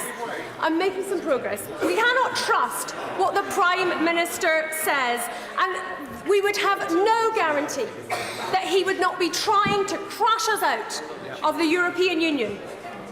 He said he wouldn't prorogue Parliament. He did. He said he wouldn't send a letter to request an extension of Article 50, and he did. So we cannot trust what the Prime Minister says. That is why the plan that we have put forward with the Scottish National Party for a general election on the 9th of December is a plan where we have no deal taken off the table with the extension to Article 50. We have no withdrawal agreement bill, and there is no wriggle room for the Prime Minister on the date. And we have worked together on a cross-party basis, and we don't agree on everything, but we do agree we want to stop Brexit, and we have worked together, and that has been important, because the European Union had not granted that extension on Friday when they said they might.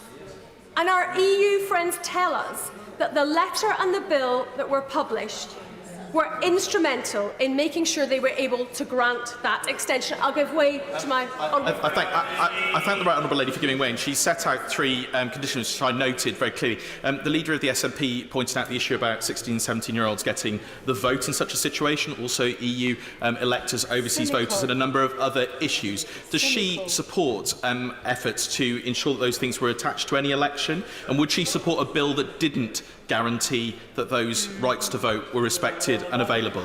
Well, I thank, and I do count him as a friend, my honourable friend, for that intervention. And we have also worked together well on the People's Vote campaign, and I welcome the cross-party nature of that work. I have campaigned for votes at 16 from the moment that I came into this House. We have votes at 16 for most elections in Scotland. It works well. The sky hasn't fallen in. And I think that those should be introduced for elections across the House and across all different elections. But what I would say to my honourable friend is that the worst thing we could do for 16 and 17-year-olds is to crash out and to leave the European Union. And we are in a situation where there is no guarantee of an extension beyond the 31st of January. And we need to do everything we can to stop Brexit. And if that means an election to stop Brexit, to protect the rights of those 16 and 17-year-olds, we need to deliver that. Because leaving the European Union is the thing that will wreck the future of young people. I've given away plenty of times. The Prime Minister and the Leader of the Opposition say that they want a general election. If that is the case, and they are not just playing games, then the government will give time for the bill that we have published, and the Leader of the Opposition will ask his MPs to support it. And I relish the opportunity to take both of them on in a general election and share with the country the Liberal Democrat positive vision to stop Brexit and build a brighter future. Steve Double. Thank you very much, Mr. Speaker, and I'm delighted to make a short contribution to this very important debate. I will be supporting the motion tonight because it's absolutely clear to me that the only way out of this current situation is a general election. This House is in stalemate, we're in lockdown, we cannot move forward with Brexit, we cannot move forward with anything else. And that is not good for the country, it's not good for the businesses in our country who are fed up with the uncertainty and the challenges that they are facing and want to know what the way forward is, and it is not good for our democracy, the current state of this House. But there is another reason why I believe it is essential that we have an election as soon as possible, because I believe that in the eyes of many voters across this country, this House has lost all legitimacy to sit. It has lost the trust of the British people that they invested in it in 2017. And that is because, shall we start with the Liberal Democrats? I note what the Right Honourable Lady said about an election manifesto for a second referendum. And I know the Liberal Democrats only have a passing acquaintance with keeping manifesto promises, but at least half of the members of the Liberal Democrats who currently sit in this House were elected on a manifesto to respect the referendum and deliver Brexit, and they have switched parties without any reference to their constituents. Their constituents voted for an MP to represent them as a member of a party to deliver Brexit. And those constituents have had no say. They have not been consulted in the change of position that those MPs now had. I will happily give way. My honourable friend share my concern that many young people were duped on tuition fees, and then the horse trading went on in coalition. There was no straight answer about who they would prop up in the next coalition.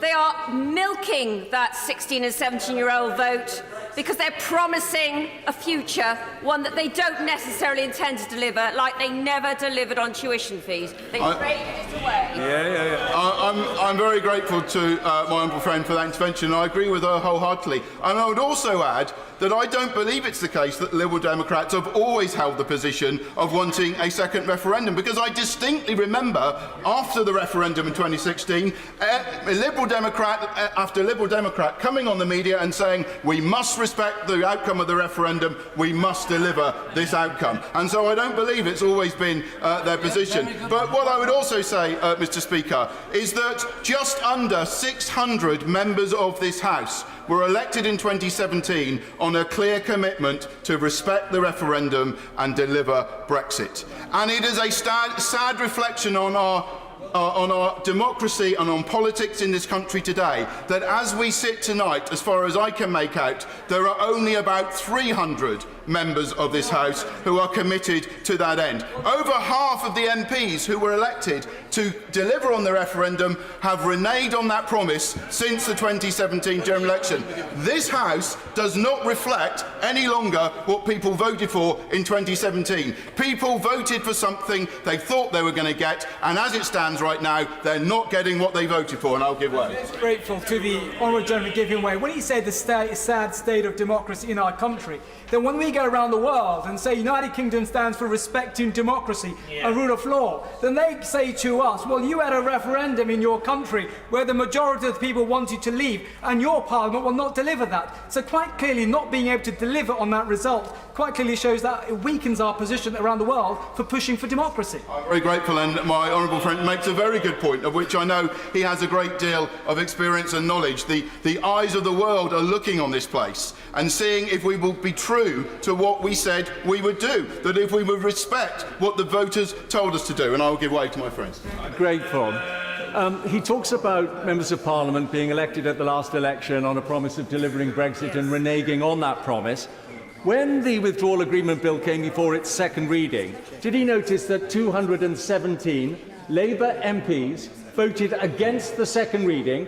Had they voted for it, they could have then amended it in the way that they wished to see it going, but they actually voted to stop Brexit.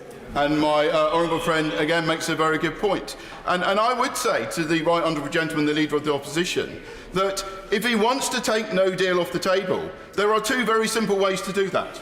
Either vote for a deal and let's secure a smooth exit from the European Union, or vote for a general election, and if he wins it, he can then take no deal off the table. And the fact that he won't support a general election, I believe, betrays the real reason why Labour won't support an election. Is because they're afraid of the British people, they're afraid of what voters will vote for, they're afraid they will lose seats and we will be in government. And so, Mr. Speaker, I say I will be supporting this motion tonight because I believe, sadly, that this House has lost all legitimacy. We have lost the trust of the British people, and the only way to recover that is to have an election, for this House to be dissolved as soon as possible, to have an election and let the British people elect a Parliament that they can trust to represent them. Sammy Wilson. Mr. Speaker, the Prime Minister has claimed that anyone who does not support his demand for an early election is, first of all, trying to stop Brexit, and secondly, is running scared of the electorate. Can I say, Mr. Speaker, we will not be supporting this motion tonight, but not because we are scared of the electorate. In fact, I can tell you the electorate, the Unionist electorate in Northern Ireland, are so angry, so despairing, so bewildered at the way in which the Prime Minister has broken his promises to the people of Northern Ireland that they would return 100 DUP MPs if they had the option. So we're not scared of a general election. And secondly, we are not trying to stop Brexit. In fact, we have been pilloried in this House because we have been seen to be some of the most determined people to deliver Brexit. But the Brexit that we have on offer is not a Brexit for the United Kingdom. It's a Brexit for part of the United Kingdom. It leaves Northern Ireland still within the single market. It leaves Northern Ireland still under the customs code of the EU. It means that any goods coming into Northern Ireland from GB will be subject to customs checks, to customs declarations, to tariffs. It means that when we send goods to another part of our own country, we've got to sign export declarations, all of which add costs and delays to the economy of Northern Ireland, and will put a huge imposition on small firms, thousands of small firms that currently trade freely with the rest of the United Kingdom, and suddenly will find themselves having to treat the country to which they belong as a third country when it comes to trade. And despite what the Prime Minister has said, the withdrawal agreement makes it quite clear that we will not be able to take part in trade deals which our country does with other parts of the world if they go against the protocols within the agreement. I'll give way, yes. I thank my honourable friend for giving way. Would my honourable friend agree that the issues between the additional bureaucracy for business between Northern Ireland and Great Britain and Northern Ireland is all the more stark when you look at the statistics which show that Northern Ireland trades more with Great Britain than with the Republic of Ireland, the European Union and the rest of the world put together? So to put a barrier to our biggest market by far is hugely significant for the economy of Northern Ireland. And the member's right, and sometimes statistics can go over the top of people's heads. But let's also bear in mind that it goes totally against the promises that were made by both the former Prime Minister and the current Prime Minister, that there be no impediments of trade between our part of the United Kingdom and GB.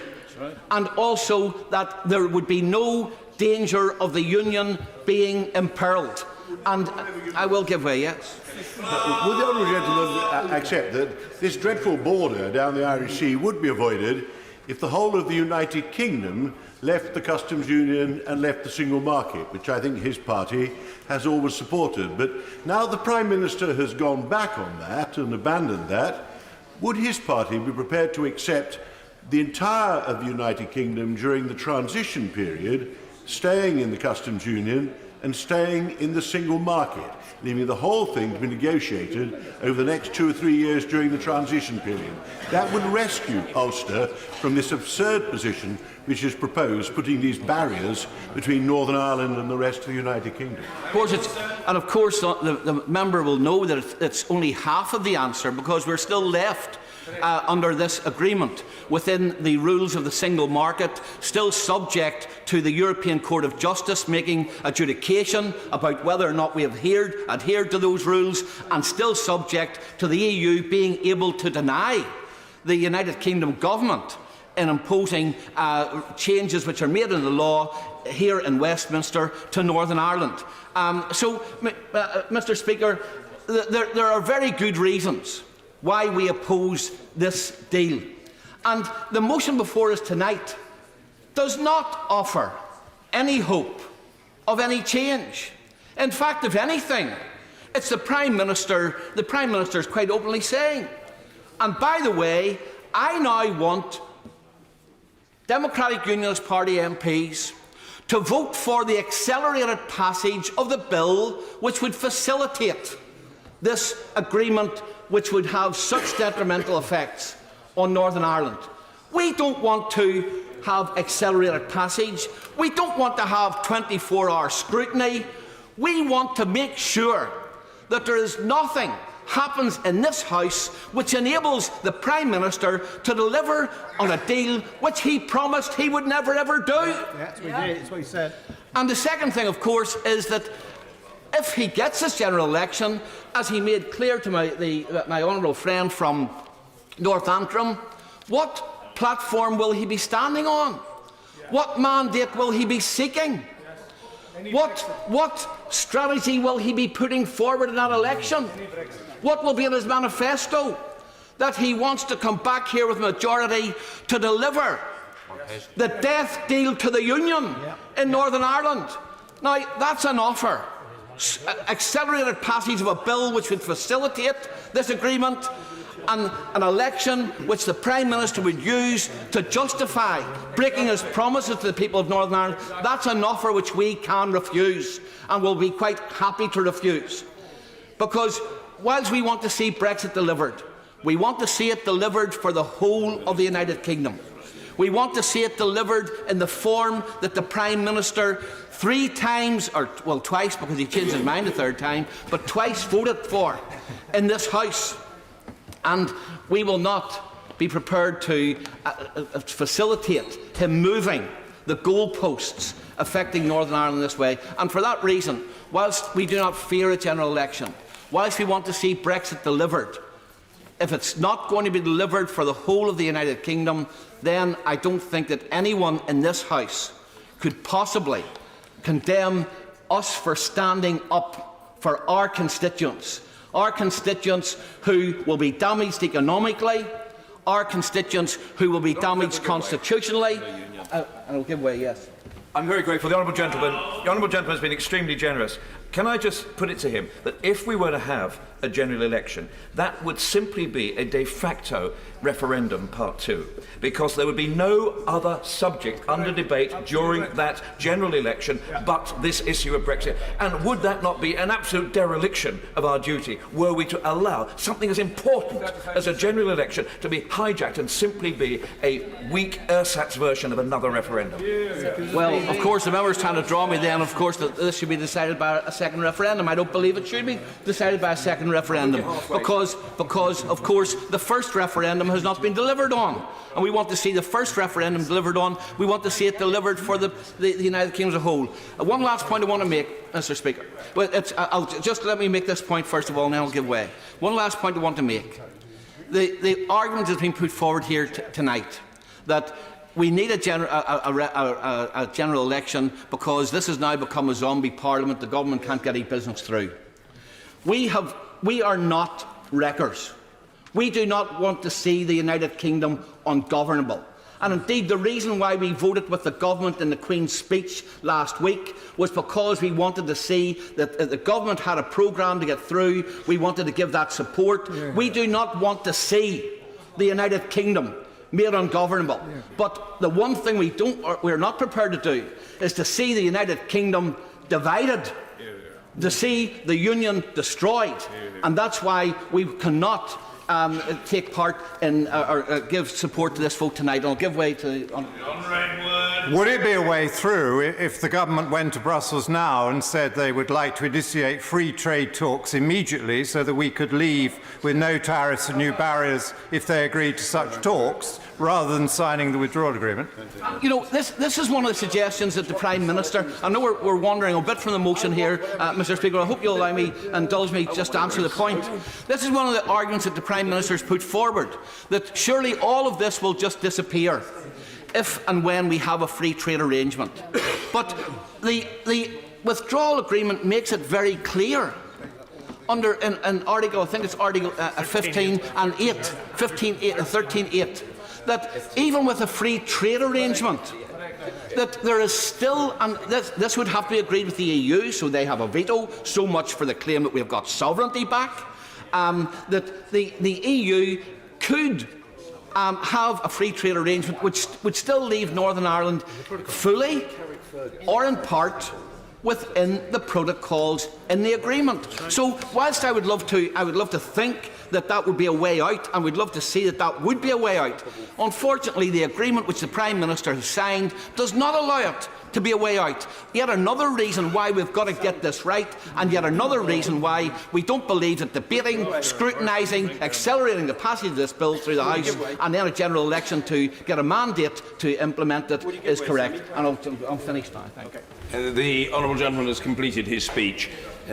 Mr. Nigel Evans. Mr. Speaker, I only want to speak briefly on this matter because it's an Alice in Wonderland politics that we find ourselves in today. I'm in my 28th year in Parliament and I've never seen anything so incredible as I have since the British people voted in 2016 to leave the European Union. We gave them that contract, and I know that Project Fear didn't quite work, and they didn't quite weren't scared enough to vote to remain in. They actually said no. We've heard what everybody has said is going to happen, that the sky would fall in, but we're still prepared to vote to leave the European Union, because I think in many cases they just didn't simply believe some of the scare stories that they were told. Of course I'd give way.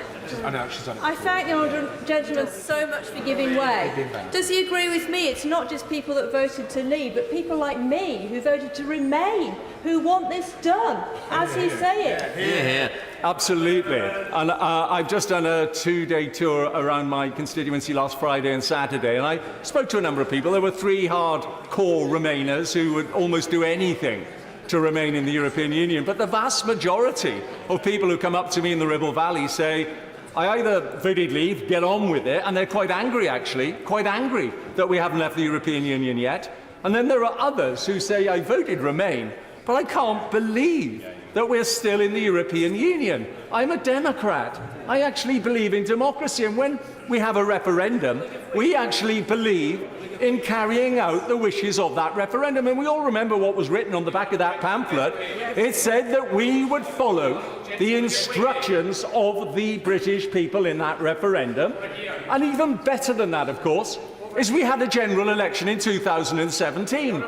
And in that general election, we said that we would deliver Brexit. The Labour Party stood in that general election and said they would deliver Brexit.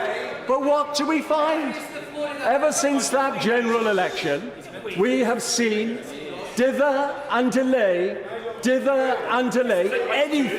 anything but vote for the Brexit that they promised.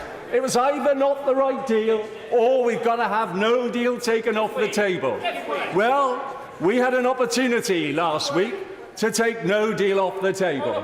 And that was the possibility that the Labour Party could have actually fulfilled their promise of that general election 2 years ago and voted for the deal that the Prime Minister brought back from Brussels. But no, the vast majority of the Labour MPs voted against second reading. And what that meant was they didn't want it to go any further.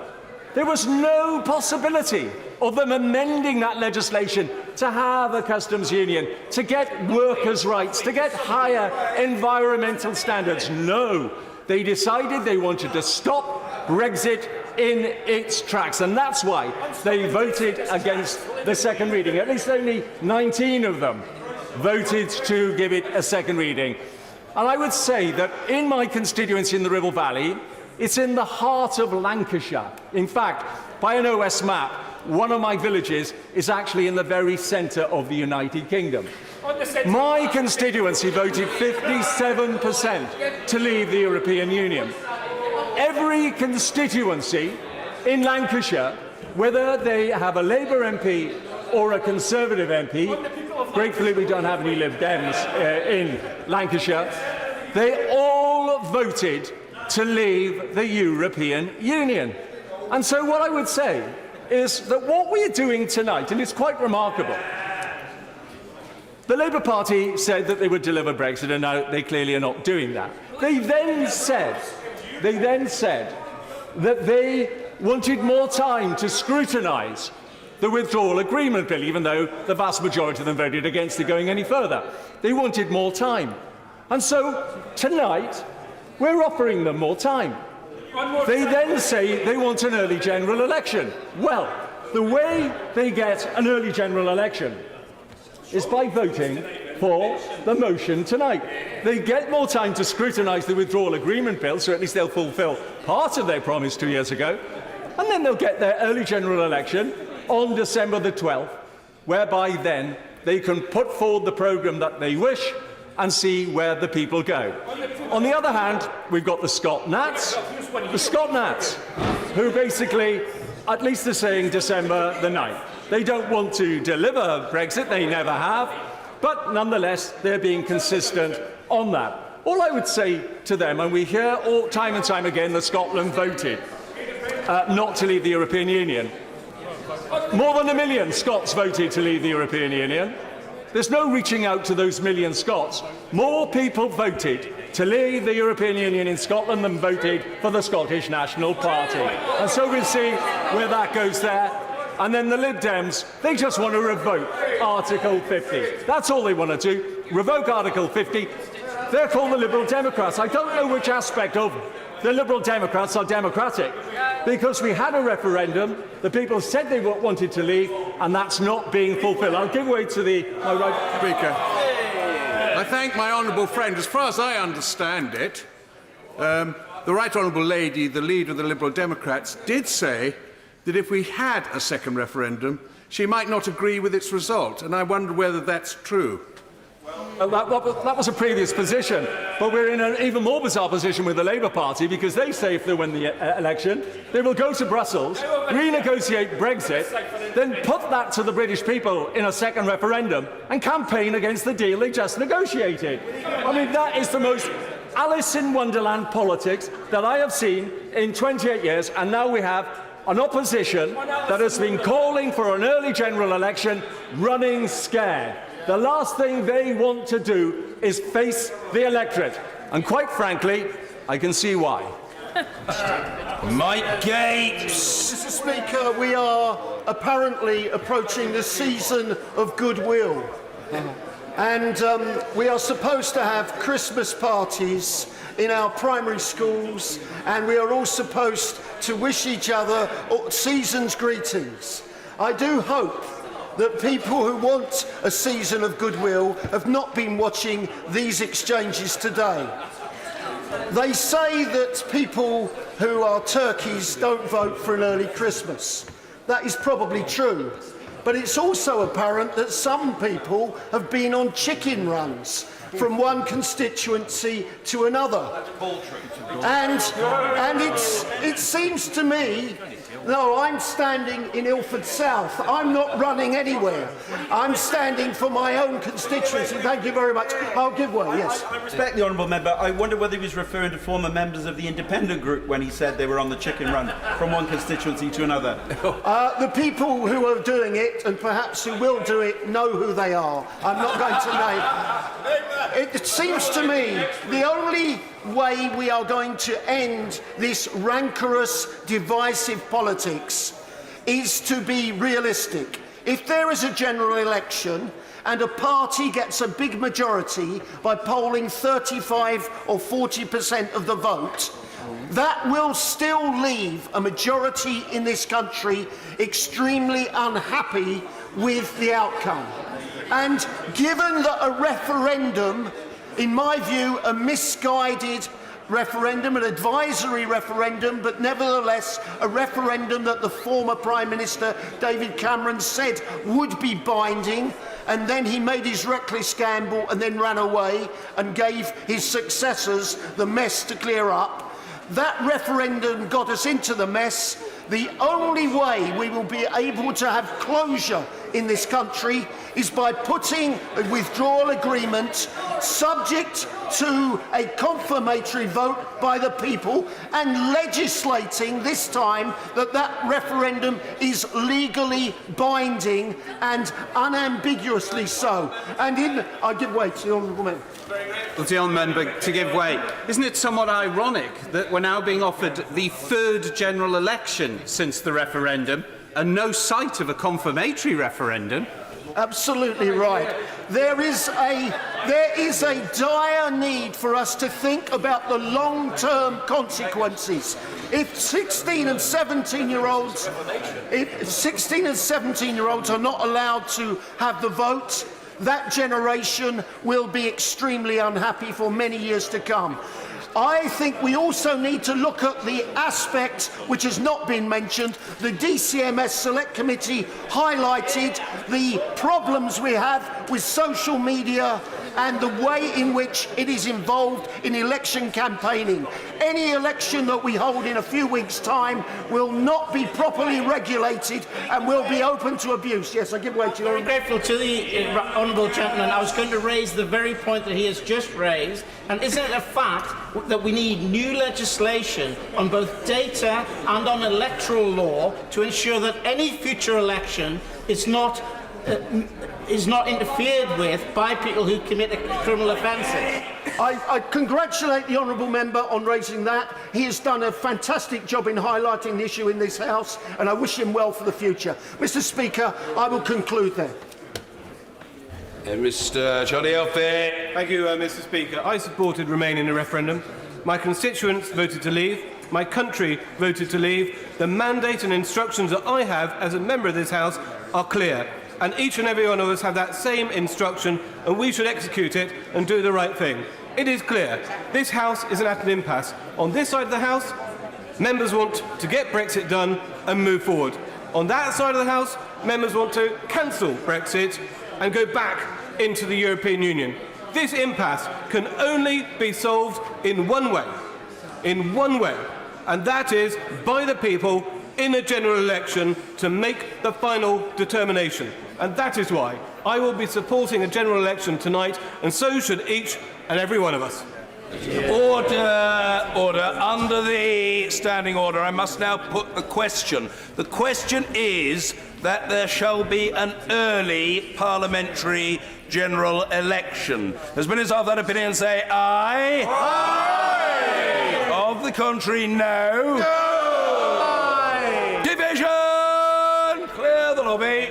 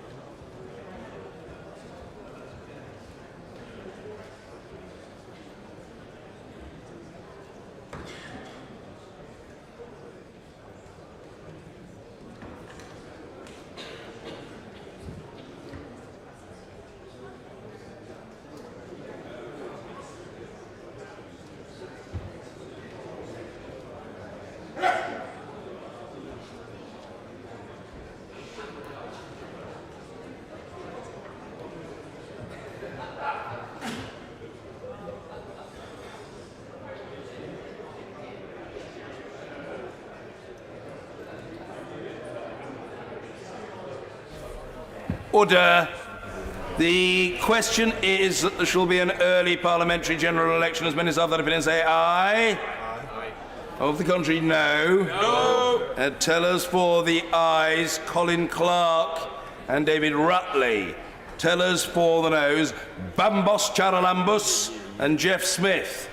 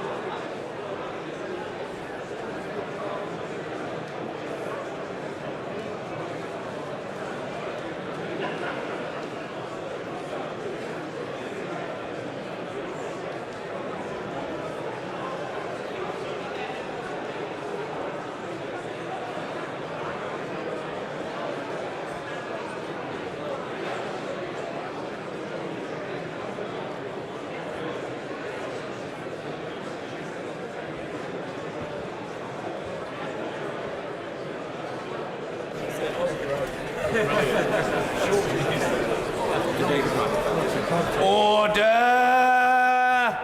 Order!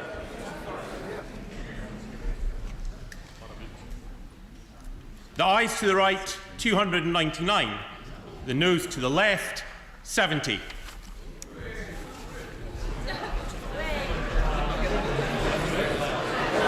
The ayes to the right, 299. To the noes to the left, 70. So the ayes have it, the ayes have it. The ayes have it, but the motion has not obtained the majority required under the Fixed Term Parliaments Act 2011. And because the order, I'm coming to the right, honourable gentleman, because the majority required has not been reached, the noes have it. Point of order, the Prime Minister. Point of order, Mr. Speaker. The Leader of the Opposition, literally and figuratively, has run away from the judgment of the people for the third time, Mr. Speaker. He's turned down our offer to get Brexit done, in spite of the fact that he and every member of his party stood on a promise to deliver Brexit in this Parliament. And I think, frankly, that the electorate will find his behaviour utterly bewildering. But as I said when moving the motion, we will not allow this paralysis to continue. And one way or another, we must proceed straight to an election. So later on this evening, the government will give notice of presentation for a short bill for an election on the 12th of December so that we can finally get Brexit done. And there is no support in the House, that we've heard earlier on from the benches opposite, for the WAB to proceed. But, Mr. Speaker, this House cannot any longer keep this country hostage. Millions of families and businesses cannot plan for the future. And I don't believe that this paralysis and this stagnation should be allowed to continue. Now that no deal is off the table, we have a great new deal. We have a great new deal. And it's time for the voters to have a chance to pronounce on that deal. And to replace this dysfunctional Parliament with a new Parliament that can get Brexit done so the country can move on. Thank you. Point of order, Mr. Ian Blackford. Thank you, Mr. Speaker. I'm most grateful. It is clear that there is a desire on the opposition benches to bring forward a bill that can give us an election. But, Mr. Speaker, we don't trust this Prime Minister. And we don't trust this Prime Minister for good reason. So the Prime Minister, if he is going to bring forward a bill, must give an absolute cast-iron assurance that up until the passage of that bill and the rising of Parliament, that there will be no attempt to bring forward the withdrawal agreement bill. And of course the SNP will do its job and scrutinise any bill that comes forward. But it's absolutely demonstrably the case that we want an election.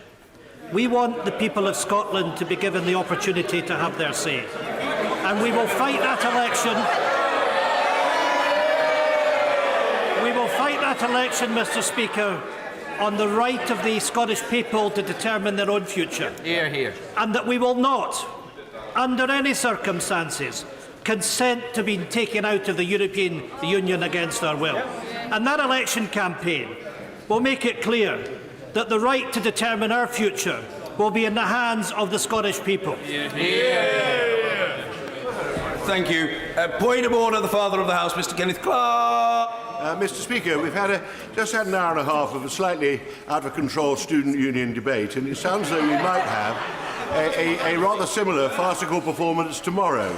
Is there any chance, Mr. Speaker, of you as the Chair of the House, to persuade the usual channels to resume their meetings and produce a sensible timetable for the bill we have before us, so that this House can resume discussion of these serious matters in a grown-up fashion and come to a resolution on the deal, which personally, I repeat, I will vote for if it reaches third reading, as I think it will, and it could well be that we could get back to the orderly government, which I think the general public are dearly wishing we would rapidly do. careful note of what the Father of the House has said, and I'm certainly open to any such discussions, but it does require willing participants, and it remains to be seen with the passage of time whether that be so. But I think everybody will be attentive on this occasion, as on every other, to what, on the basis of 49 years' experience in the House, the Father of the House has had to say to us. A point of order, Mr. Jeremy Corbyn. Thank you, Mr. Speaker. I apologise to you and to the Prime Minister for not being here at the point when he raised his point of order. I was detained outside the chamber. I'm now back here. I understand a bill will be tabled tomorrow. We will obviously look and scrutinise that bill, and we look forward to a clear, definitive decision that no deal is absolutely off the table, and there is no danger of this Prime Minister not sticking to his word because he has some form on these matters and taking this country out of the EU without any deal whatsoever, knowing the damage it will do to jobs and industries all across this country. Thank you.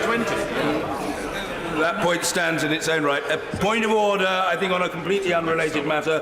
Point of order, Mr. Stephen Doughty. Thank you, Mr. Speaker. As you know, I believe in correcting things when I get things wrong, and I want to apologise to the Honourable Member for East Yorkshire, a very honourable gentleman, for incorrectly referencing his seat in my point of order earlier on to the Prime Minister. I understand he has, in fact, been readopted by his association, and I want to apologise to him for mistaking his seat for another, and for that I truly apologise to him. Typically gracious of the honourable gentleman, and I have a sense that it will be accepted readily, but let's hear a response in the form of a point of order from Sir Gregory Knight. That point of order, Mr. Speaker, I accept the very gracious comments just made. I'm greatly obliged, as the honourable gentleman will be, to the right honourable gentleman. Order. If there are no further points of order, the clerk will now proceed to read the orders of the day. Environment Bill, second reading. Now. Order. Order. Before I invite, we sit here, the Minister, no mere Minister, the Secretary of State herself, to move the second reading, I must announce my decision on certification for the purposes of Standing Order number 83J, with which I'm sure colleagues are keenly familiar, certification of bills, etc., as relating exclusively to England and Wales, and being within devolved legislative competence.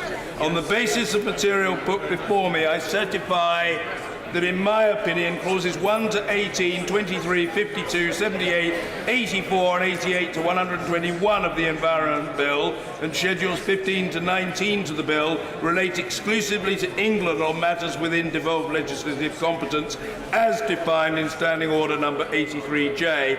And I know colleagues are keenly hanging upon this. Clauses 56, 61, 63, 65, 73 to 75, 77 and 86 of the Environment Bill and Schedule 11 to the bill relate exclusively to England and Wales on matters within devolved legislative competence as defined in Standing Order number 83J. Order the Secretary of State to move the second reading. Secretary Theresa Villiers.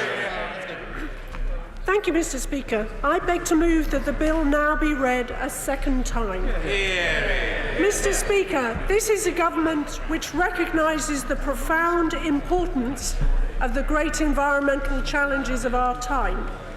We are the first government to set the goal that this generation should leave the natural environment in a better state than it was bequeathed to us. And this is the first government to make a legally binding commitment to become a net zero carbon economy. We've cut greenhouse gas emissions by 25% since we returned to office, whilst growing the economy at the same time. And we've pledged more funds than ever before to help the developing world reverse the decline of nature and tackle climate change. We are determined to respond to the grave public concern about these threats. So a new Cabinet Committee will coordinate work on climate change across government under the chairmanship of the Prime Minister. Our action is guided by the mounting scientific evidence of the inextricable link between climate and nature. Wildlife habitats are crucial carbon storage systems. Protecting those forests, peatlands and natural open spaces is vital if we are to have any chance of averting disastrous climate change. And I give way to the honourable gentleman. I thank the Secretary of State for giving way. Will she confirm that it's government policy that only in extenuating circumstances should Greenbelt be built upon? And the devastating proposals to build on the Greenbelt in Radcliffe, Unsworth and Simister in my constituency will devastate entire Greenbelt areas and completely destroy the character of the village of Simister. Does she agree this is not acceptable in any community? I agree that it is vital that we protect our Greenbelt, that all Greenbelt rules are abided by, and this government is absolutely determined to defend the Greenbelt as part of our environmental policy. I give way to the honourable gentleman. I'm very grateful to my right honourable friend. This is a very welcome bill, and it builds upon much good work that the government's already done. Will she recognise, though, that in suburban parts of London, like hers and mine, there remains a concern about particulate pollution, and will she look, as the bill makes progress, to see what more we can do to strengthen the fight against particulate pollution in particular, for example, by seeking to strengthen our commitment to joining the WHO guidelines on particulate pollution by 2030? Well, he will be aware that Clause 2 sets out the ambition to set a legally binding target on fine particulate pollution, responding to exactly the sort of concerns of my right honourable friend and his constituents, and indeed mine in Chipping Barnet. I give way to the honourable gentleman. Very, very grateful to my right honourable friend. Planting more trees would make a great contribution to a more beautiful environment and have other good consequences. Can she say a little about how this can be done, and can some of them come to Wokingham, please? Well, the government has been involved in planting about 15 million trees, but we're determined to ensure that we expand that programme because, of course, trees are crucial storage mechanisms for carbon, and we'll never get to net zero unless we plant a lot more. I give way to the honourable gentleman. My constituents who, like me, care about nature are absolutely delighted with this bill, and I'm thrilled to be able to support it, particularly for rural communities who are blighted by fly tipping. But will she just watch out for the water abstraction element? It seems uncharacteristically mean. I'm grateful to the honourable member for his praise for the determination expressed in the bill to protect nature and reverse the decline in biodiversity, and we will listen carefully to his concerns and his constituents' concerns about water abstraction to make sure that the bill provisions are implemented in a way which is sensible, proportionate and fair. Yes, I give way. I thank the honourable lady, my honourable friend, for giving way, my right honourable friend for giving way. So Windsor is a beautiful constituency with a lot of active people campaigning around the environment. But one of our biggest bugbears is Heathrow Airport and any expansion of the airport. Can she confirm to me that this bill contains measures that could well have an impact on Heathrow's ability to expand, given the fine particulates? Well, certainly it will be vital if the expansion programme at Heathrow goes ahead for it to comply with the exacting environmental requirements that have already been placed on that expansion programme. And naturally enough, it will also have to comply with any new requirements introduced as a result of meeting the target on fine particulate pollution to which we are committed. I give way to the honourable gentleman. Thank you, Minister, for giving way. Minister, we've all got briefs from the Countryside Alliance and various other countryside bodies as well, and they're very clear what they're saying. They said the countryside is a place of great beauty and a habitat for wildlife, but it's also a place of work and home to millions of people. Has government been able to ensure that the farming community, those who own the land, look after the land and have managed it for years, can continue to do so, and that they will not be detrimentally affected by any legislation that would come to disadvantage them? We believe that the way that we can support farmers in the environmental stewardship that they carry out in caring for our natural environment is through our replacement for the Common Agricultural Policy, which will allow us to go further and faster in providing support for farmers conducting the crucially important role that they have in protecting our natural environment. I give way to the honourable gentleman, and then I must make some progress. For giving way. Like everybody's constituents here, including mine in Gedling, this bill is very important. It's got a lot of very welcome measures in it.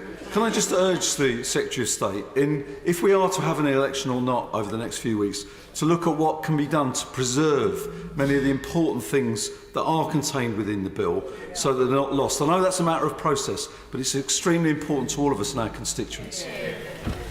Thank you. Well, I agree that this landmark legislation needs to continue. At whatever point Parliament dissolves for a general election, I think it is vital that this bill comes back to the House as soon as possible to ensure that we can embed into legislation the important protections that it includes. I'll take one more point and then I'll make some progress. Yes. I'm very grateful to the Secretary of State for giving way. I was encouraged by her answer on Heathrow. I just wondered if she still agreed, because she and I were on the same side of this argument for many years. Her quote from 2017, this is a hugely expensive project and one that will create significant economic damage. Her constituents and my constituents agree. Does she still agree with those words today? Well, as the Honourable Lady has pointed out, my reservations about the Heathrow project are on record for everyone to read. The fact is that the House has voted by a large majority to give outline planning permission to this project. I'm afraid it's now for the scheme promoters to demonstrate that they can come up with a scheme which meets the exacting conditions on the environment which Parliament has set. I'll take one more point. I'm very grateful to my right honourable friends for allowing me to intervene. I, like many members of this House, am one of the team of species champions, each representing an individual species that is in some way endangered in this country. Does she agree with me that it's very important, as we tackle the housing challenge that the United Kingdom faces, that we ensure that developers build houses, create estates in a way that is sustainable for the surrounding countryside, and in particular allows those moving into those areas to live side by side with the nature in the neighbouring area? Otherwise, we'll lose more of the species that are so valuable to us. He's absolutely right, and that is a core aim of this bill, to make sure that we can deliver the homes that we need, but in a way which safeguards our environment and nature at the same time. No, I've taken a lot of points, and I need to make some progress. So we are determined to seize the opportunities to protect our environment that come with leaving the European Union. And that includes, as I've said already, the opportunity to create more sustainable means of managing our fish stocks and a fairer deal for the communities who have lost out under the common fisheries policy. And it also includes seizing the opportunity to support our farmers to cut emissions and pollution and protect nature with a new system of farm support based on public money for public goods. This bill will help us resolve the bold vision set out in our 25-year environment plan for urgent, meaningful action across society towards long-term environmental targets, so that global Britain can go further and faster for our natural environment. 9 consultations underpin this legislation, and they received over 400,000 responses, and over half the bill's measures extend beyond England. I want to thank the devolved administrations for working with us on the bill so that we can benefit the environment right across our United Kingdom. The bill will enshrine environmental principles in UK law for the first time, ensuring that the environment will be placed at the centre of government decision-making. The following principles are on the face of the bill: that the polluter should pay, that harm should be prevented or rectified at source, that the environment should be taken into consideration across government policy, and that a precautionary approach should be taken. I will take one point. I thank my honourable friend for giving way. Will she like to congratulate the Isle of Wight on becoming a UN biosphere earlier this year? And will she work with me to ensure that our precious landscape, both on the island but elsewhere in the UK, is increasingly protected under this Environment Bill to make sure we do not lose it? I do indeed pass my congratulations to that, for that tremendous achievement. Madam Deputy Speaker, clauses 1 to 6 require the government to set legally binding, long-term, evidence-based targets. Targets to deliver significant environmental improvement in resource efficiency and waste reduction, biodiversity, air quality and water. Madam Deputy Speaker, we will become the first country in the world to do this. Future governments will be required to publish plans to meet the targets they have set themselves, reviewing milestones every 5 years, making existing targets more demanding or setting new ones if they fall short. And all future governments will be required to report annually on progress on delivering an environmental improvement. Order. Before the Secretary of State gives way to the plethora of people who wish to intervene, at present, the time limit and the number of people who wish to speak means that speeches will be limited to between 3 and 4 minutes. If people intervene and take more time in the Secretary of State's speech, that will go down significantly. Secretary of State. Take the point of information from the lady from Regent's Park and Kensington North. I thank the Minister very much. Will she join me on the issue of air quality in congratulating the Mayor of London for the success of the ultra-low emission zone, which has seen such a dramatic fall in polluting vehicles moving into inner London? But is she also conscious of the fact that 83% of reporting zones across the country are still in breach of air pollution limits? So however much she tells us that the government is going to be doing better, does she recognise just how scandalously short we have fallen in recent years, and we have very serious doubts about what the government is going to do? Order. We just can't have this, because the Honourable Lady has just spoken for half as long as most people will get who will wait here till 10 o'clock. Secretary of State. Madam Deputy Speaker, I will take the hint. I will make progress, but I would reassure the Honourable Lady that we have made significant advances in cleaning up air quality across the country. There are still significant issues with roadside exceedances. There is more that we need to do, and that's why the bill will be setting out those demanding targets. Now, I'm going to make some progress. I want to highlight Clause 2 of the bill. This clause contains one of the most ambitious elements of the legislation, namely a duty to set legally binding targets for PM2.5 fine particulate matter. As members will be aware, this is the pollutant that has the most significant impact on human health. Poor air quality is the biggest environmental threat to public health. It is shortening lives and causing illness, and this government is determined to step up our efforts to clean up the air that we breathe, an issue which I know concerns my constituents in Chipping Barnet, and I'm sure this view is shared by many across our nation. Yes. I thank her for giving way, and so many of our constituents will be so relieved to hear the House discussing a positive piece of legislation. As a former public health minister, I know that our clean air strategy was described by the WHO as an example to the rest of the world to follow. Will the Secretary of State just say a word about how this bill will enable and help local government to meet its responsibilities in improving air quality across the country? He's absolutely right. We won't be able to succeed in our ambition to clean up our air quality without strong action for local government. And there are important provisions in this bill to help local government address air quality challenges, for example, in relation to domestic burning. Now, no, I honestly, for the sake of backbench speeches later on, I'm going to have to make some progress. Just as this nation acted successfully to curb the air pollution dangers of the past, so now we need to address this major environmental harm which we face in the modern era. Madam Deputy Speaker, clauses 19 to 38 will establish the Office for Environmental Protection as a powerful new independent watchdog on the environment.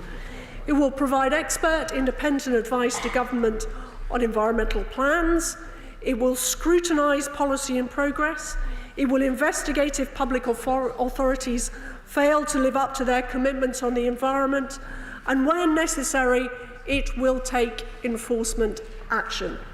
The OEP will have a role in enforcing climate change law as well, complementing the functions of the much-respected Committee on Climate Change. This addition to the bill was one for which both EFRA and EAC committees called. As a non-departmental public body, the OEP will be independent of ministerial control. It will have a free-to-use complaint system for the public, and multi-year funding settlements will give it financial stability. The second half of the bill will empower environmental improvement across a range of sectors. It will encourage businesses to innovate and invest in meeting the crucial environmental challenges we face as a nation, and creating additional powers for local government on waste, nature, air quality and water. And I think everyone in the House will agree that we need greater efficiency in the way we treat resources and waste.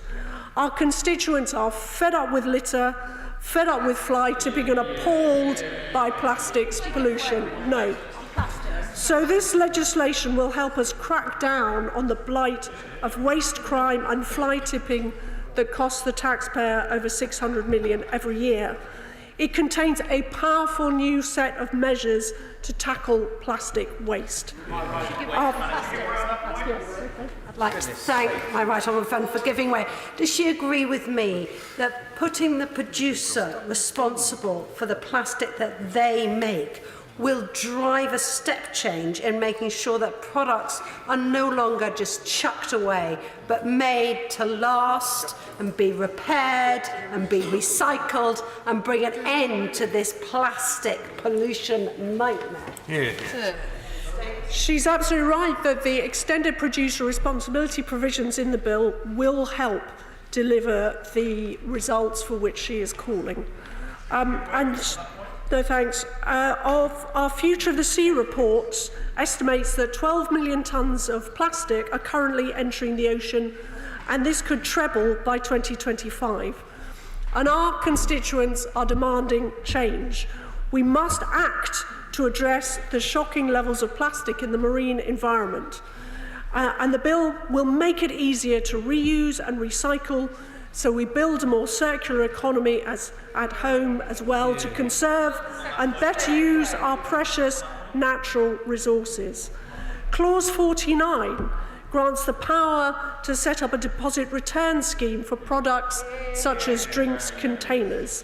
Clause 50 enables the plastic bag charge to be extended to other items, a charge which has seen bag use drop by 90% since its introduction. We believe these provisions will be widely welcomed by many who want concerted action to tackle the tragedy of plastics pollution. And the suite of measures in the bill on plastics is further strengthened by powers to make those who produce plastic packaging pay for its whole lifetime cost, including disposal. This will incentivise a switch to more sustainable forms of packaging, and crucially, it will provide an income stream to fund improvements to the way we tackle waste and recycling. Stronger standards for a wide range of products and clearer labelling will enable consumers to identify more sustainable products. A consistent set of materials will be collected from every household and business to help us all to recycle more. And this bill also includes measures to encourage businesses to waste less food and help ensure that surpluses reach those who need them. Yes. I thank the Secretary of State for giving way. I'm a very old-fashioned man, and I come from an age where you mended things if they broke. And I hope that my right honourable friend agrees with me that this bill will encourage people to go back to the days when we actually fixed things rather than throw away at the end of use. That is one of the outcomes we hope this bill will help deliver. As well as wide-ranging plans on plastics, this bill also has an extensive plan to protect nature at its heart. The net gain provisions in Schedule 15, in a moment, the net gain provisions in Schedule 15 will make a 10% boost for biodiversity a compulsory part of plans for new development. This, I believe, will generate tens of millions of investment in nature and give more people better access to green space. I give way to the Honourable Lady. Thank you. As a former Secretary of State for Northern Ireland, I am quite sure the Right Honourable Lady will be deeply concerned that we have no functioning assembly. We have not had a functioning assembly for almost 3 years. If we do not have the assembly restored within forthcoming weeks, would the Right Honourable Lady commit to extending much more of this, and I'm using her words, landmark environment bill to Northern Ireland? I think many people in Northern Ireland would be very pleased if she could make that commitment. Well, I'm not able to make that commitment today, but what I will say is that we've worked very closely with the Northern Ireland Civil Service, so she will be aware that there's many provisions in the bill that are all ready to apply to Northern Ireland. For the moment, they need ministers to switch them on.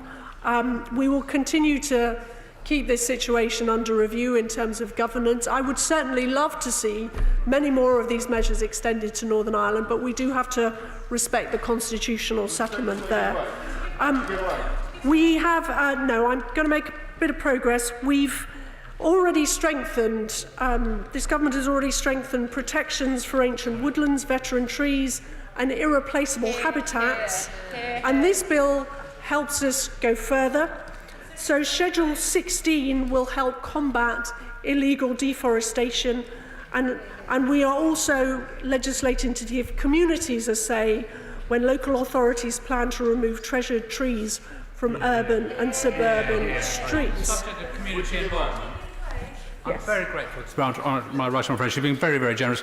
On the subject of engaging communities, would she take note of the recent report from the Environmental Audit Committee, on which I sit, into invasive species, to call for an army of volunteers across this country to help identify invasive species where they occur, so that we can help to eradicate them? I agree that volunteers getting involved in the fight against invasive species is very productive, and indeed there is an example in my own constituency where a group is helping to remove invasive species from Pims Brook. Madam Deputy Speaker, this bill will strengthen and improve the duty on public authorities to make sure that the way they carry out their functions both conserves and enhances biodiversity, and it will enable landowners to enter voluntary conservation covenants with responsible bodies such as charities, binding subsequent owners of the land to sustainable stewardship long into the future. And the bill provides an important statutory underpinning for the nature recovery network we outlined in our 25-year plan, for example, by mandating the creation of local nature recovery strategies to map nature-rich habitats. Yes. I'm very grateful to the Secretary of State giving way, and as Chairman of the Ocean Conservation APPG, can I very much thank her and on behalf of all of us who care about our seas for the measures in this bill to reduce plastic waste. But another thing we very much welcome is the additional powers to hold water companies to account. And can she confirm that these extra powers will help to reduce the number of sewer overflows at times of heavy rain and hold water companies to account to reduce and eventually eradicate that from happening? He's right that the bill does contain measures which will make it easier to maintain the pressure on water companies to do more to combat pollution. We want them to do better when it comes to tackling these completely unacceptable instances of sewer overflows and pollution. Clean, no, I'm going to wind up now. Clean, safe, abundant water for all is a fundamental focus of this bill. The provisions of Part 5 will improve the way companies operate to meet current and future demand. It'll help ensure improved long-term water resources. It'll help wastewater planning and enable more resilient solutions to drought and flooding. In conclusion, Madam Deputy Speaker, just as this bill seeks to put nature and climate at the heart of government decision-making, the government is also placing these environmental goals at the heart of our efforts to relieve poverty around the world. So we're doubling our international climate finance funding and investing $220 million to protect international biodiversity. Working with overseas territories, we're on track to protect over 4 million square kilometres of the ocean by the end of 2020. And we are leading a global ocean alliance determined to protect at least 30% of the ocean in marine protected areas by 2030. As we look ahead to co-hosting COP26, we want this country to lead global ambition for international targets on climate, ocean and biodiversity. And I hope that in years to come, people will look back on 2020 as a turning point, a time when we came together, both nationally and internationally, to start to reverse the disastrous erosion of nature and wildlife. There can be no doubt that reversing the tragedy of biodiversity loss is a massive task. But the legislation before the House today sets up a vitally important framework to enable that process of recovery to accelerate. This is a truly landmark piece of legislation, enshrining environmental principles in law, requiring this government and its successors to set demanding, legally binding targets, and creating a world-leading environment watchdog to hold them to account. Madam Deputy Speaker, in my maiden speech in this House, I extolled the beauty of the open spaces of my Chipping Barnet constituencies. I emphasised the crucial importance I place on protection of the green belt and our natural environment. While 15 years on from that speech, I remain convinced that there can be few things more important for a member of this House than to be able to say that during their time in elected office, they played a part in conserving the stunning landscapes, wildlife and natural habitats of this great country. Well, in its 232 pages, its 130 clauses and its 20 schedules, this bill will help us all to do that, and I commend this bill to the House. The question is that the bill be now read a second time, and just before I call the Shadow Minister, I should warn honourable members that there will be an initial time limit on speeches of 4 minutes, and that is likely to reduce very soon to 3 minutes. Sue Hayman. Thank you, Madam Deputy Speaker. I'd like to begin by thanking the Secretary of State and her civil servants for meeting with me last week. And I'd also like to acknowledge all the work that's been put into this bill by civil servants, NGOs and others who've brought the bill to this stage. And I believe that we can all acknowledge that it contains improvements on the original draft. However, Madam Deputy Speaker, Greener UK, which is the organisation representing environmental NGOs, has said that this bill is, and I quote, in need of significant amendment before it is capable of guaranteeing that we do not fall below current standards. Yep. I thank my friend for giving way, and would she agree with me that leaving the European Union, or the risk of leaving the European Union, makes a lot of these environmental protections very at risk indeed? Yeah. Well, it's absolutely vital that as we leave the European Union, that all the necessary environmental protections are in place and equivalent to what we have at the moment. I'd also like to say that the chair of the EFRA Select Committee, the Honourable Member for Tiverton and Honiton, has also raised concerns, and he said despite the government attempting to establish a robust framework for environmental governance, it appears to have fallen short of its own ambitions. So it's clear that improvements are still needed. We know that nature is in a worse state than when the Conservative government came to power. This is shown in the latest RSPB State of Nature report, which found that 41% of UK species studied have declined and that no real improvements have been made since their report in 2016. Greener UK is also concerned about the government's commitment to resource vital environmental work, saying that for the bill to succeed, it will require a step change in resourcing of local government, the Office for Environmental Protection, and frontline delivery agencies such as Natural England and the Environment Agency. Would you give way? I'll give I'd be grateful if the Honourable Lady could confirm that she welcomes the ambition in the bill to be the first generation to leave the environment in a better state than in which we inherited it. But does she also agree with me that that means that the bill should perhaps reflect a non-regression principle? In other words, that our environmental standards should not fall below what we currently have? The Honourable Lady makes a very important point, and I shall be coming to the issue of non-regression further on. Okay. I'm grateful to Forgiving Way. She's making a powerful case. The Secretary of State was talking a lot about how this bill is supposed to put in place a long-term vision. Would she share my concern about what it says about biodiversity net gain, that those net gain sites are only actually guaranteed for 30 years? They can be ploughed up after 30 years. Does that reflect a long-term vision, do you think? Yeah, I think, thank the Honourable Lady. I mean, that does reflect some of my concerns, and I also have concerns about backing everything onto net gain, because actually in other countries where this has taken place, Australia, for example, it is not shown to be as effective as would have been hoped for. I'm just going to make some progress because I'm aware of the shortage of time.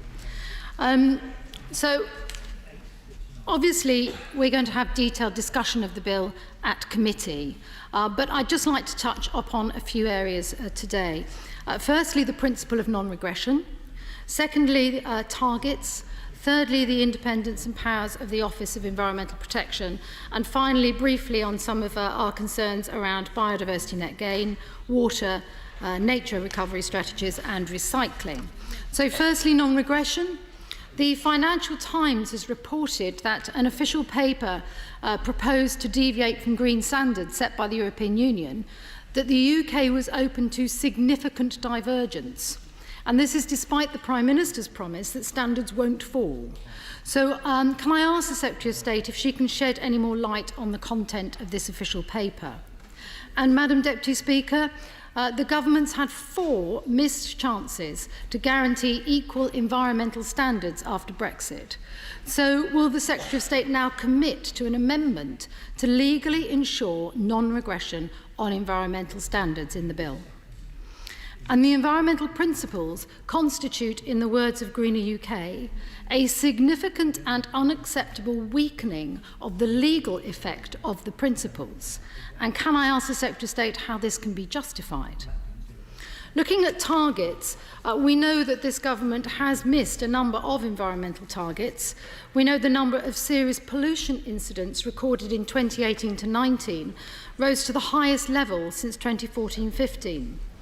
And a leaked document from last year showed that the government had actually abandoned the agreed targets to conserving England's sites of special scientific interest. And we know that air quality targets have also been consistently flouted.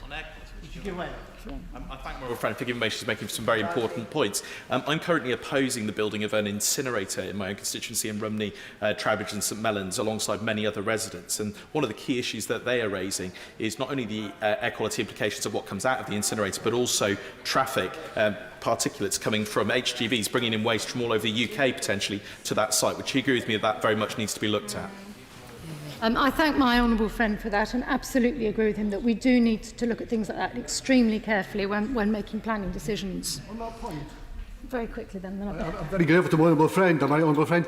If the government are really serious about air quality, surely it's time that they adopted a 100% and included carbon capture and storage in any environment bill that comes forward and give our industry an opportunity to thrive and survive. Yes, I thank my honourable friend. It's a shame that funding for CCS was stopped some years ago, otherwise we might find ourselves quite a bit further forward in that area. So all the targets in the bill, including the interim targets, must be legally binding and must be set to be achieved as soon as possible. But it is commendable that the bill before us confirms the creation of statutory environmental improvement plans to ensure legally binding environmental targets in areas such as air, water, waste and biodiversity by 2022. However, Greenpeace has highlighted that it does not contain any provisions to hold government to these legal commitments until 2037. Given the climate and environment emergency that we face, Can the Secretary of State explain why she is allowing a delay of nearly 2 decades before this legislation can have any real bite? Okay. I'm grateful to my honourable friend giving way. Yet again this weekend, the River Ouse flooded, and as a result of that, 4 years after the floods that devastated the city, we have seen a government fail to address the serious need of upper catchment management, improving the diversity of the moorlands. Does she not agree that this should be centre stage of this bill? Well, clearly, I'm sure my honourable friend is aware that flooding is an issue very close to my heart too, and absolutely we need to look at why it is not included more fundamentally within the bill in front of us.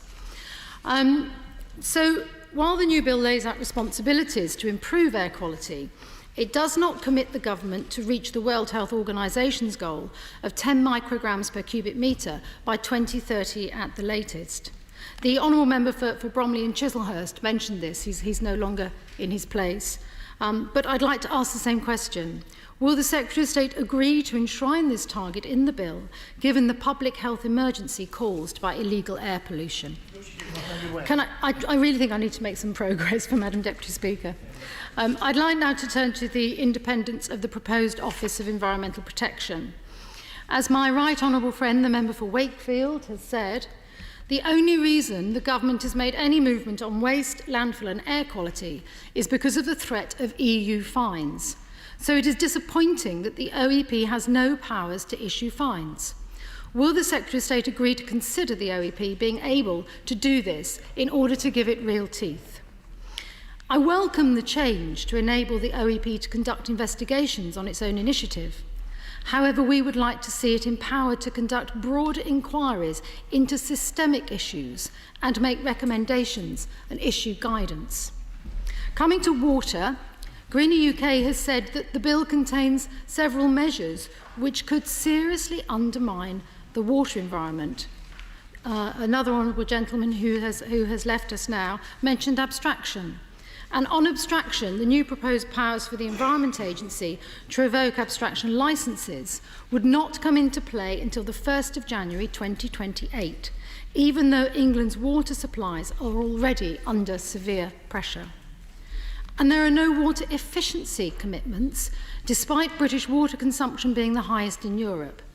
So can the Secretary of State explain how this omission is in line with the government's pledge in its 25-year environment plan to reduce water use and halve water leakages by 2050?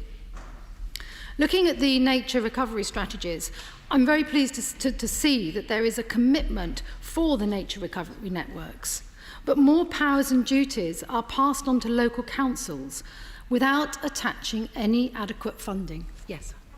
To the Honourable Lady for giving way. She, like me, would have seen many plans for housing development in her constituency that are drawn up with lovely pictures of trees and shrubbery and everything else, and then the reality is very different when it is actually developed. So does she, like me, welcome the commitment in the bill that developers will have to ensure that their developments improve biodiversity by at least 10%, either on-site or nearby?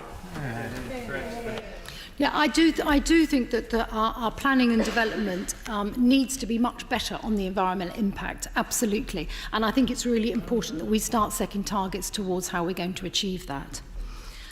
I would also say that the bill also furthermore does little to ensure that nature recovery strategies properly influence policy and decision making in areas such as planning. Maybe we need to go further in some areas. Environmental land management and biodiversity net gain. And on biodiversity net gain, can the Secretary of State provide the rationale in the context of a climate and environment emergency why national infrastructure projects are exempt, despite these often being the most environmentally damaging development schemes? And can she also say why biodiversity net gain does not apply to private organisations? On waste and recycling, Labour will be seeking further assurances that legally binding targets on waste minimisation will be introduced. So would the Secretary of State agree that the waste and resource efficiency measures are far too focused on end-of-life solutions to waste and recycling? And the fact that potential single-use charges will only apply to plastic is, we believe, a significant missed opportunity and could result in unintended consequences. I thank her for giving way. Labour run St Helens Council as the leading local authority in England, investing in new technology, new vehicles and an innovative single-use recycling point. But does she agree with me that that burden should be shared between national and local government, particularly when they have been so financially constrained, and the government should concentrate on supporting local authorities acting now, not waiting to fund those at a later stage who aren't? Thank you. My honourable friend makes it as an excellent point. Yes, I would agree with the points that he has raised. Last time, then I think I'm... Honourable friend for giving way. She's making a very powerful speech. Does she agree with me that we could cut out so much of our waste through a system like in Germany, which they introduced 20 years ago, the Grüne Punkt system, where you actually leave packaging in the supermarkets? That will then very quickly change how producers supply products to our stores. The honourable gentleman gives an excellent example, and I thank him for that. So I'll do this and then I'll move. My honourable friend is being very generous. Would she agree, though, that actually what we need is 100% responsibility from the producers themselves, from the creation of waste right through to the clean-up, and that the recycling then is looked at and not just shipped overseas, which is where it's going right now? So we need to be conscious of this, and I'm very pleased that my backbench bill in the last parliamentary session had this, so I'm pleased to see that some of it was taken on board, but not all of it. So we need to really see that from beginning of life cycle to the end, so that people, when they go into the supermarkets, can actually make those decisions based on that. Yes, I mean, I think that's right. It is really important that we look at it right across the piece, from manufacturing down to what happens after we have finished using something. So it's also telling, I noticed that the waste recovery company, Biffa, has said that they are disappointed in the lack of ambition in the bill. And they've called for plastics to be recycled domestically in the UK to restore public confidence in recycling and to boost UK jobs and investment. And this is going to require a commitment from government to further invest in the UK recycling infrastructure, and this is long overdue. So, in conclusion, Madam Deputy Speaker, despite a move in the right direction, it is clear that the provisions within this bill are not sufficient when you consider the scale of the environmental and climate crisis that we face. We need radical, targeted measures. I won't. And I would ask the Secretary of State to work with the opposition in committee so that we can achieve this goal. Thank you. Yes. Thank you. There is an immediate limit of 4 minutes on backbench speeches. Neil Parish. Thank you very much, Madam Deputy Speaker. And I'm very pleased that the Government has introduced this Environment Bill. The EFRA Committee conducted pre-legislative scrutiny, and I am glad the bill has moved towards our recommendations. I welcome that the Government will set a multi-annual budget for the Office of Environmental Protection, OEP, and include climate change within that remit. However, I do want to make 3 points. First, it is crucial that this bill must not allow for any regression on our current high environmental standards. The EFRA Committee will be looking at this very, very carefully. The Committee will also be examining how and when the Government can be held to account if it fails to meet those targets. In relation to air quality, whilst I welcome the Government's plan to set a target, this target only needs to be set before 2022, and it's not clear how ambitious this target must be.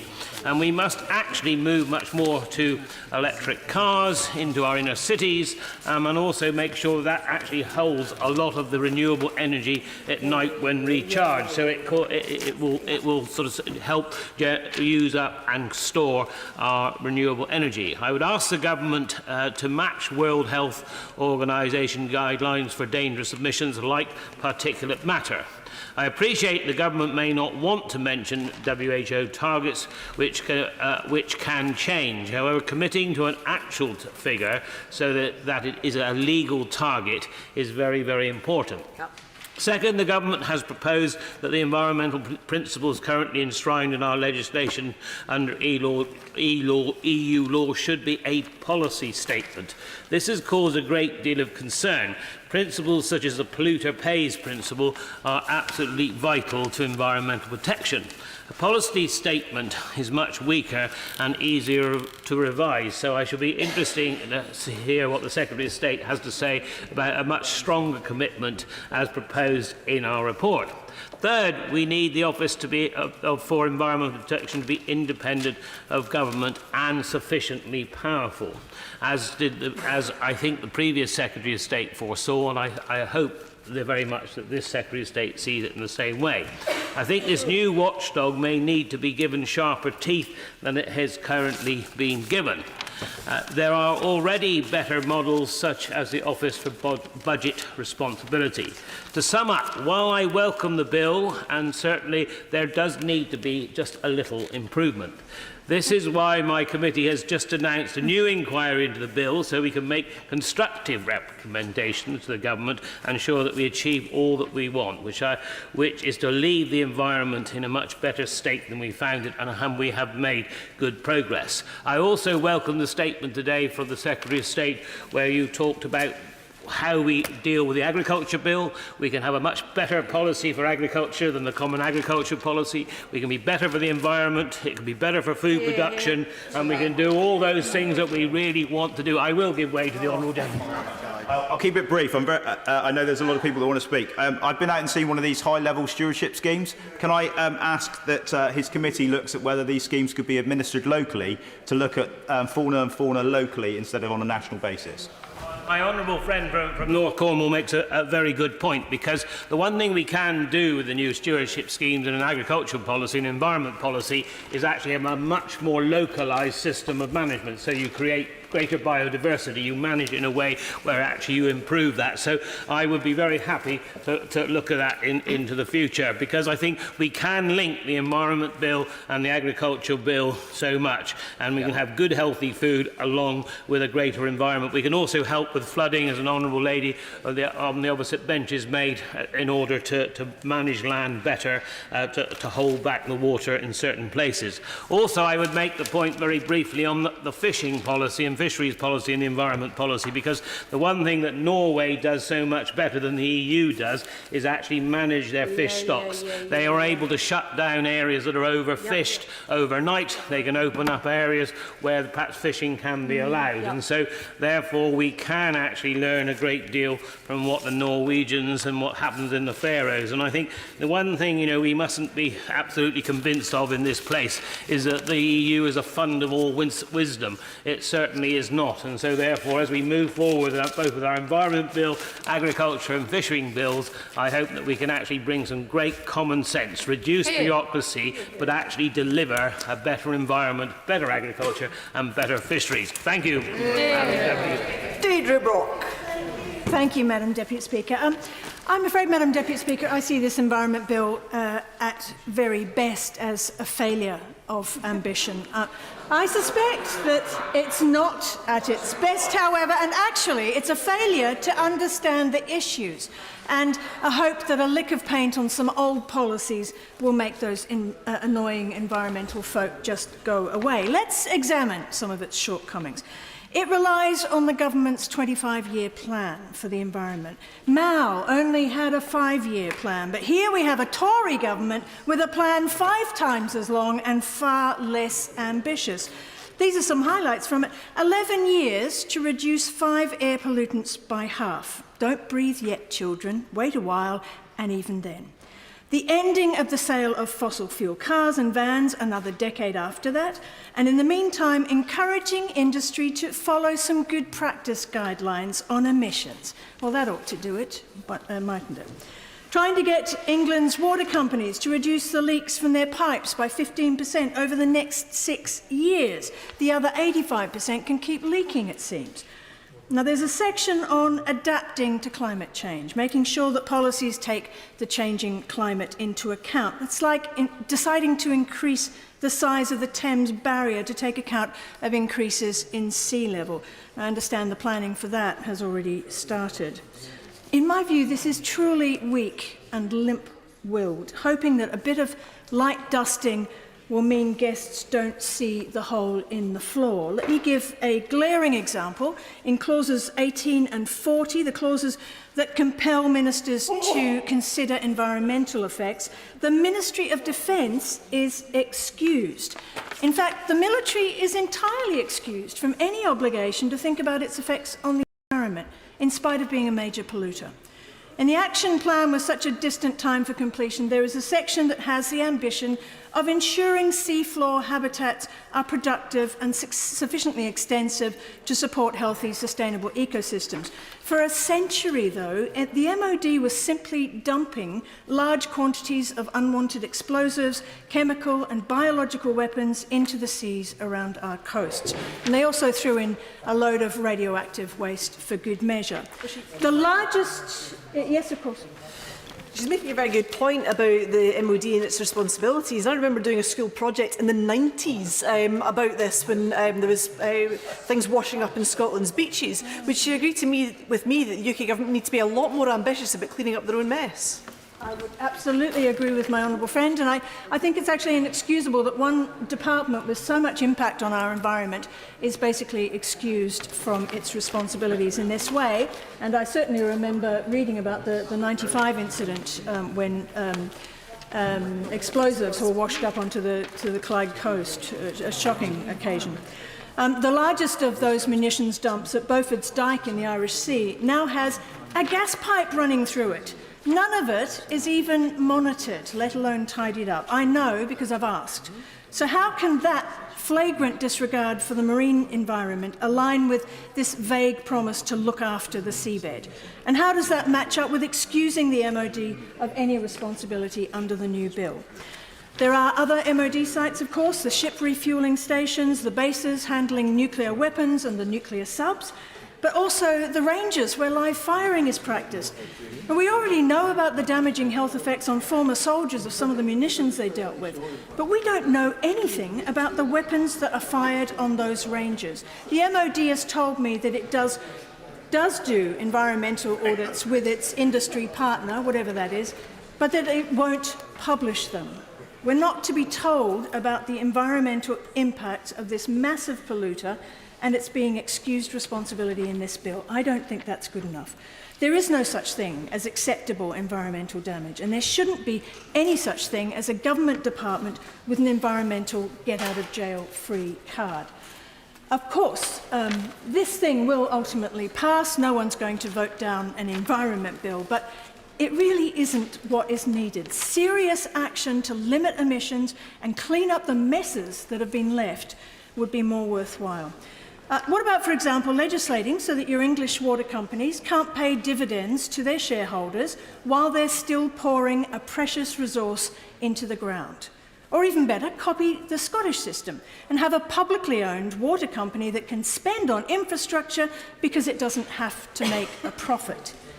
How about taking the power to close down companies that refuse to comply with best practice? How about telling them that their days of pouring pollutants into other people's air and water are over? No soft touch, play nicely, come along now, but more a you don't get to do this anymore. Here's another thought. What about refusing to allow the import of products that can be shown to have a poor environmental footprint? None of that is in this bill. There's some target setting in there, but no indication of taking any power which might allow those targets to be met. Just last week, Ofgem refused to allow a subsea cable to be laid from Shetland to the mainland to allow the output from a large wind farm to get to potential customers. That was refused on the basis that subsidies have been withdrawn by this government under its previous guises since 2010. Where is the provision in this bill that would put those subsidies back? Or, given that Shetland would like to press ahead anyway, force the provision of the connection to the grid? Where is the ambition? The creation of also the clunky and unwieldy Office for Environmental Protection is, frankly, a major disappointment too. Enforcement provisions which give weakness a bad name. Where are the prosecuting powers it needs? Where is its ability to act independently and develop the principles behind environmental law? There is nothing in this bill to protect the Aarhus Convention rights. Back in July of 2016, I asked the then DEFRA Secretary whether the UK would continue to abide by Aarhus after leaving the EU, and she replied, I quote, "Until we leave the EU, EU law continues to apply, so the UK continues to apply with EU law that implements obligations in the Aarhus Convention. The UK remains a party to the Aarhus Convention." In November last year, I asked the then DEFRA Secretary whether he plans to maintain compliance with the Aarhus Convention on access to information, public participation in decision-making and access to justice in environmental matters after the UK leaves the EU, and he replied, yes. So where are those commitments, and why aren't they in this bill? Will the Minister, will the Secretary of State, undertake to bring forward amendments that will satisfy those commitments? Can we be assured that there will be amendments tabled in the committee stage which will beef up the OEP? At least give the tiger a set of dentures if it's not going to have serious teeth. Some further questions I would like to ask just with regard to devolved issues. It would be very helpful for ministers to set out how they develop their thinking on the need for climate change measures and legislation to be covered by the OEP and how they decided this was needed. Also, whether Scottish ministers support the proposal and what consultation was undertaken with them prior to its inclusion. Can the Secretary of State set out what resource has been made available to date for the OEP? It's suggested that the OEP remit covers all UK climate change legislation. Are they proposing, is the government proposing it has oversight over Scottish legislation which is devolved? And if there is a need for a UK-wide approach to this, wouldn't that logically suggest that the remit for doing this be given to the Scottish Government, given it already has world-leading legislation and more ambitious targets in place? Seriously, surely this is something the UK Government should be considering. Just in closing, Madam Deputy Speaker, every member here will have had the same representations from environmental organisations that I've had. We all know they're not happy. There is no protection against regression in the bill, that they fear that legislation could be watered down in the future. I know that there will be armchair constitutional experts muttering into their port that one parliament can't bind another, but we all know that politics makes that a lie. We all know that confident, positive action arising from having the political will to deliver has a binding effect on future parliaments and governments. If it didn't, the NHS would have disappeared decades ago. Strong action now to protect and enhance the environment and repercussions for those who transgress will set a tone that a future government, a future parliament, would find hard to undo. We need to see changes in the way we see waste, no longer thinking that we'll deal with that when we come to it, rather more of the planning not to create it in the first place. A bit of government encouragement could do that. And can I just say lastly too that plastics are not the only waste we should be concerned about. I'm young enough to remember a time when aerosols were innocent cans people used every morning when most of the people never knew the damage the gases could do. We all can now, and the question is, what else are we blithely ignorant of as we go about our comfortable modern life? Cut the waste, do it in legislation, and do it now. Have courage. Take that courage in both hands and give us legislation that is fit for purpose. Do something stunning this year instead of something that could be described as stunningly stupid. Yes. Richard Benyon. I always think you get listened to better in this House if you can find something in what you say to be generous to the other side. And so I will be very generous in saying that I welcome this bill. I come straight from the West Berkshire Climate Conference, where nearly 300 people attended.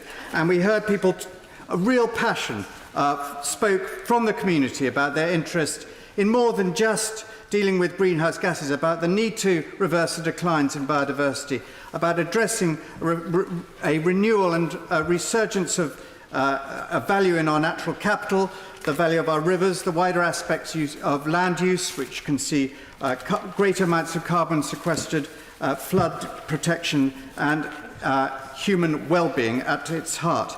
And so I see many positives in this bill. I like the sound of the biodiversity net gain. I like seeing the statutory footing, that is, putting the 25-year plan on the face of the bill, and the nature recovery strategies and many of the areas around waste and plastic.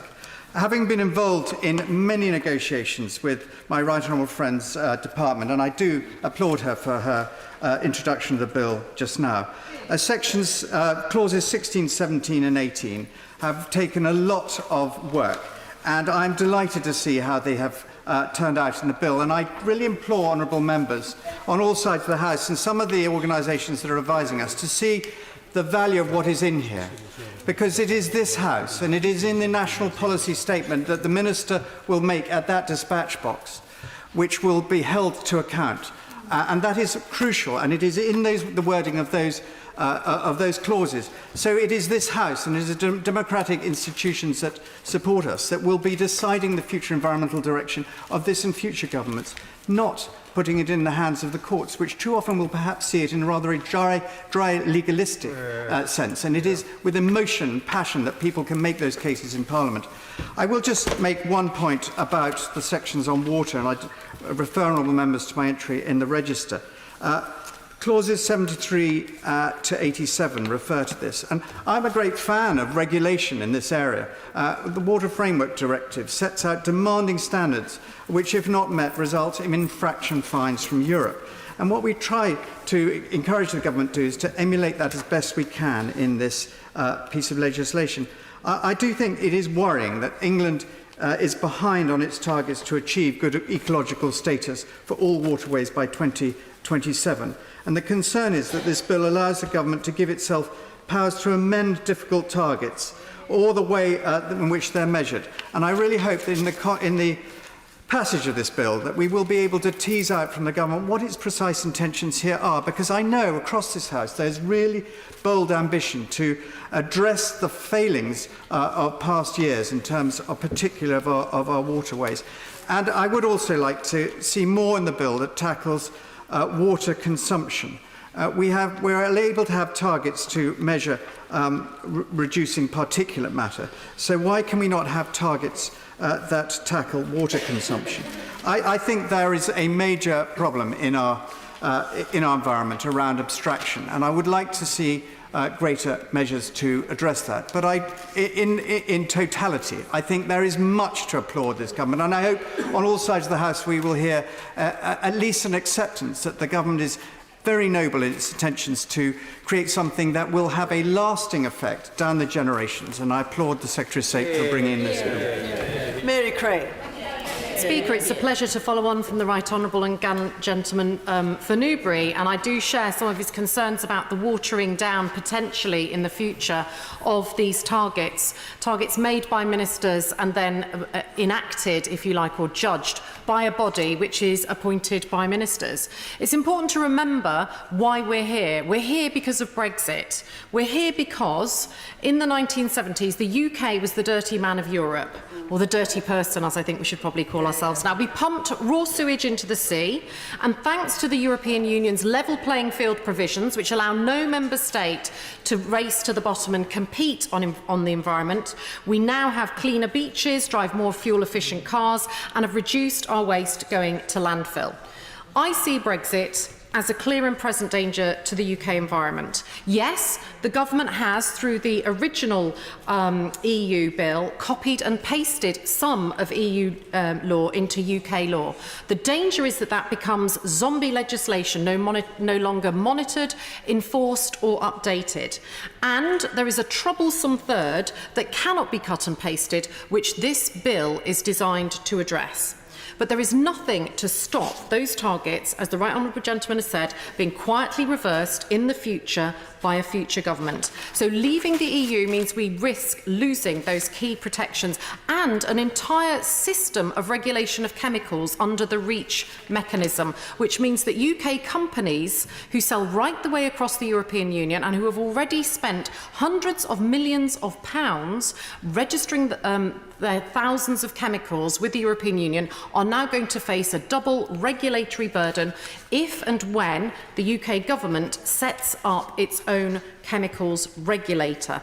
We know that food safety could be compromised and we could end up with higher pesticide residues in food if they're negotiated away to secure a trade deal with the United States. And we know that our farmers, the custodians of our environment, and I pay tribute to the amazing farmers doing such a brilliant job in Wakefield, face a triple whammy through loss of subsidies. The CAP subsidies are only guaranteed by this government to the end of 2022. I will give way. Thank you so much. I thank the honourable member for giving way. Many of the excellent farmers in my constituency of Brecon and Radnorshire are keen to do whatever they can to help the environment. Would you agree that the government should ensure that measures for protecting the environment are joined up with land management policies that support our farmers? I certainly agree wholeheartedly with her, and I pay tribute to the farmers in her constituents. We know how dependent they are on CAP subsidy for their income, and the Agriculture Bill, which members in this House spent many months debating, and the Fisheries Bill have both been frozen and then not carried over, so the government is resetting the clock on this. There are no guarantees post-2022 on what happens. What farmers know, I won't give way because I want to make some progress, is that, that they face tariffs and checks on their EU exports, and yet increased competition from countries with lower food, animal welfare and environmental standards. The previous withdrawal agreement, negotiated by the last Prime Minister, had a level playing field non-regression commitment, but this new withdrawal agreement bill presented by the Prime Minister and now withdrawn in some sort of deal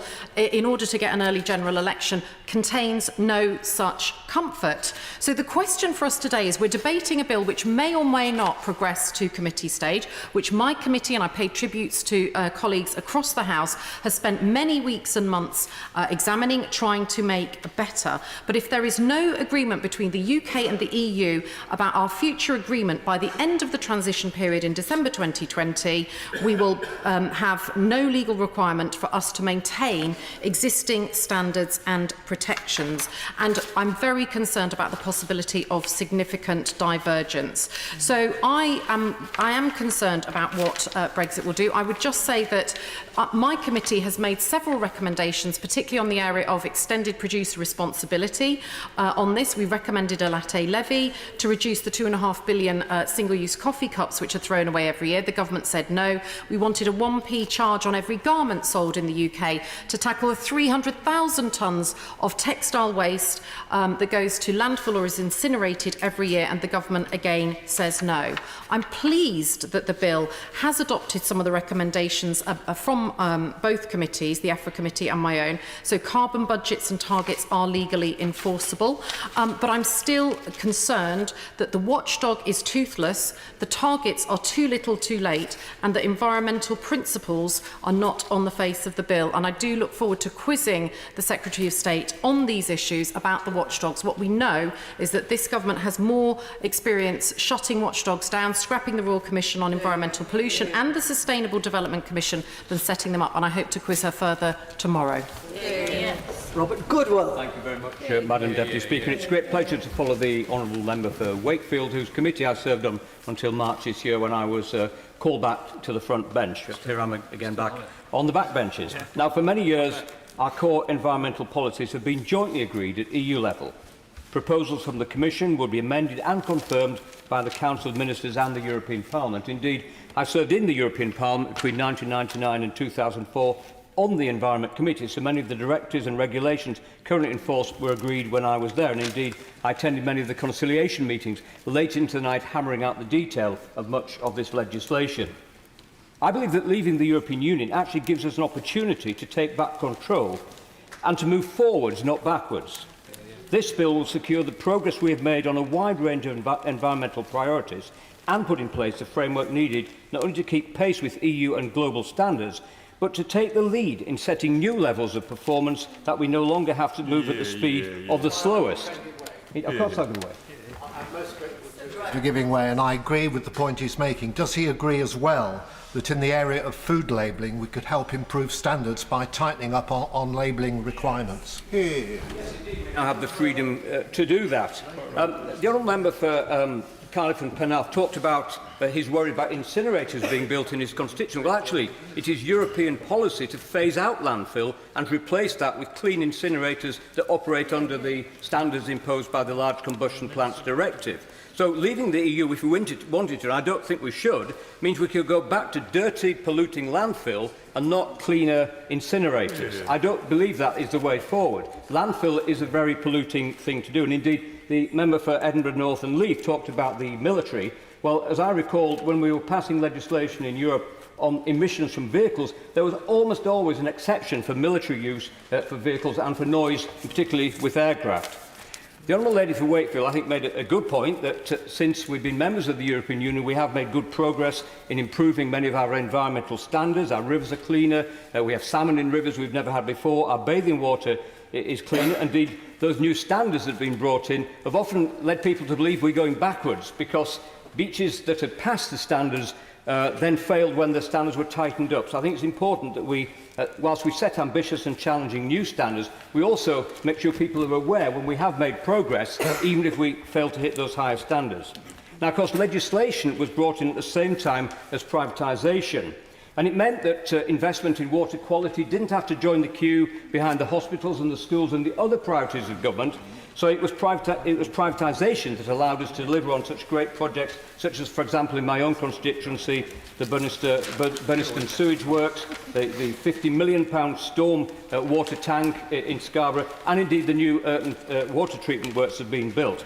The real risk to our water quality is not from leaving the EU, but from nationalisation, which would mean that, once again, investment in water quality, investment in these sort of resources would have to join the queue behind other priorities like the NHS. Yeah, well said, Robert.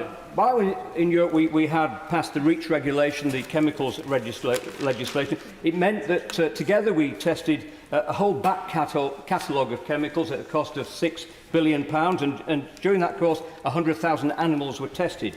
We must not alone have to redo all that work and test all those animals.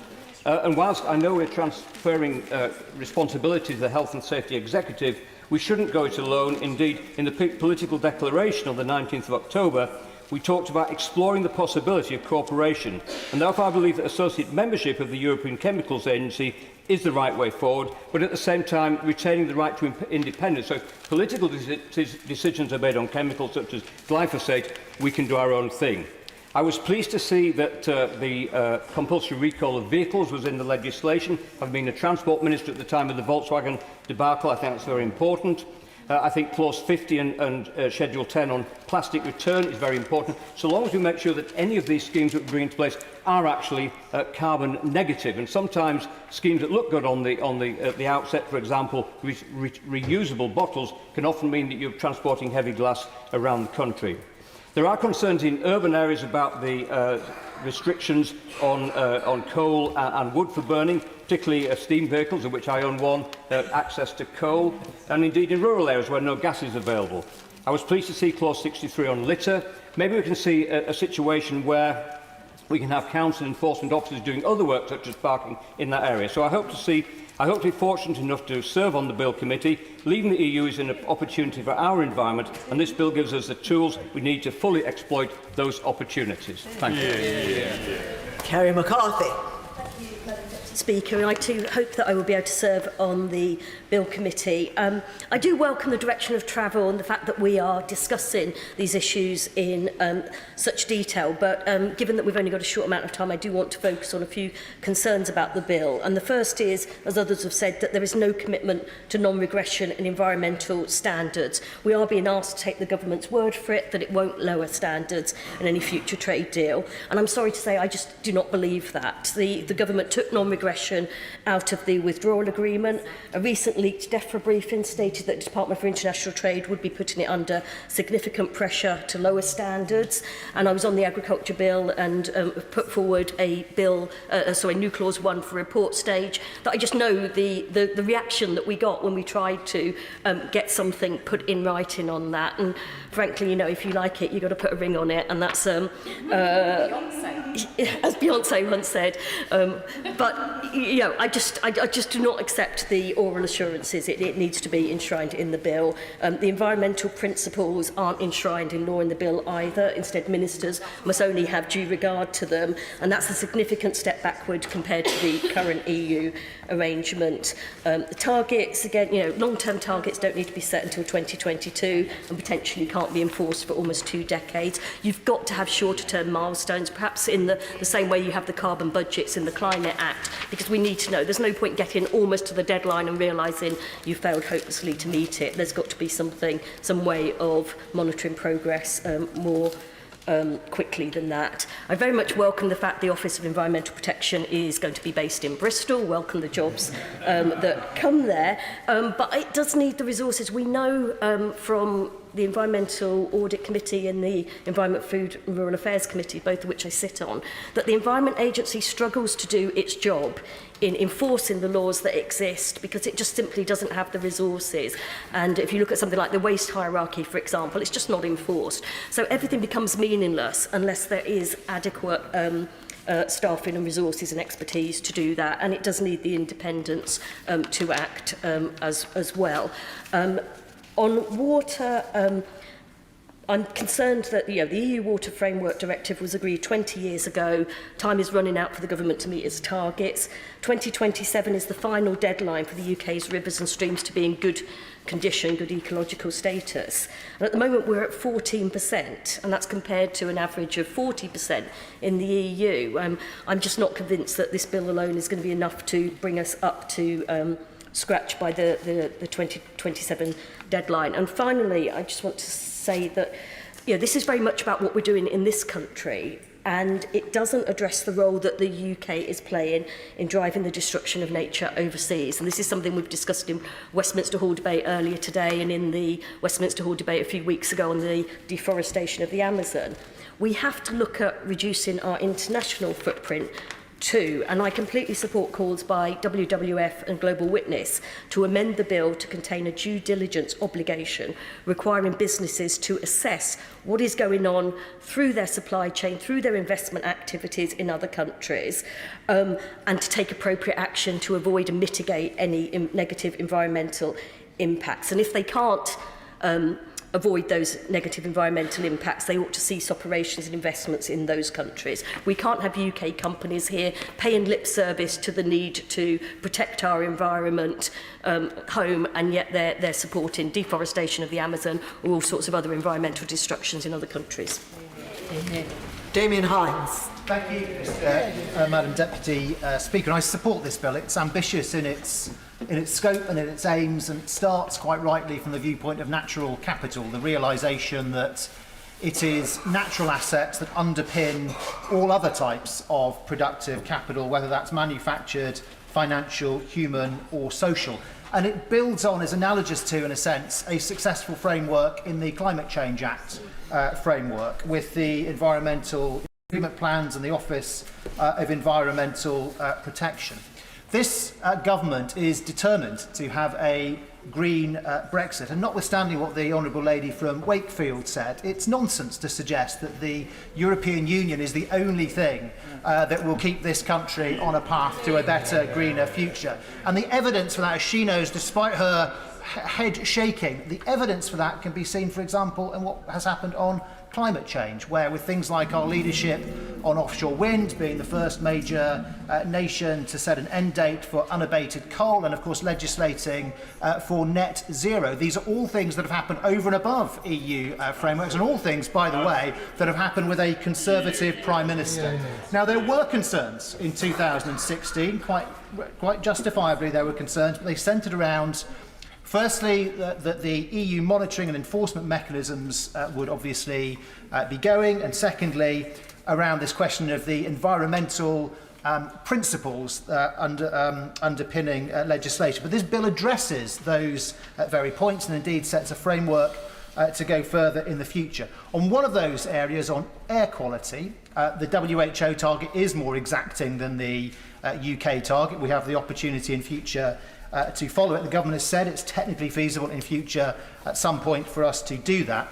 but it does have to happen at a credible pace. You can't just will the thing to happen. I hope during the course of the bill and beyond we can get more detail on how the government envisages that happening. On that point, I do, if you'll forgive me, because of the number of speakers.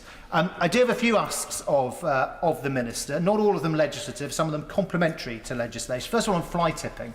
It's a huge cost for my constituency, not only because of the responsibility of landowners who have this stuff visited upon them, but actually also increasing the cost of putting in place gates and other infrastructure to try and prevent it. And I do hope we can see higher financial penalties and greater risk for the perpetrators, including the seizing of vehicles. Trees stand at the intersection between what we're trying to do on climate change, what we're trying to do on clean air, and the importance of the physical environment. And I very much welcome the provisions here on street trees, but there's so much more we could do. My own council has committed over time to planting 1 tree for every resident in the district. I wonder what incentives can be given to others.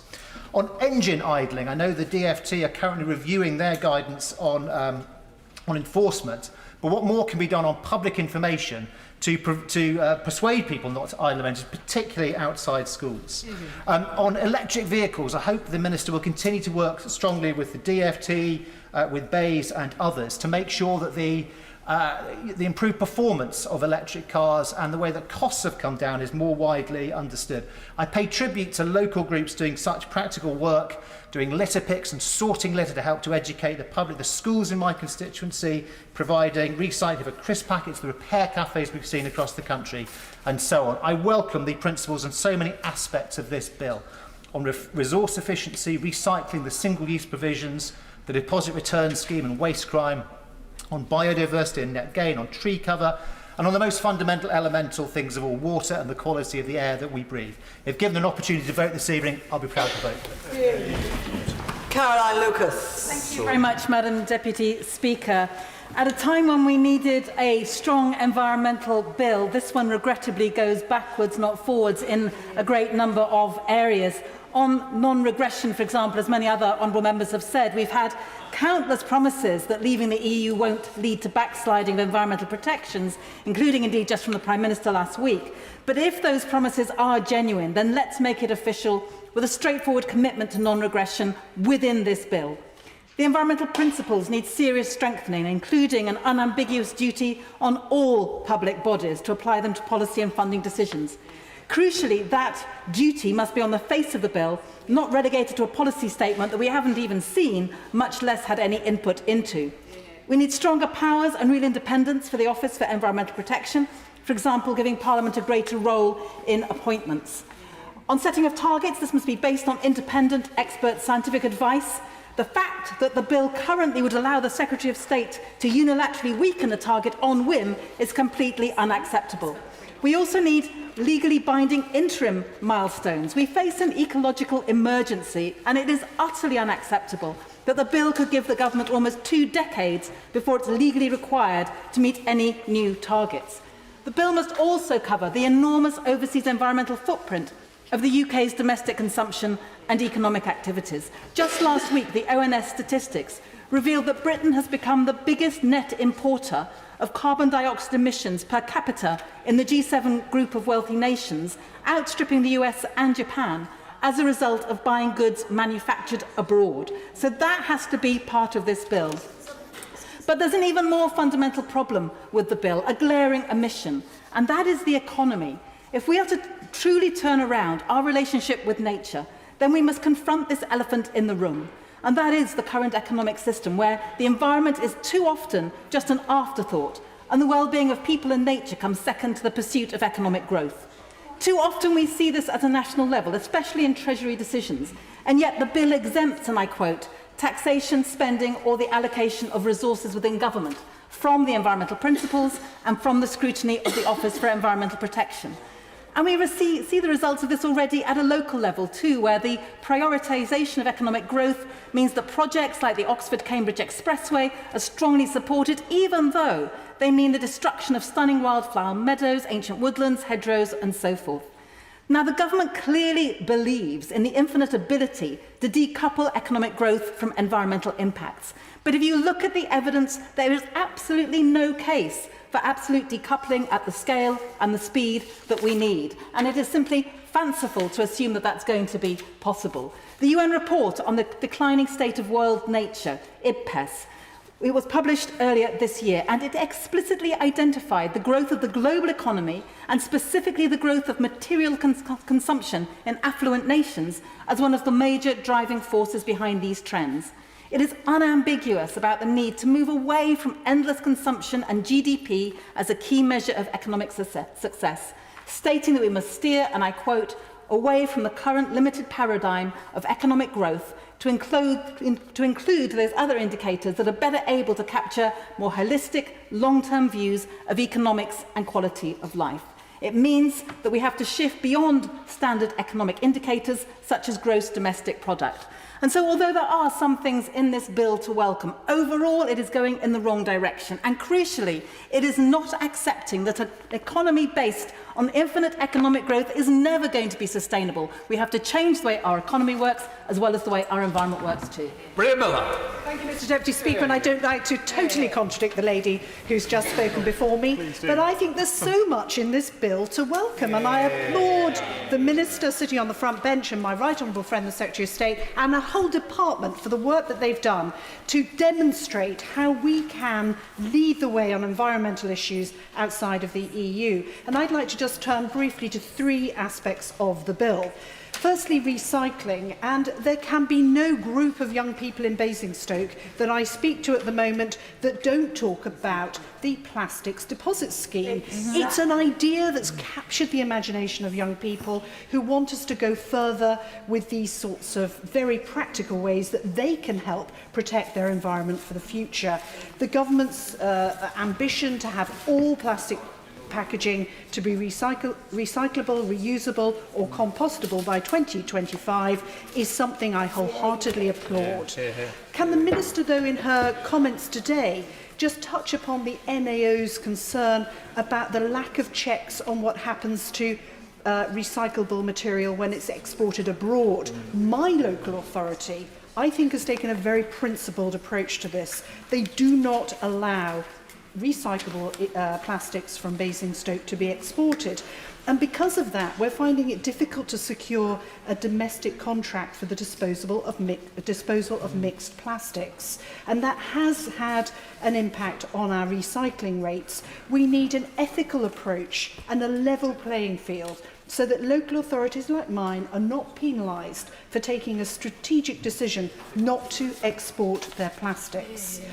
Mr Deputy Speaker, the second issue I was delighted to see in this bill is the issue of air pollution, something I've been campaigning on with my local authority for a number of years now. And I particularly applaud the fact that there's a long-term target around particulates in the air. Now, this affects the climate, we know, but it also affects the health of our constituents more directly. And I would urge the government to look specifically at the British Lung Foundation's proposals for tailored interventions around schools and nurseries. And Mr Deputy Speaker, they should look no further than Basingstoke for a way forward on this, and indeed Hampshire, because Hampshire County Council is taking a lead with the Hampshire My Journey project, going into schools to raise awareness of the impact that idling of engines can have on air quality outside of schools. And indeed the Clear the Air campaign in Basingstoke to stop idling in any area that might create an increased level of pollution. Now, this isn't because we have pollution problems in Basingstoke, it's because we want to avoid those problems from getting started in the first place. And I would urge the Minister to keep a close eye on the impact of these campaigns. When it comes to water supply, I welcome the measures in the bill to encourage transfers between regions rather than over-abstraction, which damages wildlife. There is a significant cost associated with this, though, and I'd urge the Minister to be clearer on how that's going to be met. In terms of a conclusion, Mr Deputy Speaker, the bill is about what we can all do to help tackle environmental issues in our constituencies. And I take one very small example from my own constituency. Back in 2007, a water cycle study identified a significant problem with water pollution in the River Loddon. As a result of fantastic work by Thames Water, our local environment agency, our catchment partnership, and others, we've managed to tackle that through groundbreaking technology to now have a step change in our water quality because local people have acted and local people have cared. Thank you. Neil. Thank you very much, Mr. Deputy Speaker. Our environment is the most important resource that we have. No amount of money or social capital can replace the rivers we rely on for irrigation and water, the soil we need to grow food, and the air that gives us life. So we need to get this bill right if we want to look our children and our grandchildren in the eyes and truly say we've left them with a better future through our actions. Under this bill, the government could sit on its hands for 3 whole years before setting legally binding long-term environment targets that would be due at the very least 15 years after the target was set. Why is there a need for such a long delay? There is a need to get these targets right, but time is fleeting in the race to save our environment. And in many cases, the earlier action is taken, the less work is needed overall to hit environmental goals in long-term strategies. Can the Minister tonight confirm that the government plan to bring forward targets far before then, and certainly so that we're not left with no environmental targets when we leave the transition period? Even if the government misses its own targets, the enforcement method mooted to replace the EC in judging the government on its environmental record is not fit for purpose. A letter by the EAC chair, the Honourable Wakefield, who's not currently in her place, highlighted how little progress had been made to deal with the concerns raised by both EFRA and the EAC around the lack of independence of the proposed Office for Environmental Protection and its legal enforcement powers.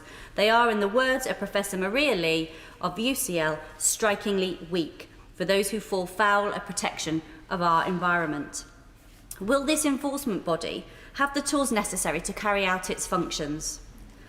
When a report by Unchecked highlighted the slashing of the Environment Agency budget by over 60% under Lib Dem and Conservative austerity governments, resulting in an 80% drop in prosecutions despite weekly serious pollution incidents, can I ask the Minister if they share the concerns of the IFG and Prospect that the current funding mechanism could leave their proposed Office for Environmental Protection similarly vulnerable to underfunding by governments who simply want to avoid environmental scrutiny?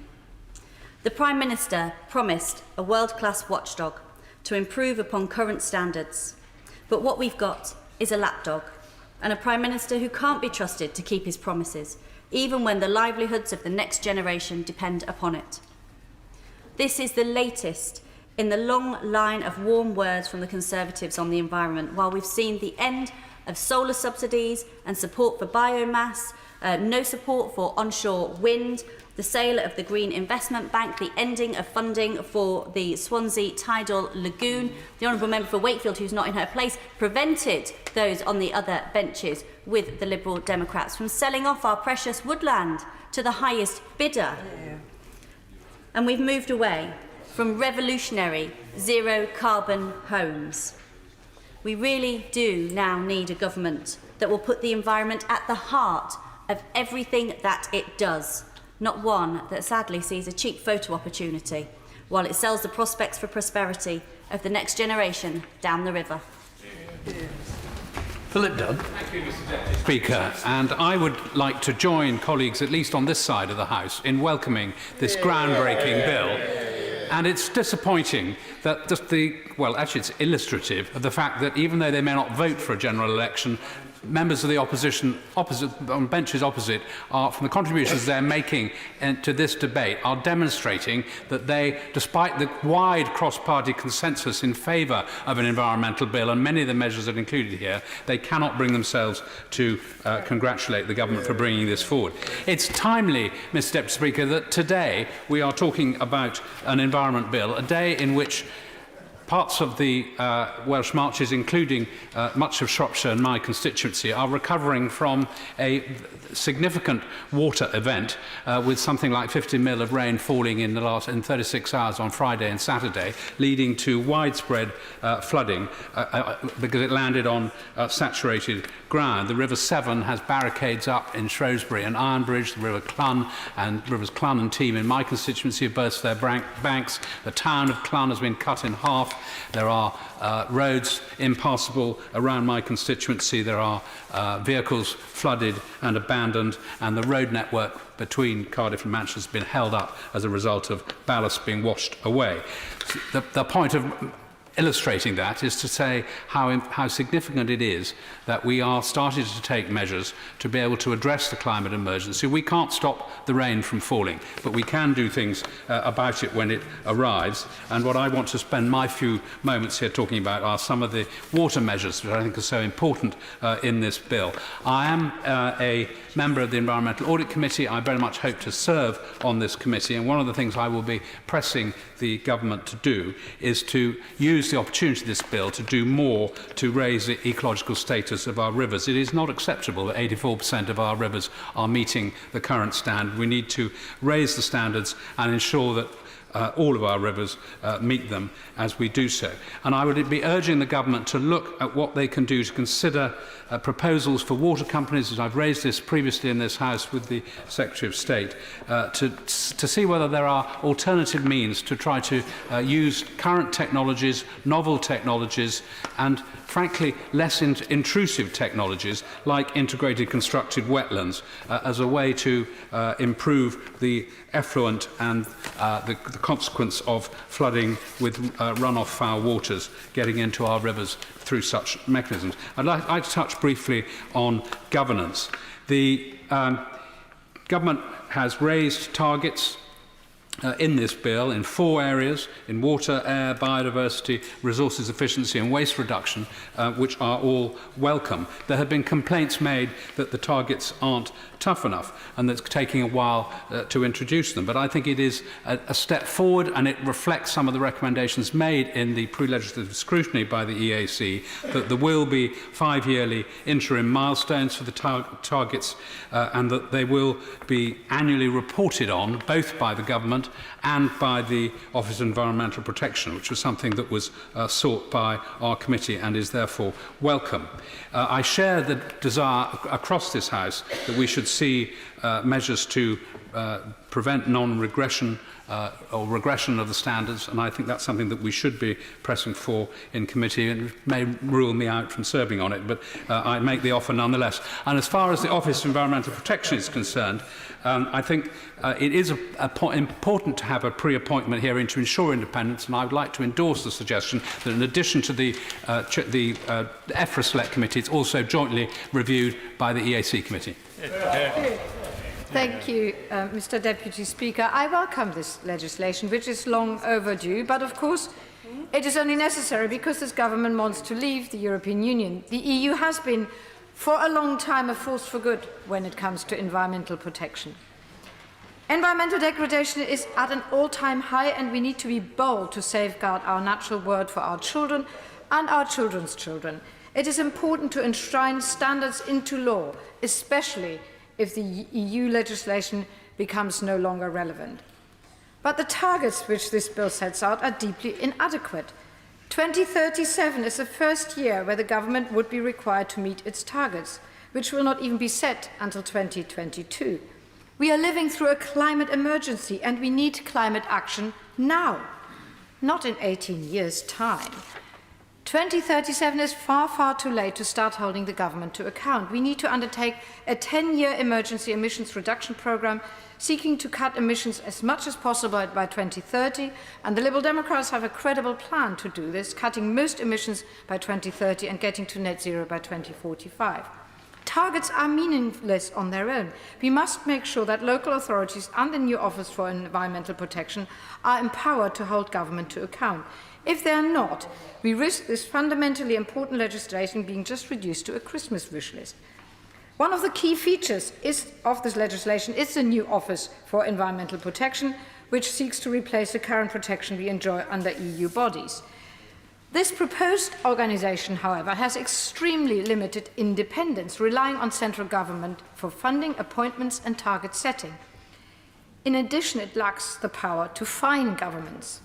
It is a toothless version of our current provisions, which come from the EU and can hold the governments to account through hefty fines. And this is exactly what happened with the air pollution problems. Only when Client Earth came along and actually threatened to fine the government did this government finally get into action. This government's fixation on leaving the EU will cause untold damage. We are facing a true climate emergency and our environment is in the firing line. Now is not the time to actually abandon international cooperation.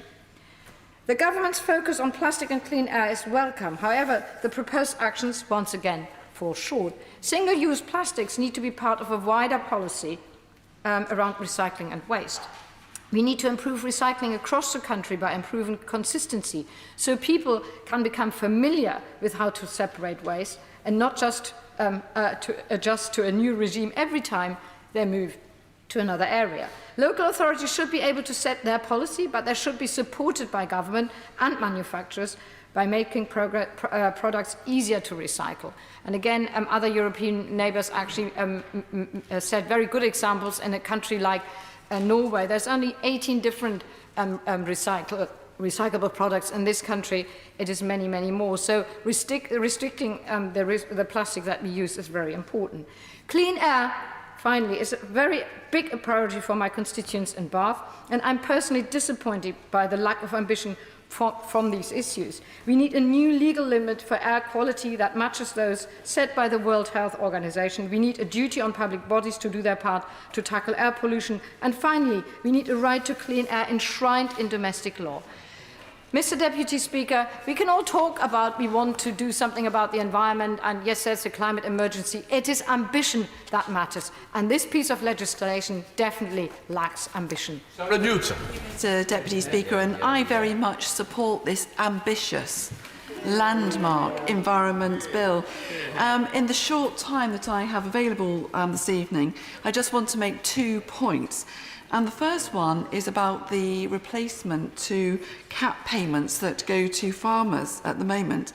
Because obviously farmers play an incredibly important role in the stewardship of our natural environment. And I'd like to see those replaced with much more straightforward financial payments to landowners, incentivising carbon sequestration and improving water management and quality. Focusing on these 2 areas will lead to healthier soils, better quality, more nutritious food and nature recovery.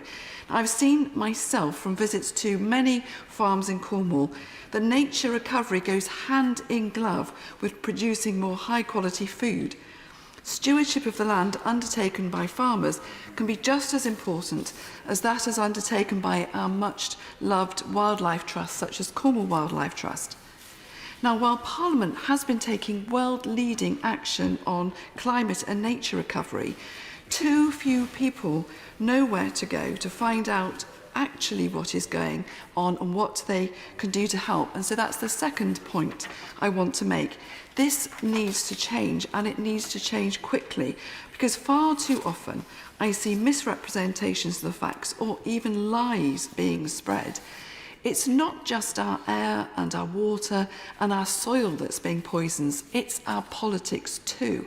Now, information is power, and the government needs to invest in easily accessible, independent and expert information on what action is being taken across all sectors of society to deliver our net zero targets and our new nature recovery targets.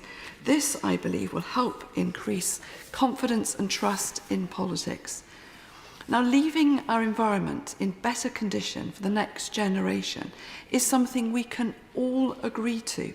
And in the creation of the groundbreaking 2008 Climate Change Act, this House came to a radical consensus.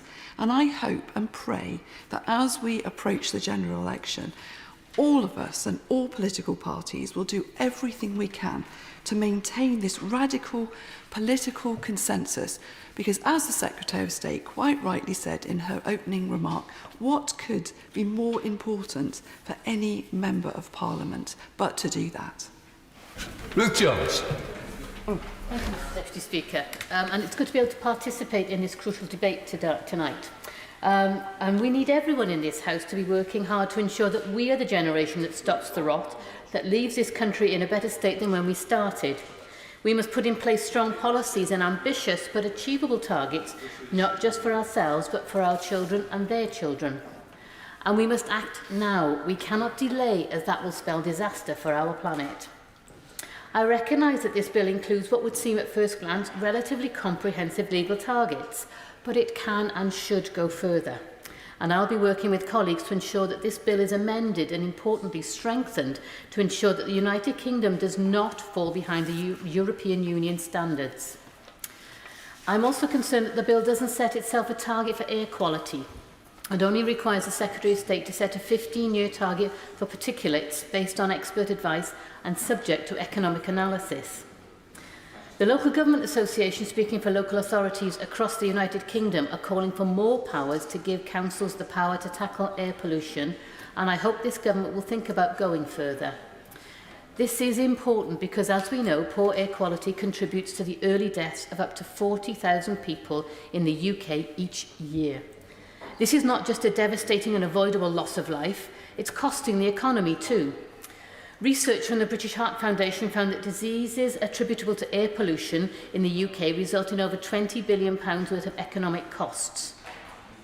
Now, tonight I'd like to pay particular tribute to all the children and young people across the United Kingdom who are speaking out and standing up for action to protect our environment and their future.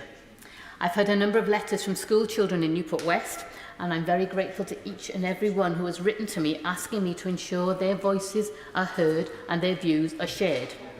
It was also good to meet with local members of Extinction Rebellion to talk about how we can do more to mitigate against climate change at a constituency level. On recycling, the UK is set to miss its target of achieving 50% recycling rates by a country mile. This is evidence that this government has failed to provide the rapid response required to tackle the environment and climate change emergency. We've had enough of the hot air, now it's time to deliver. Let me just mention here that in Wales we're currently working towards a 70% recycling target of household waste by 2025. And Mr Deputy Speaker, we are well on track to achieving this. It's an ambitious target, but if we all work together we can achieve it. Wales is leading the way, and it would be good to see England following. I will give way. I thank the Honourable Lady for giving way. She's talking about targets. Unfortunately, in Scotland, we've missed the landfill target that was set back in 2012. So does she agree with me that actually the new the Office for Environmental Protection should have a UK-wide reach with the powers to share best practice from all parts of the UK and make sure standards and our international obligations are met? I do thank the Honourable Member for his point, and that's an excellent point, and I think hopefully the government will take on board that point. Important stakeholders such as Greenpeace UK, Friends of the Earth and Asthma UK are all disappointed at the limitations of the bill as it stands. A recent RSPB State of Nature report states that the UK is among the most nature-depleted countries in the world. The Environmental Audit Committee, on which I sit, has called the bill a missed opportunity for taking a holistic approach to environment and climate change, placing them at the heart of government policy. I share their disappointment at the short-sighted, limited approach the government has taken with this bill. We had the opportunity to be truly groundbreaking with this environment bill and show bold leadership to the rest of the world. Instead, it looks like we're trying to minimise climate change on the cheap. This is demeaning and also lets down the future generations. Our country finds itself at a hugely important junction, and I welcome the fact that we are discussing these incredibly important issues, and I look forward to playing my role in helping strengthen this bill and ensuring we have the sort of legislation that we can take to our communities and deliver for our constituents now and into the future. Derek Thomas. Mr Deputy Speaker, thank you. I'm not sure what your plans are, Mr Deputy Speaker, in the next few weeks. You may be busy. But can I invite you to West Cornwall, where you'll find areas of outstanding natural beauty, triple SIs, nature reserves, special protection areas and marine conservation zones. on the dozen, and they're on the increase. And they're not on the increase because of European legislation. They're on the increase because of DEFRA and because of the work of Natural England and other fantastic organisations that are working because there is an appetite to protect further our beautiful part of the world. I welcome the Environment Bill for these reasons, and I especially welcome the nature recovery. And I just want to, there's been so many good things said this evening, I'm not prepared to repeat them all or willing to, but I do want to raise a few points for things that are particular to my constituency, such as the Cornish chough. Back in 2016, a review of special protected areas found that for the Cornish chough and for the chough across the UK, the special protected areas were inadequate. So I'd love for the Secretary of State to have a look at that to make sure that the Cornish chough that is already in good recovery can have ample opportunity to recover further, which actually really requires grazing land. So we need to be very careful as we progress our decarbonisation that we don't get rid of cattle altogether. Also, the Manx shearwater. I'm the species champion for the Manx shearwater, a bird, a ground nesting bird that has recovered remarkably on Scilly because we've been able to cull rats and get rid of litter. So the work to get rid of plastic and other litter and to continue to fund, and I'd welcome the Secretary of State to look at how we can fund these kind of recovery programmes, because the Manx shearwater provides an excellent example of communities working together with the proper funds. Thank you very much, Mr Deputy Speaker. Constituents of all ages tell me of their concerns on the environment, climate change, plastics, water and recycling, wildlife habitats, and noise from planes, neighbours and cars. I can see no mention of noise in the bill, and I think this is a worrying omission. But because I've got limited time, I'm focusing on one issue of particular local concern, and that's air quality. It causes early deaths and spikes of emergency calls and acute illness on days when air pollution is bad. It's a major issue in my constituency, where we're on major roads running between London and Heathrow, which has inadequate public transport and an over-dependency on car travel. More than 38 million people live in areas where air quality breaches legal limits, and we are among those. We're also seeing concerns about the air pollution from aeroplanes overhead. There's not yet enough data, but that does concern many of my constituents. Now, the Central Office of Public Interest has a postcode-linked website which shows nitrogen dioxide air pollution levels using data from King's College London. The tool shows that my home in the middle of my constituency has significant air pollution from nitrogen dioxide with an annual average of 36 micrograms per cubic metre, which is just under the WHO legal limit of 40. And this allegedly leads to an 11% increased risk of disease-related mortality for me and my family. By the way, here in Westminster, we're exposed to almost 49 micrograms. The London Mayor, Sadiq Khan, has been taking the lead on air pollution. By taking action and introducing ultra-low emission zones, we've seen a 35% cut in nitrogen dioxide emissions, with over 13,000 fewer polluting cars in central London. He's commissioned zero and low emission buses on the fleet, which has seen a significant cut in NO2 emissions on Chiswick High Road. He's launched a £25 million car scrappage scheme so individuals can trade in dirty and polluting vehicles. And due to his package of air quality measures, the number of schools in London in illegally polluted areas are going to reduce from over 450 to zero by 2025. Mr Deputy Speaker, if only we could see the government take such a bold approach and not just leave it to local authorities who are faced in this bill with being required to do more with ever less money. Now, one example that the government could take to address both NO2 and fossil fuel emissions, as well as carbon emissions, would be to encourage a shift from fossil fuel to electric vehicles in a robust way, and possibly even more, support people out of cars and onto e-bikes, as in France and Germany, where e-bike sales have shot through the roof. But, Mr Deputy Speaker, this Environment Bill offers neither bold and meaningful action to help my constituents.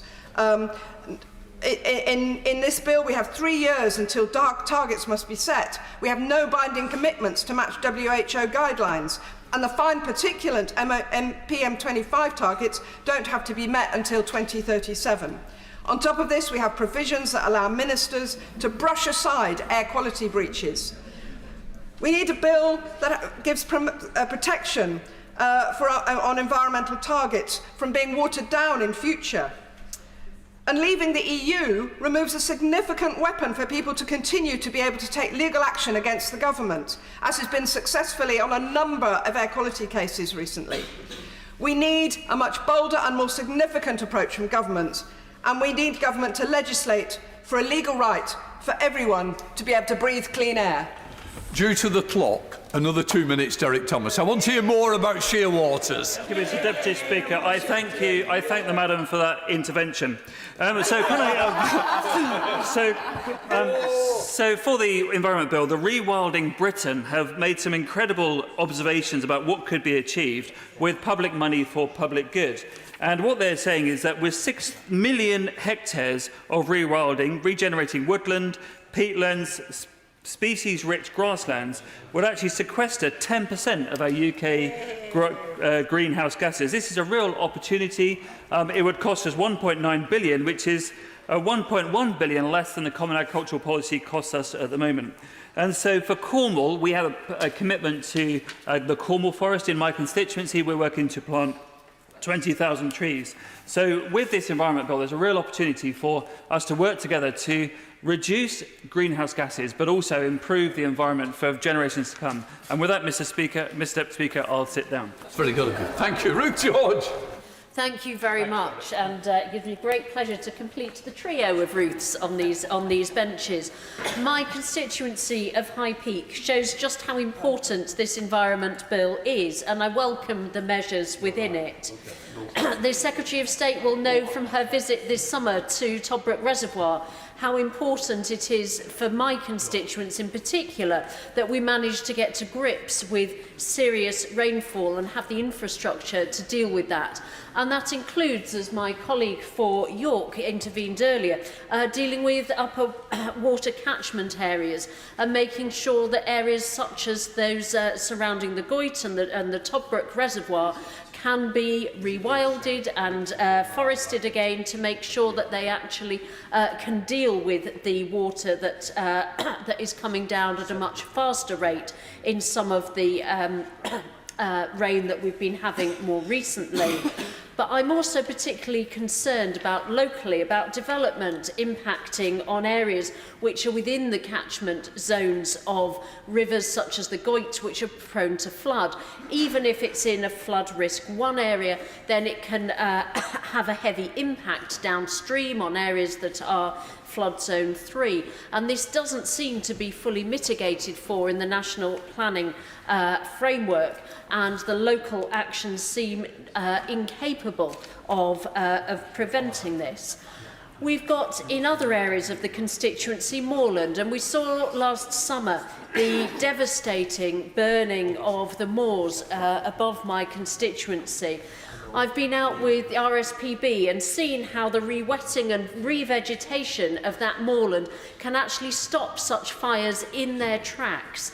And I commend the work that Moors for the Future have been doing for many years, using funds largely from the European Union to make sure that they have revegetated square kilometres of our moorlands, which were previously bare peat, emitting carbon and not sequestering it again. So I hope that within this bill we will be able to look at measures which can make sure that that work can continue, but also that we can take action on grouse moors, which are some of the least diverse areas for wildlife, where we have very serious concerns about the protection of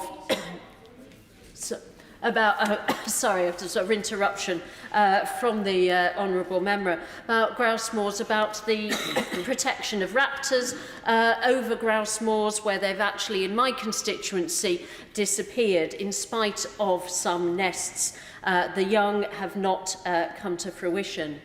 But as well as the uplands, we also see the towns and the lowlands. And within some of my towns, we have asthma a third higher than the UK average, COPD 50% higher, because we've got areas of high traffic congestion, roads and traffic that travel through valleys, And in spite of having a clean air zone in Greater Manchester, we are concerned, being on the edge of that city, that polluting vehicles will then travel more within the areas of high peak that actually already see very high levels of fuel emissions. And so it's important that we have a UK-wide strategy, targets and action on clean air, making sure that, that there's real consequences for a failure to meet those targets, and the funding in place, which there isn't for Greater Manchester, to support the cleaning up of our diesel vehicles. Jane Keegan. Thank you, Mr Deputy Speaker. There is no doubt that the UK is leading the world when it comes to tackling climate change, and this bill allows the government to map out our path to be net zero by 2050. And progress is so important, as issues like air quality are really impacting people's lives today. The World Health Organisation's advice is that the annual average particulate matter should not exceed 10 micrograms per cubic metre. And in Chichester, I was shocked to learn that we averaged 9.09 in 2017. Now, for those of you who don't know Chichester, we're a very protected area. 66% of the constituency is protected either via AONB in the coastal area to the south or the South Downs National Park. So despite this, my constituency ranked 268th worst in the UK for air quality. So we do need more to clean up our air. And whilst I welcome the devolution of environmental protection plans, the national guidance needs to take into account the local environment. For example, Midhurst in my constituency is a small town in the heart of the South Downs. The area has poor air quality due to traffic and has failed indicative nitrogen oxide tests since 2015. Now the council are implementing air quality management areas and a much needed action plan is in place. However, the levels to meet this requirement are too high for rural areas. Therefore, moving forward, I hope the government will lower the thresholds required to get designation for rural areas. I'm very happy to give way. One of the reasons for her high poor air quality levels could well be the A27, which I know is the plight of many people in her constituency, and similarly Junction 9 of the M3 in my constituency, where it seems counterintuitive to do road change plans, but actually to see traffic flow properly would increase the air quality because it wouldn't be sitting idling and pummeling through the residential areas. Yes, I completely agree. I completely agree. And the A27 and the junction on the M3, where you've got huge road blockages in traffic flow, that needs to be sorted out. And I hope the 25 billion that's being invested in road infrastructure will address both of those issues and both of those roads. Chichester is also famous for its harbour, and the Conservancy led by Richard Craven do a fantastic job. However, despite their efforts, there are still concerns about water quality. Therefore, I hope the Secretary of State will use the powers given in this bill to work with industry to address issues like sewage water leaching and storm drain discharge into pristine marine environments. And I hope she will work with boating communities like mine to better develop a network of wastewater collection sites for leisure boats, as boats releasing sewage directly into our waterways increases harmful bacteria and nitrate levels. And Chichester Harbour's importance is not just about biodiversity. A recent analysis by the RSPB has shown areas like the Harbour and Pagham Nature Reserve, which are also in my constituency, are massive carbon sinks, up to 310 tonnes per hectare. Therefore, maintaining these carbon-rich natural environments to a high standard not only benefits nature, but also helps us mitigate climate change. This bill rightly brings forward the ability of the Secretary of State to withdraw water abstraction licences in an effort to protect the natural environment after 2028. And this is vital to protect biodiversity, especially in times of water shortage. And can I urge the Government to continue and further develop a water resource management grant scheme so growers and farmers are less reliant on water sources from their surrounding environment, and as a nation we are resilient in times of drought. This bill brings a sense of hope. It is the foundation from which we can develop a comprehensive environmental policy that will enable us to meet our net zero target. The sooner we act, the sooner we can become a world-leading net zero economy. Thank you. Vicky Ford. Thank you very much, Mr Deputy Speaker. We only have one planet and we must leave it in a better shape than how we found it. We all know what we need to do, tackling the greenhouse gas emissions that lead to climate change, tackling the loss of habitat that is driving out our wildlife and bird life, tackling the pollution in our air and water, and reducing waste and plastics. But what many people don't know is what we are doing, leading the world in cutting emissions, leading the world in committing to net zero, leading the world in the passion to eradicate coal and deliver renewables, especially offshore. Our tiny island has committed that we will protect a third of the world's ocean. We in Britain are leading the global effort to protect the poorest countries from climate change. There is much to be proud of. But of course there's more that we can do, and this bill will mean that when it comes to emissions, the targets we set will be met. It will mean that there is a step change in how we deliver clean water, clean air, deal with traffic problems like the Army and Navy roundabout in Chelmsford that is creating so much pollution. And in areas like Chelmsford, where builders are delivering the homes we humans need, they're also going to have to now deliver the homes that our animals and our wildlife and our bird life need. And many people have spoken about planting trees today. May I commend the great work of the Bewley Park development in Chelmsford, set under the Conservative leadership of the local council, where 90,000 trees, whips and shrubs were planted. And because the Minister is in her chair, can I just remind her that now 595,000 people have signed the petition asking for hedgehog highways, so that where we have new developments, the gardens will let the hedgehogs in and not lock them out. And finally, on plastic pollution, this bill will allow us to take on the scourge of plastic waste, which is choking our rivers, our seas, our oceans. I was delighted this autumn when I took part in my own river clean-up in Chelmsford to notice that the amount of rubbish people had thrown by the river and in the river has reduced since people became aware of this, but they want us to do more. By making the producers pay for the damage their products cause, we can end a throwaway society, make sure that products last longer, are more reusable, are more repairable, are more easily recycled. And as far as all the people, and especially the school children in Chelmsford I meet, are concerned, the deposit return scheme for plastic bottles cannot come soon enough. Thank you. Thank you, Mr Deputy Speaker, and it's a pleasure to speak on a subject which I hope transcends party politics to some extent, and which where consensus, at least in the underlying principles, can be assumed.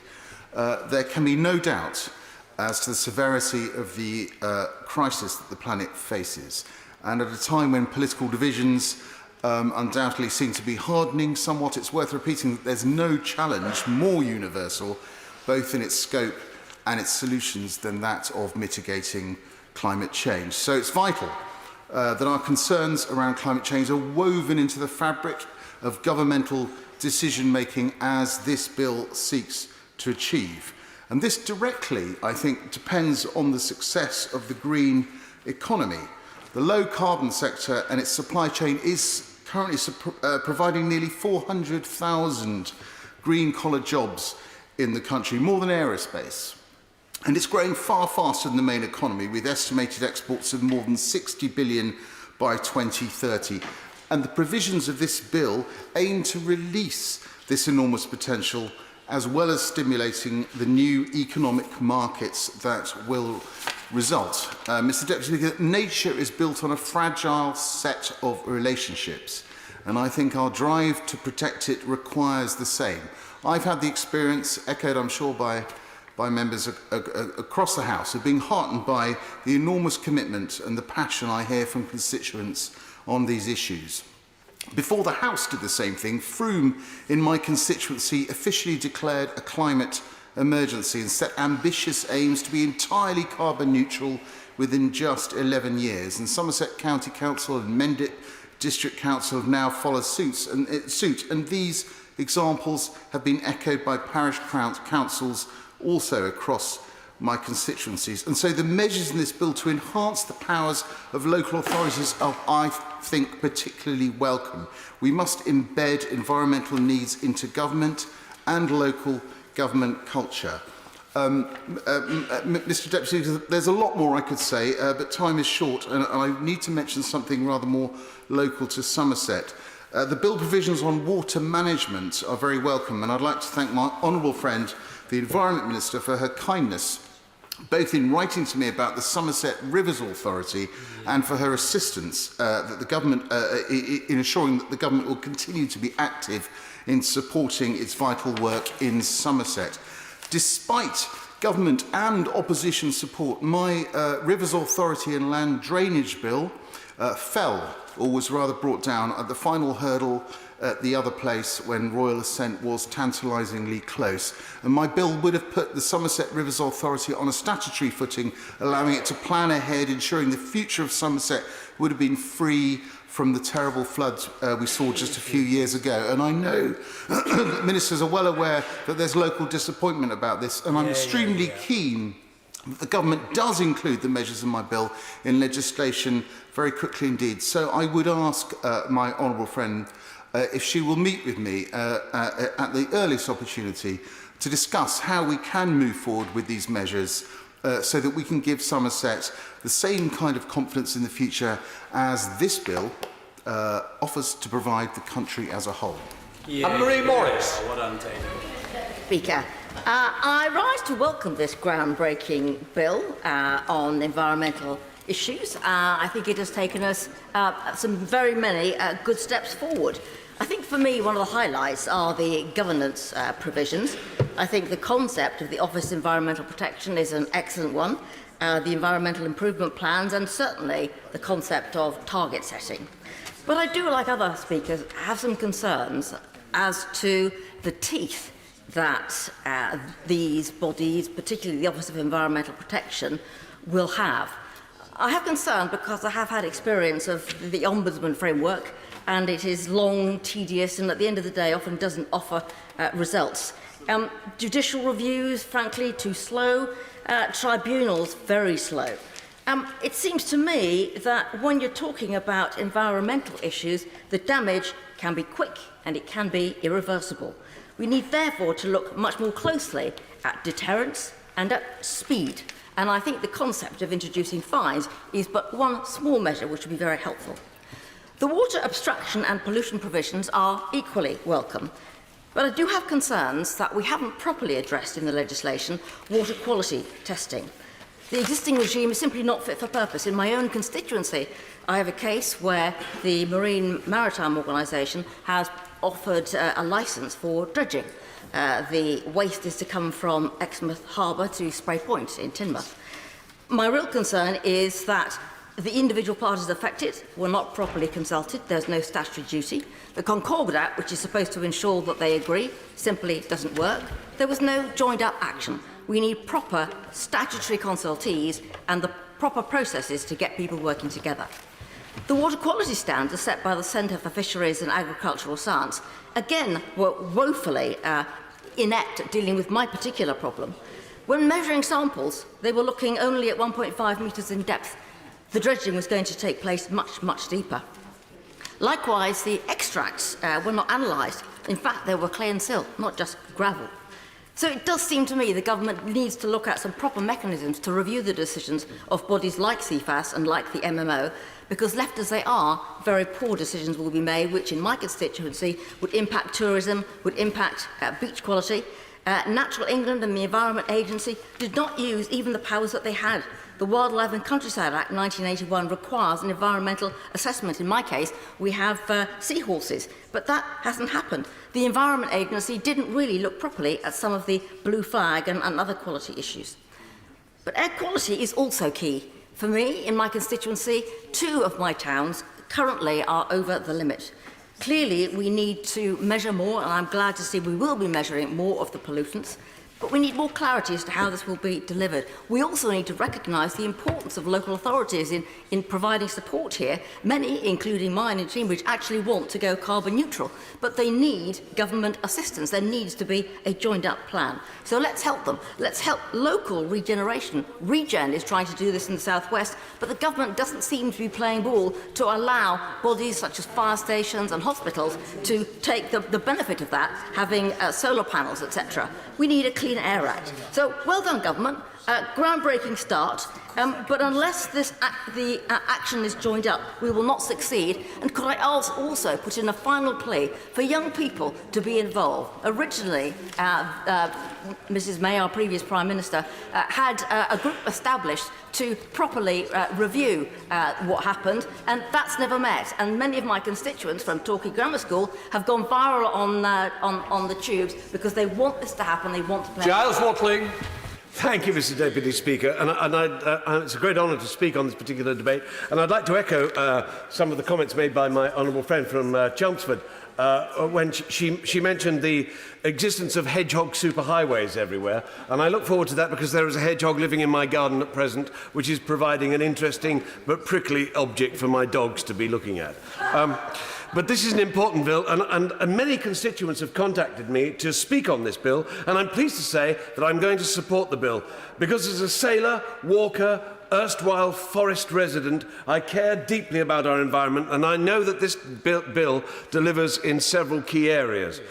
Of these, I consider the creation of the Office for Environmental Protection to be a most important step forward. As we know, this new and incidentally world-leading regulator will scrutinise policy and law, investigate complaints and take enforcement action when necessary. And that's about time too. These actions and powers will be used to ensure that we leave the environment in a better condition than we found it. As the Secretary of State said, we will be the first generation to do so, and I'm proud of that. Now, while the OEP will be a national body, we must also focus on the individual to reduce our collective impact on the environment. Encouragingly, this bill does that in several ways, especially when it comes to tackling plastic waste. No doubt plastic waste is a global problem, and I believe that recycling and reusing plastic products should be central to any response. Concerningly, the numbers on this are not good, and of the 6.3 billion metric tonnes of plastic waste that has ever been discarded, only 9% has been recycled. That is, of course, a worldwide figure, and this is a truly global problem, Mr Deputy Speaker. But our use once and discard approach towards unrecyclable plastic cannot have helped. It is good news that plastic straws, drink stirrers, cotton buds and the like will be banned from April 2020, but there's so much more to do. And I'm pleased that this builds on the ban by making packaging producers liable for the full net costs of dealing with their products at the end of life. This new financial penalty should see producers begin to design their products with reuse and recycling in mind. If we do so, we will get our approach to plastic packaging right, which is crucial, since of the 5 million tonnes of plastic used in the UK every year, nearly half is packaging. This bill also introduces, or reintroduces, because I remember it well, deposit return schemes, which will further reduce our plastic waste output. Now, these schemes are proven internationally, as I saw on a visit recently to Berlin. They will increase recycling, reuse, and reduce littering. And as for the consumer, I believe that this bill will also start to change our approach towards plastics. Primarily, this approach will be influenced by the new charge for single-use plastics, which seeks to mirror the success of the plastic bag charge, which led to a 90% decrease in plastic bag use, a great success. And I have no doubt that because of this new charge, we will reduce our dependence on single-use plastics or find a suitable alternative. Now, these changes will almost certainly lead to a tangible reduction of our plastic waste output. And as someone who spent many hours trawling the Walton backwaters in my wonderful Clacton constituency and picking up bits of plastic flotsam and jetsam from those backwaters, I could not be happier. Our water is a precious thing. We led and engineered our way into this position, and it is not beyond the wit of man to engineer our way out. I believe it is incumbent upon us in the UK to lead the way out. Ben Maffalone. Thank you Thank you, Madam. Mr. With election looming, you can be a Madam and Mr. No. I thank you, Mr. Deputy Speaker. I rise, and I pretty much think everybody on both sides of the chamber have risen in support of the principles of this bill, because it is a groundbreaking bill. It enables long-term environmental improvements over 25, 30, generational improvements that will make our country better, cleaner, and safer for the environment and for all of us for many years to come. And as I was reading through this bill, I picked up on certain ways in which this bill will improve the lives of my constituents in Hitchin and Harpenden, and I thought the Minister on the Treasury bench would be very interested to hear. So the first is air quality. Now, this bill enables fine particulate matter to finally have a target, legally binding target in law. And in my constituency, it will help us with the work that I'm doing to establish clean air zones around schools, or indeed the fight against Luton Airport expansion that will mean much fine particulate matter coming across some of the most rural parts of my constituency. But it's not just air quality. We have improvements for waste resource management.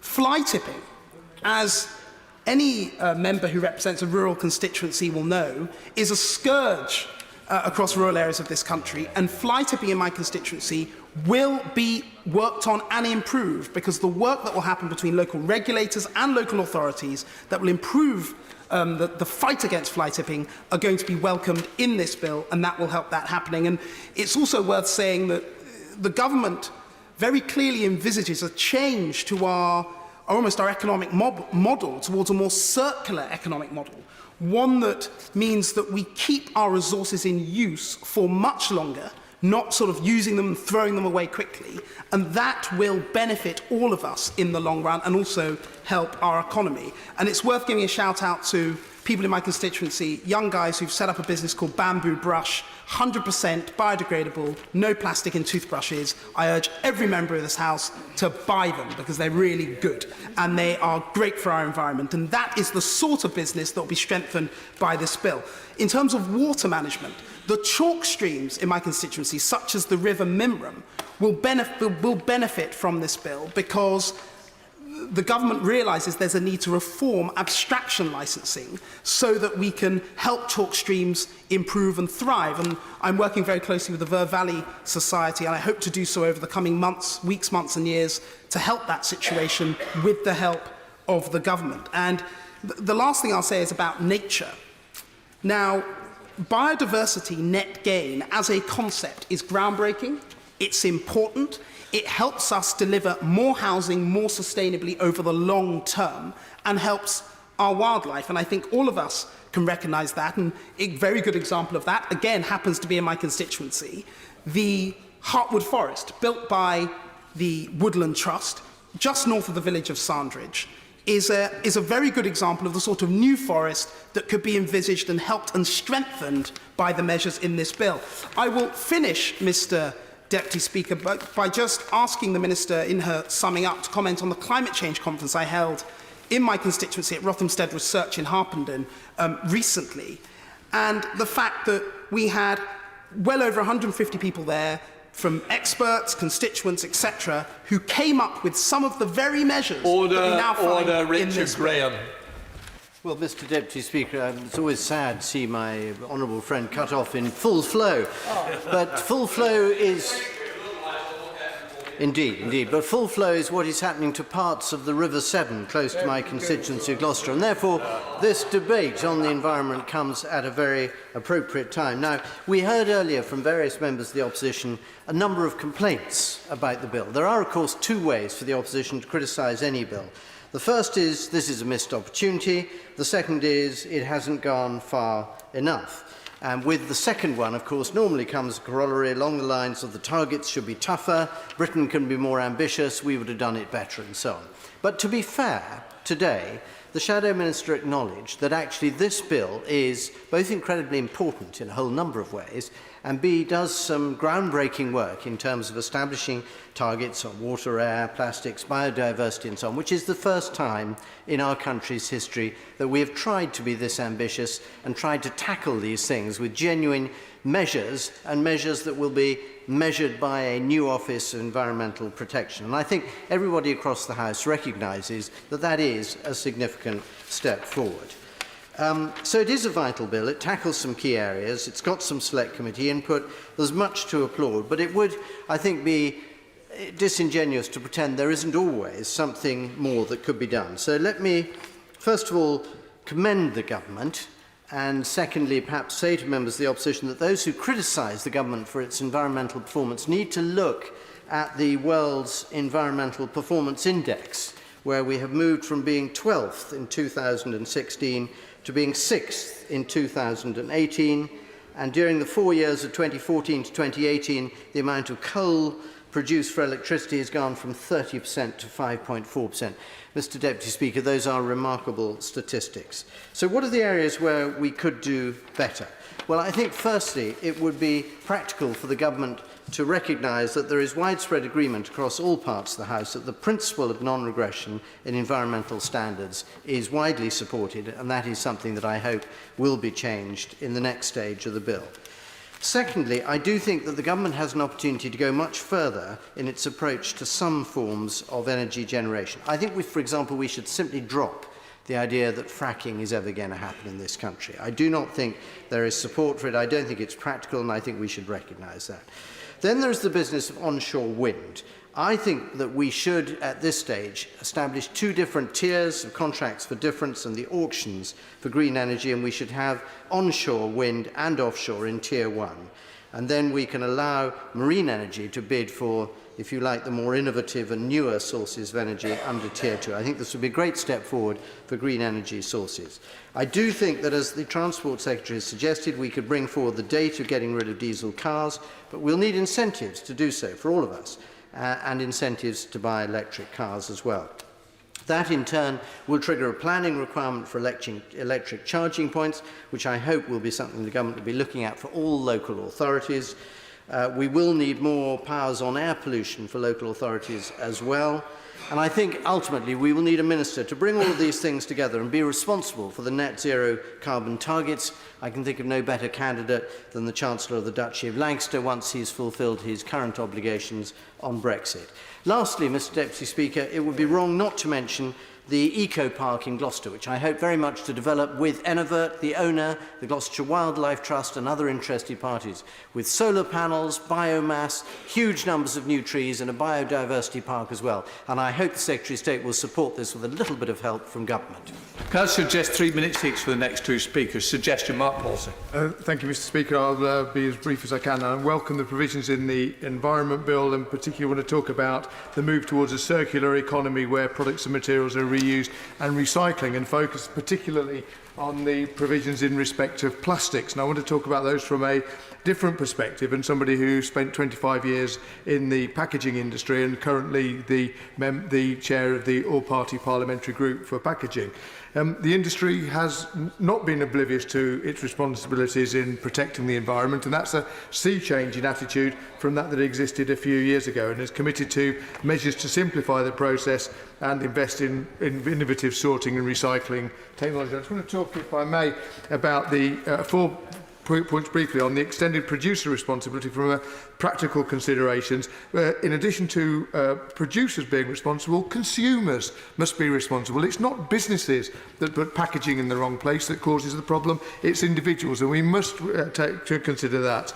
And in respect of taxing products that don't contain at least 30% recycled content, we do need to be careful on medical products which are not allowed to have recycled material. And it's also worth noting that 85% of the plastic packaging is being recycled anyway. The deposit return scheme is an area of some concern, and I do hope that the member for Scotland, for the SNP, will recognise the benefit of a UK-wide system rather than Scotland going off on its own. Britvic in my constituency manufacture soft drinks, and they don't want to have to carry two sets of stock for two different markets. That will have an effect on consumers in prices. And I also want to put a request into the Minister to ensure that our home curbside collection schemes are consistent across the UK. The confusion between different authorities is restricting the amount. I have many other points I'd like to make, and I hope that I may have the opportunity to make some of those points on the Bill Committee.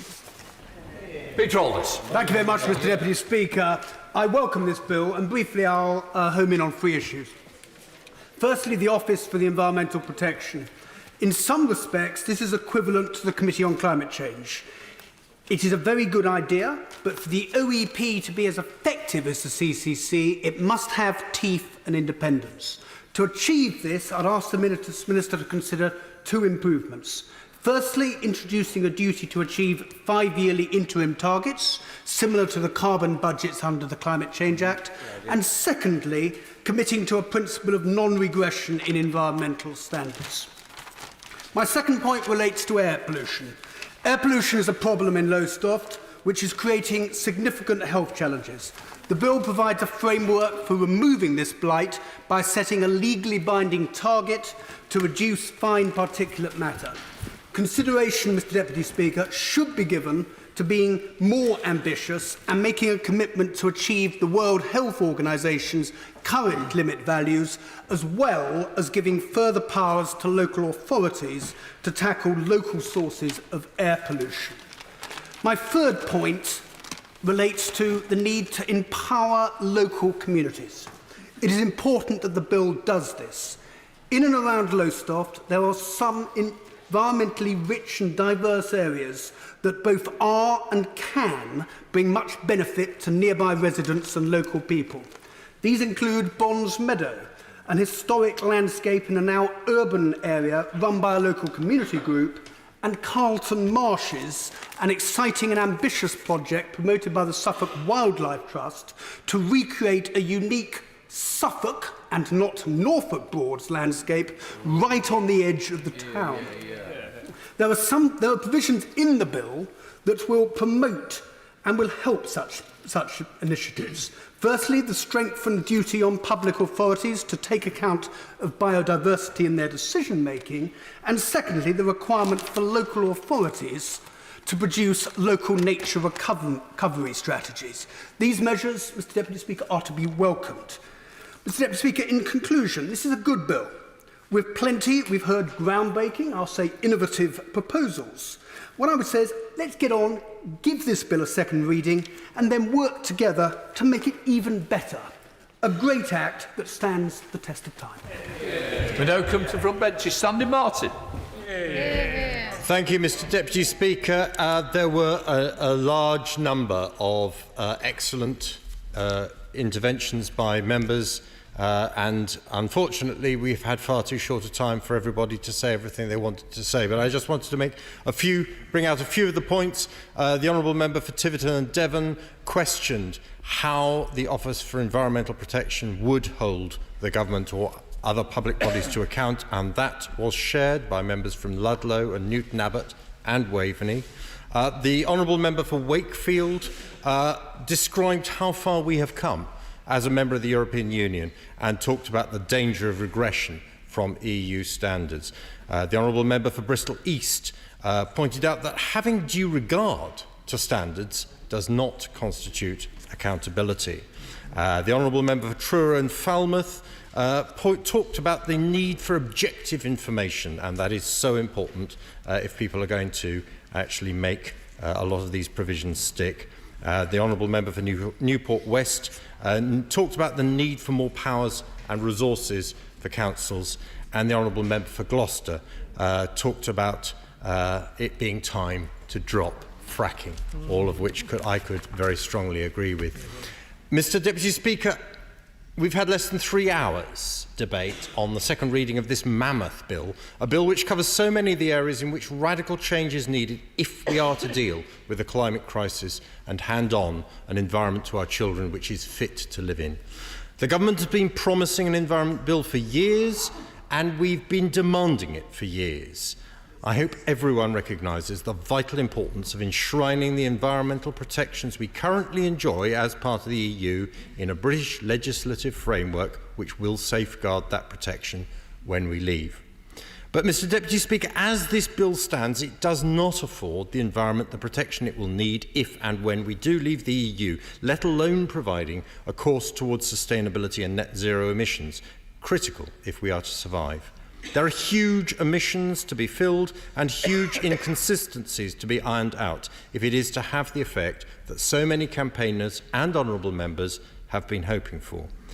The basic premise underlying the bill, that we can and must replace the external arbiter of the EU with our own Office of Environmental Protection, which can fulfil the same function, depends on the Office of Environmental Protection having the independence and the powers to fulfil that function, to hold the government of this country to account, to prevent our laws and our institutions from undermining our environment, to rule out actions the government might want to take, and to impose fines where there have been breaches. How can that be done? By an OEP which has been appointed by the very Secretary of State that they are meant to be holding to account without any meaningful involvement from anyone else.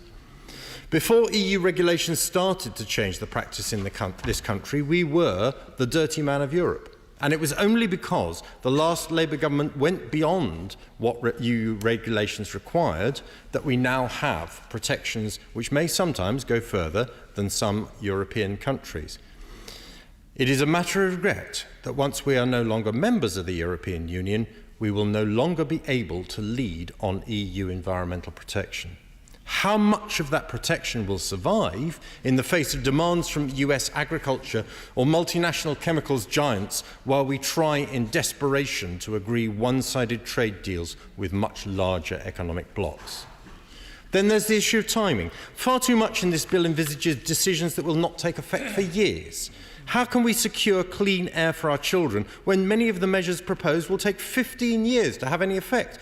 And there is no indication of the powers or resources that will be needed to take fossil-fuelled vehicles off our roads.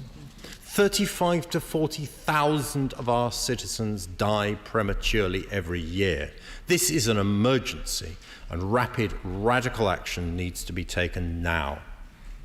With waste, where is the mechanism to end the export of plastic waste to countries which do not have the facilities to deal with it? Where is the commitment to resource our local authorities to enable them to collect the recyclable materials envisaged in this bill? Where is the commitment from the government to invest in recycling and composting infrastructure in this country? Where is the commitment to reducing waste in the first place? All the initiatives proposed in this bill appear to depend on the private sector providing the finance, the investment, the facilities, and even the administrators and scheme enforcement. Have the government learnt nothing from the fiasco of packaged recycling notes which have done nothing to reduce waste or boost recycling? And Part 5 on water makes no firm commitments to reduce water consumption or the carbon use of the water industry. The member for Scarborough and Whitby talked about improvements made in our water services since privatisation. Well, there has been a massive increase in the amount of money that households pay for their water since privatisation. Clearly, some of that has gone into improving the water infrastructure, but a great deal of it has gone into profits for shareholders and massive paychecks for executives. Mr Deputy Speaker, any government that views the profit motive as the most effective driver of policy, rather than the best interests of people, is likely to lead to lower environmental standards. Without proper investment in the public sector, we are not going to achieve the step change we need in tree planting, protection of our wild habitats, waste and resource efficiency, reducing the impact of water consumption, or protection from chemical pollution. This government does not have a good track record in investment in the public sector. This government is bringing this bill because they realise they have to be seen to be doing something. Well, we will hold them to what they say, and we will use the opportunity to promote all those amendments which we believe could strengthen this bill and make it genuinely effective. And for that reason, we will not be opposing the second reading. Minister Rebecca Powell. Thank you very much, Mr Deputy Speaker. And it would be right for me to say that I am not over-egging the pudding, to say that I am genuinely honoured to be closing this debate today on what I consider a landmark bill that will transform our approach to protecting and enhancing our precious environment. And importantly, the measures in this bill, as the Secretary of State so clearly outlined at the beginning, won't just maintain what is here, they will enhance it. And they truly will enable us to leave the environment in a better place than we found it. And I've got to say it was tremendously heartening that there was a great deal of support for this bill here tonight. And I've got to just say I've been an ardent environmental campaigner pretty much all of my life, growing up on a farm, studying the environment at university, working as a journalist and a broadcaster in this field. But I did begin to realise that as a journalist, one can highlight the problems, but the only way to get that paradigm shift that we need on the environmental agenda is to influence policy. And that's where this environment bill comes in. And that's why I and everyone working on this bill believe that this bill is going to be so significant. And it's shocking, the decline in nature. It's so starkly obvious, coupled with the impacts of climate change. And so this legislation is urgent, and it really is, as all members has alluded to, it really is needed now. But it's leaving the EU that gives us this opportunity to grasp the environmental agenda with both hands and make a tailor-made framework that will make this world better for us all. I won't give away because I've got so little time, and I'm really delighted that many stakeholders have actually expressed their support for ambitions in this bill. Just the Aldersgate Group, for example, a green business group, they said that businesses have backed the introduction of this ambitious and robust environmental governance framework that includes these legally binding environment improvement tasks and supports investment in the natural environment over the long term. And I do hope that that gives the member from Brighton Pavilion some assurances that businesses indeed have looked at the content of this bill and they see great benefits in sustainability and actually benefiting the economy, far from the negativity that we heard about that. Indeed, my friend from Somerton Froome also alluded to the business benefits of this. And just while I'm there, I will be very pleased to meet him about the Somerset Rivers Authority. So I won't go into it now because it's quite detailed. But I'm absolutely clear that many members who have spoken today are really clear about the benefits of this bill, and we've had a great deal of positivity, and I'll just shoot through some of the positive comments from St Ives, who realises that the improvements on biodiversity will help his Manx shearwater. The lady from Chelmsford, her Hedgehog Highways, and she's a massive campaigner for the environment. Basingstoke realises that her children want the deposit return scheme. Truro and Falmouth, the benefits for healthy soil that this bill will enable us to bring forward. High Peak and the wider catchment work that we can bring in through this bill and other measures. And Newport West, so passionate about her children. And this really will bring in things that our children want for the future of their environment. But there are many points that were raised tonight, and I won't be able to get through them all, but many colleagues, in particular the member from Tiverton and Honiton, who does such a great job chairing the EFRA Select Committee, and also mentioning environmental non-regression, was the equally excellent chairman of the Environmental Audit Select Committee, of which I was also a member, so I do know how detailed her work is. Also, the member from my honourable friend from Ludlow mentioned this non-regression because there are some concerns. But I did want to say, to be clear, EU exit does not change the UK's ambition on the environment. The UK has no intention of weakening our environmental protections, and the Prime Minister himself recognised the strength of feeling on this issue, and he is committed to a non-regression provision on environmental protection in legislation. And then I'm going to move on to OEP independence. There were a lot of comments raised about the OEP, not least by the Honourable Member from Bath, from Bristol East, who was is a passionate and ardent campaigner on the environment, and I do hope she's going to get really behind this bill because she has so much to input.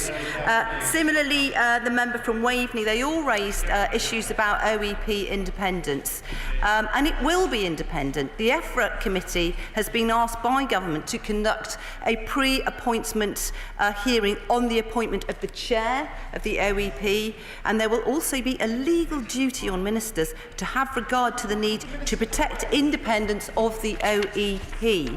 I said I wasn't going to take any intervention because there were just so many comments to get through. Similarly, on the OEP, resourcing and how it's going to be funded was raised, in particular by the member from Great Grimsby and similarly Edinburgh North and Leith. Now, the OEP will have the resources it needs to hold the government and other public authorities to account. This is absolutely essential.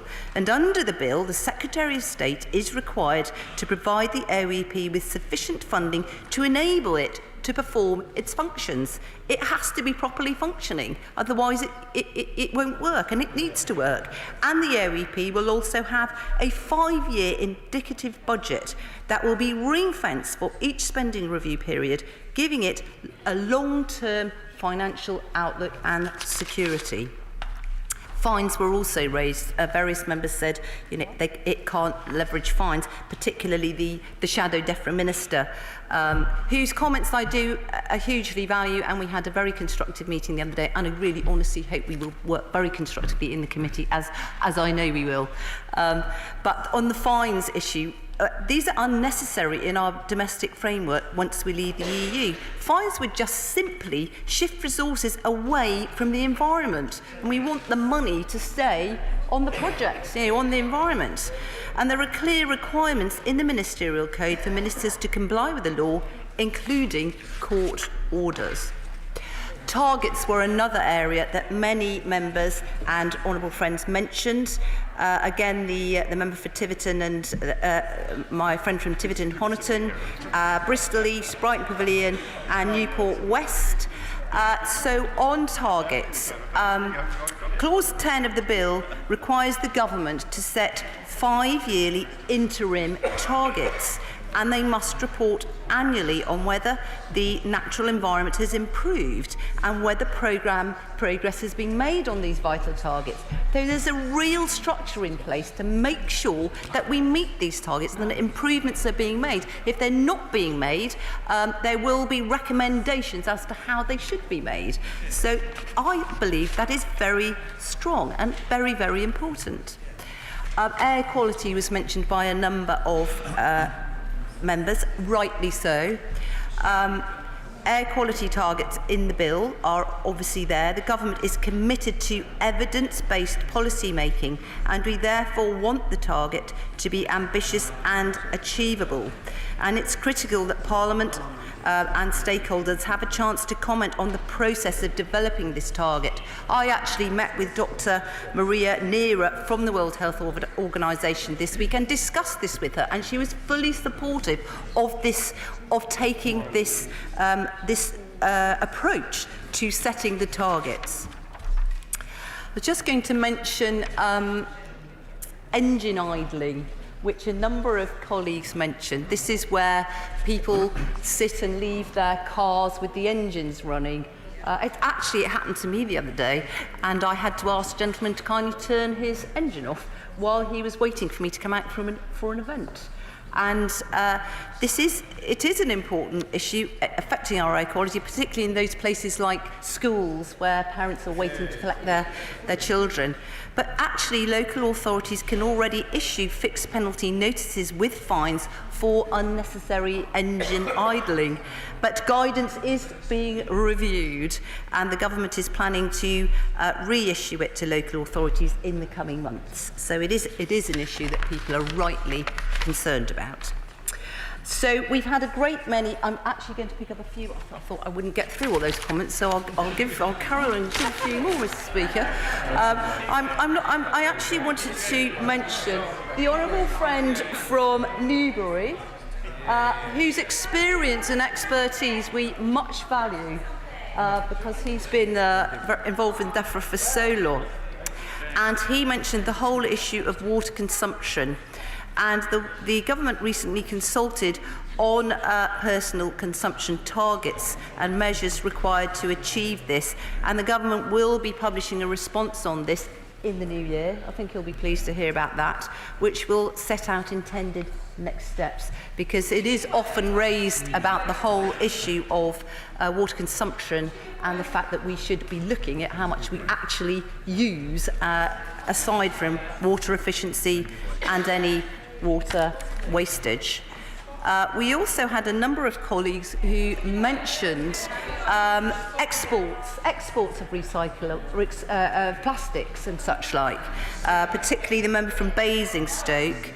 And the measures we propose in the bill will support local authorities to collect a consistent set of recycling materials. This has been much consulted on and much raised, in fact, particularly in the tea room of the House of Commons. People often talk about why can't we get enough plastic material? Why isn't more plastic material used in products? Well, if we had a more consistent collection system and more of the products were itemised, then industry would know that they could get hold of particular plastics and then they could use them in their products. So I will give way very, very quickly. It's got to be very brief. My honourable friend for giving way on the really important issue of plastics recycling. Does she agree with me that one of the benefits of the producer tax will be that it will force manufacturers to put more recycled plastic content into plastic products, and that will mean less use of virgin plastics and therefore less use of fossil fuels?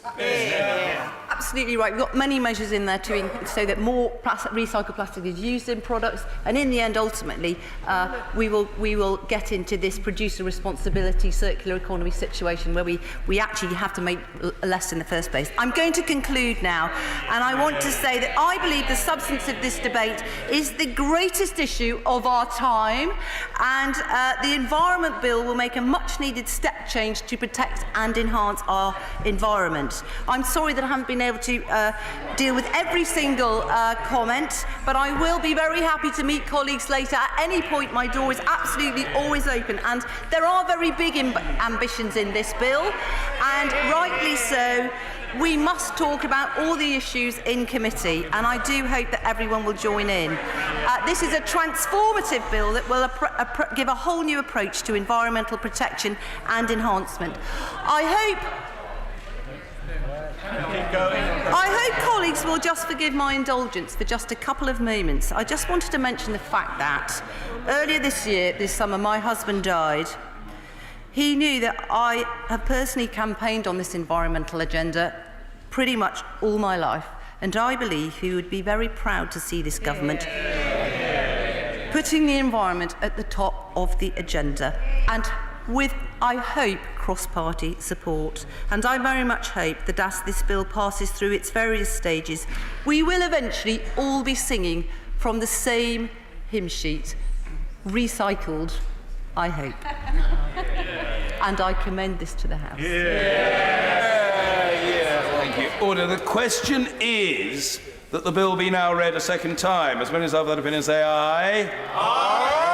Of the contrary, no. I think the ayes have it. The ayes have it. Programme motion to be moved formally. I beg to move. Thank you. The question is, as on the order paper in respect of the programme motion, as many as have that opinion say aye. Aye. Of the contrary, no. I think the ayes have it. The ayes have it. Money resolution to be moved formally. The whip to move. I beg to move. Thank you. The question is, as on the order paper, as many as have that opinion say aye. Aye. Of the contrary, no. I think the ayes have it. The ayes have it. Ways and means resolution to be moved formally. I beg to move. Thank you. The question is, as on the order paper, as many as have that opinion say aye. Aye. Of the contrary, no. I think the ayes have it. The ayes have it. 10 o'clock motion, whip to move formally. Thank you. The question is, as on the order paper, as many as have that opinion say aye. Aye. Of the contrary, no. I think the ayes have it. The ayes have it. Before, colleagues, we come to motion number 6 on section 3, subsection 2 of the Northern Ireland Executive Formation, etc. Act 2019, which the Minister in due course will be invited to move, we shall proceed now with the business statement in the name of and delivered by the Leader of the House. Mr Jacob Rees-Mogg. Mr Speaker, I should like to make a short statement regarding the business for tomorrow. Tomorrow the House will be asked to consider a business of the House motion followed by all stages of the early parliamentary general election bill. I shall also make a further business statement tomorrow regarding the business for the rest of the week, but I can assure this House that we will not bring back the withdrawal agreement bill. Disagree. Thank you. The order. The Shadow Leader of the House, Valerie Vaz. Thank you, Mr Speaker. Can I thank the Leader of the House for this statement? Could the Leader House say whether the bill will be published shortly or when, in fact, it will be published and when it will be available in the Table Office? Could the Leader say what is the actual scope of the bill and will there be any amendments allowed to that bill? It's quite strange, Mr Speaker, but the government has just voted on the Fixed Term Parliament Act themselves. They've just supported it, but they now seek to bring forward a different bill. It is very strange. And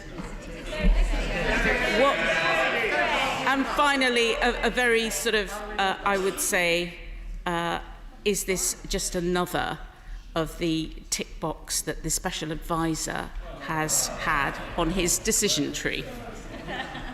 Thank you, Mr Speaker. As the Prime Minister has said, and as Lady Thatcher memorably said, advisers advise and ministers decide, and therefore everything that is decided is the responsibility of ministers.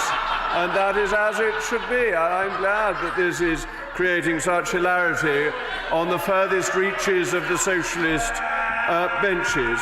The Right Honourable Lady asked specifically about when the bill would appear. The bill will be introduced and published tomorrow. It's an extremely short, simple and limited in scope to have an election on the 12th of December to ensure that this House can come to a decision, something it has failed to do on Brexit. It has reached a point of stalemate. It has voted to have an election, but not by a sufficient majority to ensure that the consequences of the Fixed Term Parliament Act are met, and therefore this seems the best way to ensure that the business the country wants us to get done can be done.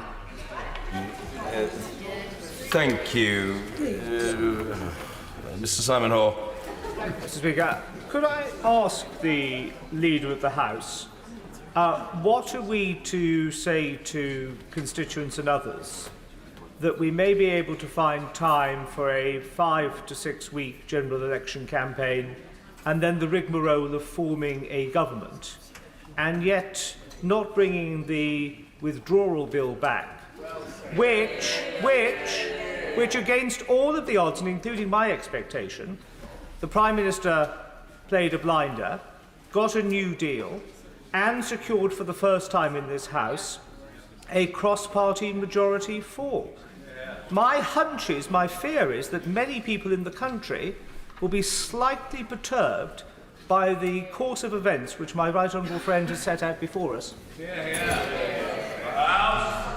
Thank you, Mr Speaker. My honourable friend's point, I don't think really is the right one to be making on this occasion. That the withdrawal agreement bill did indeed achieve a second reading and then lost its programme motion. My honourable friend will be aware that without a programme motion or an allocation of time motion coming forward subsequently, the bill remains simply in limbo.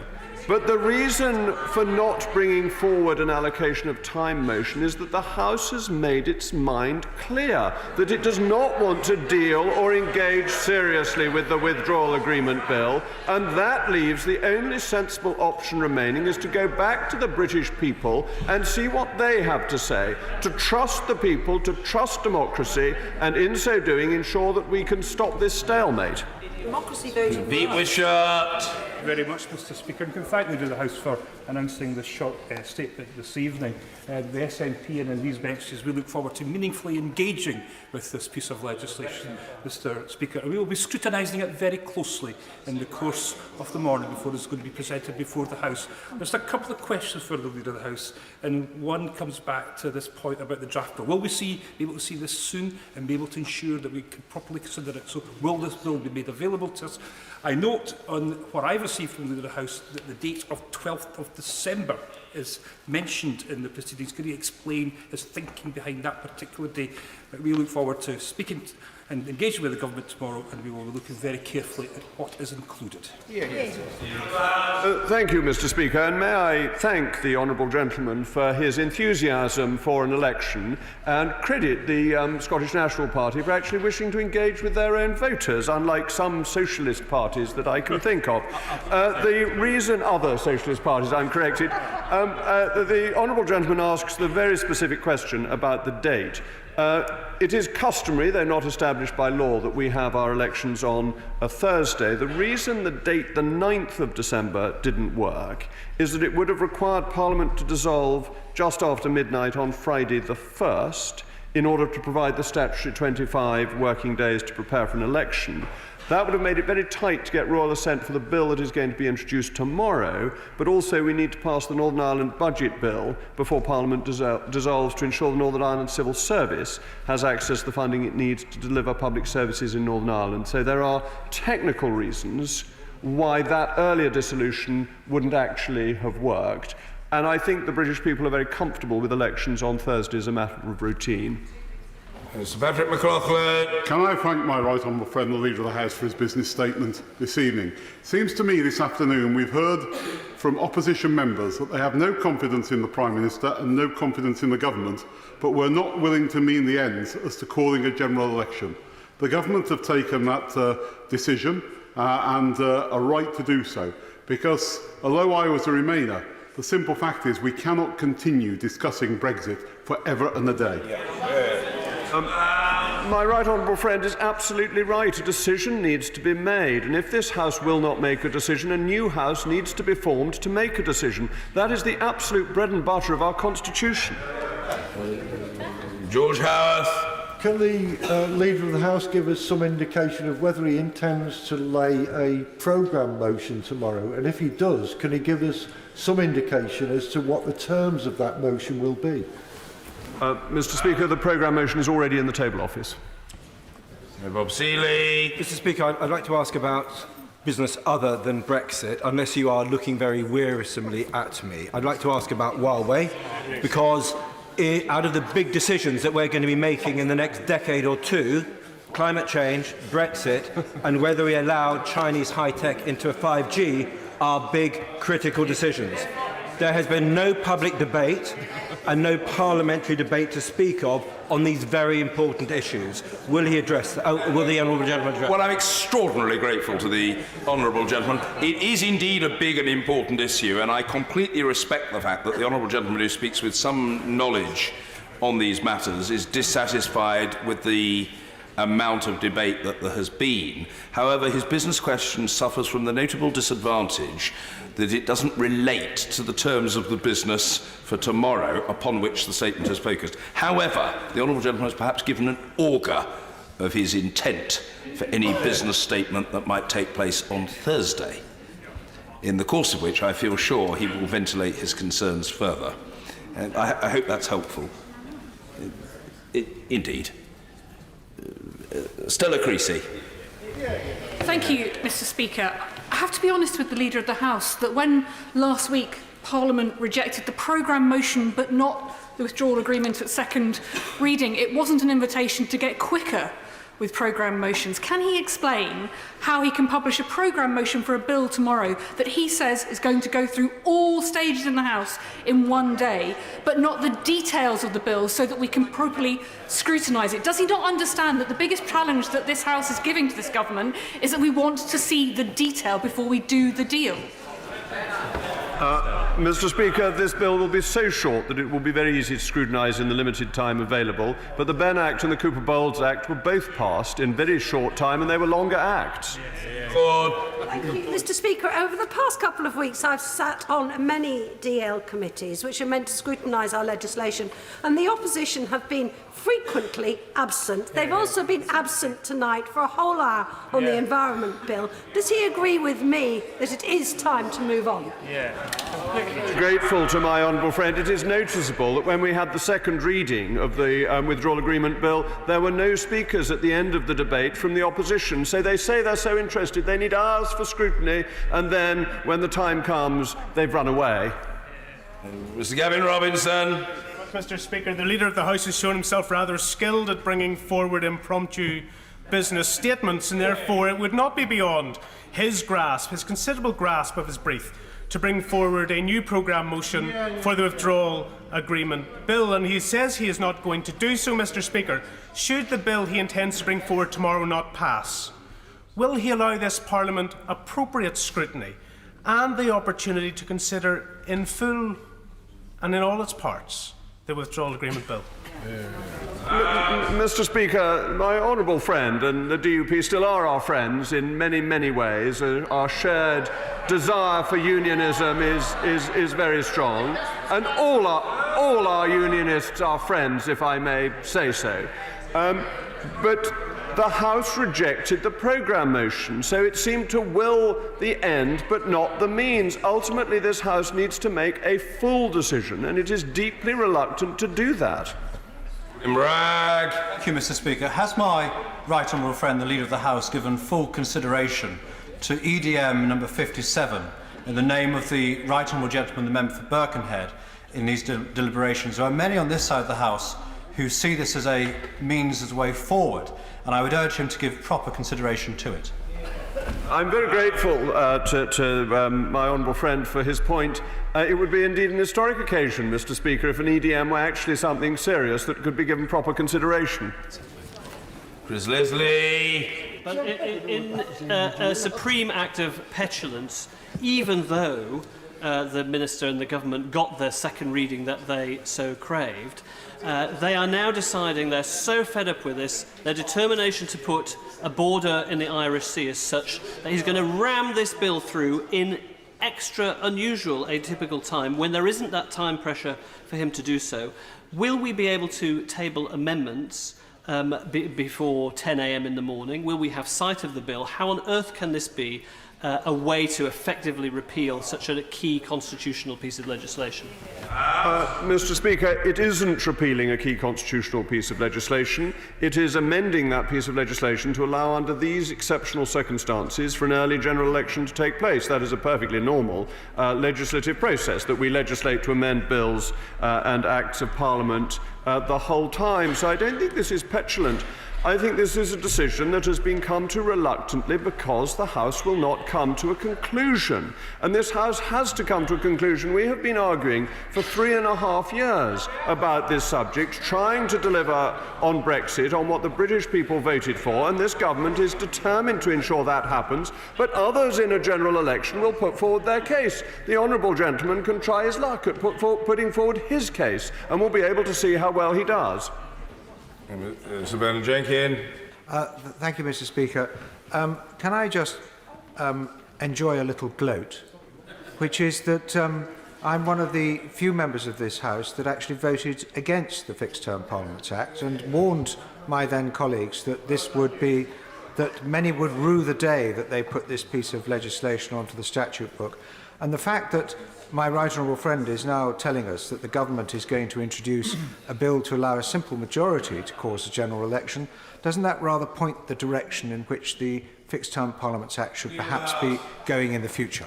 Thank you, Mr. Speaker. May I join my honourable friend in his gloat, because I was also opposed to the Fixed Term Parliament Act as it went through the House of Commons. Indeed, I'd only just got into the House of Commons at that point and was considered to be a very rebel for the way I approached it. So the line from Gilbert and Sullivan, always voted at the party's call and never thought for himself at all, did not on that occasion apply to either of us. Nick Dakin. People want us to get on with the job. The withdrawal agreement has passed its second reading. We should just get on with the job, agreeing a sensible programme motion which is on offer. So why aren't we just getting on with the job and getting the job done?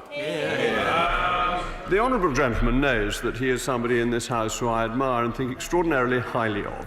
But on that occasion, his argument falls a little bit flat because he voted neither for the programme motion nor did his party take up the offer of my right honourable friend to make as much time as possible available, even sitting 24 hours a day. So what he says today doesn't quite match how he voted last week. Green. Thank you, Mr. Speaker. I very much regret to say that my right honourable friend is being less convincing as he goes on. As he has said, this House passed the second reading of the Withdrawal Agreement Bill, which was an enormous achievement by the government.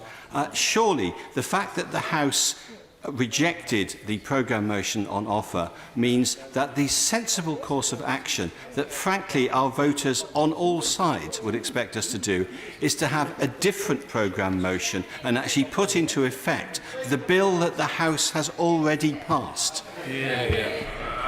Mr. Speaker, my right honourable friend is, I think, rarely and uncharacteristically naive about this, that the House did not wish to pass the bill.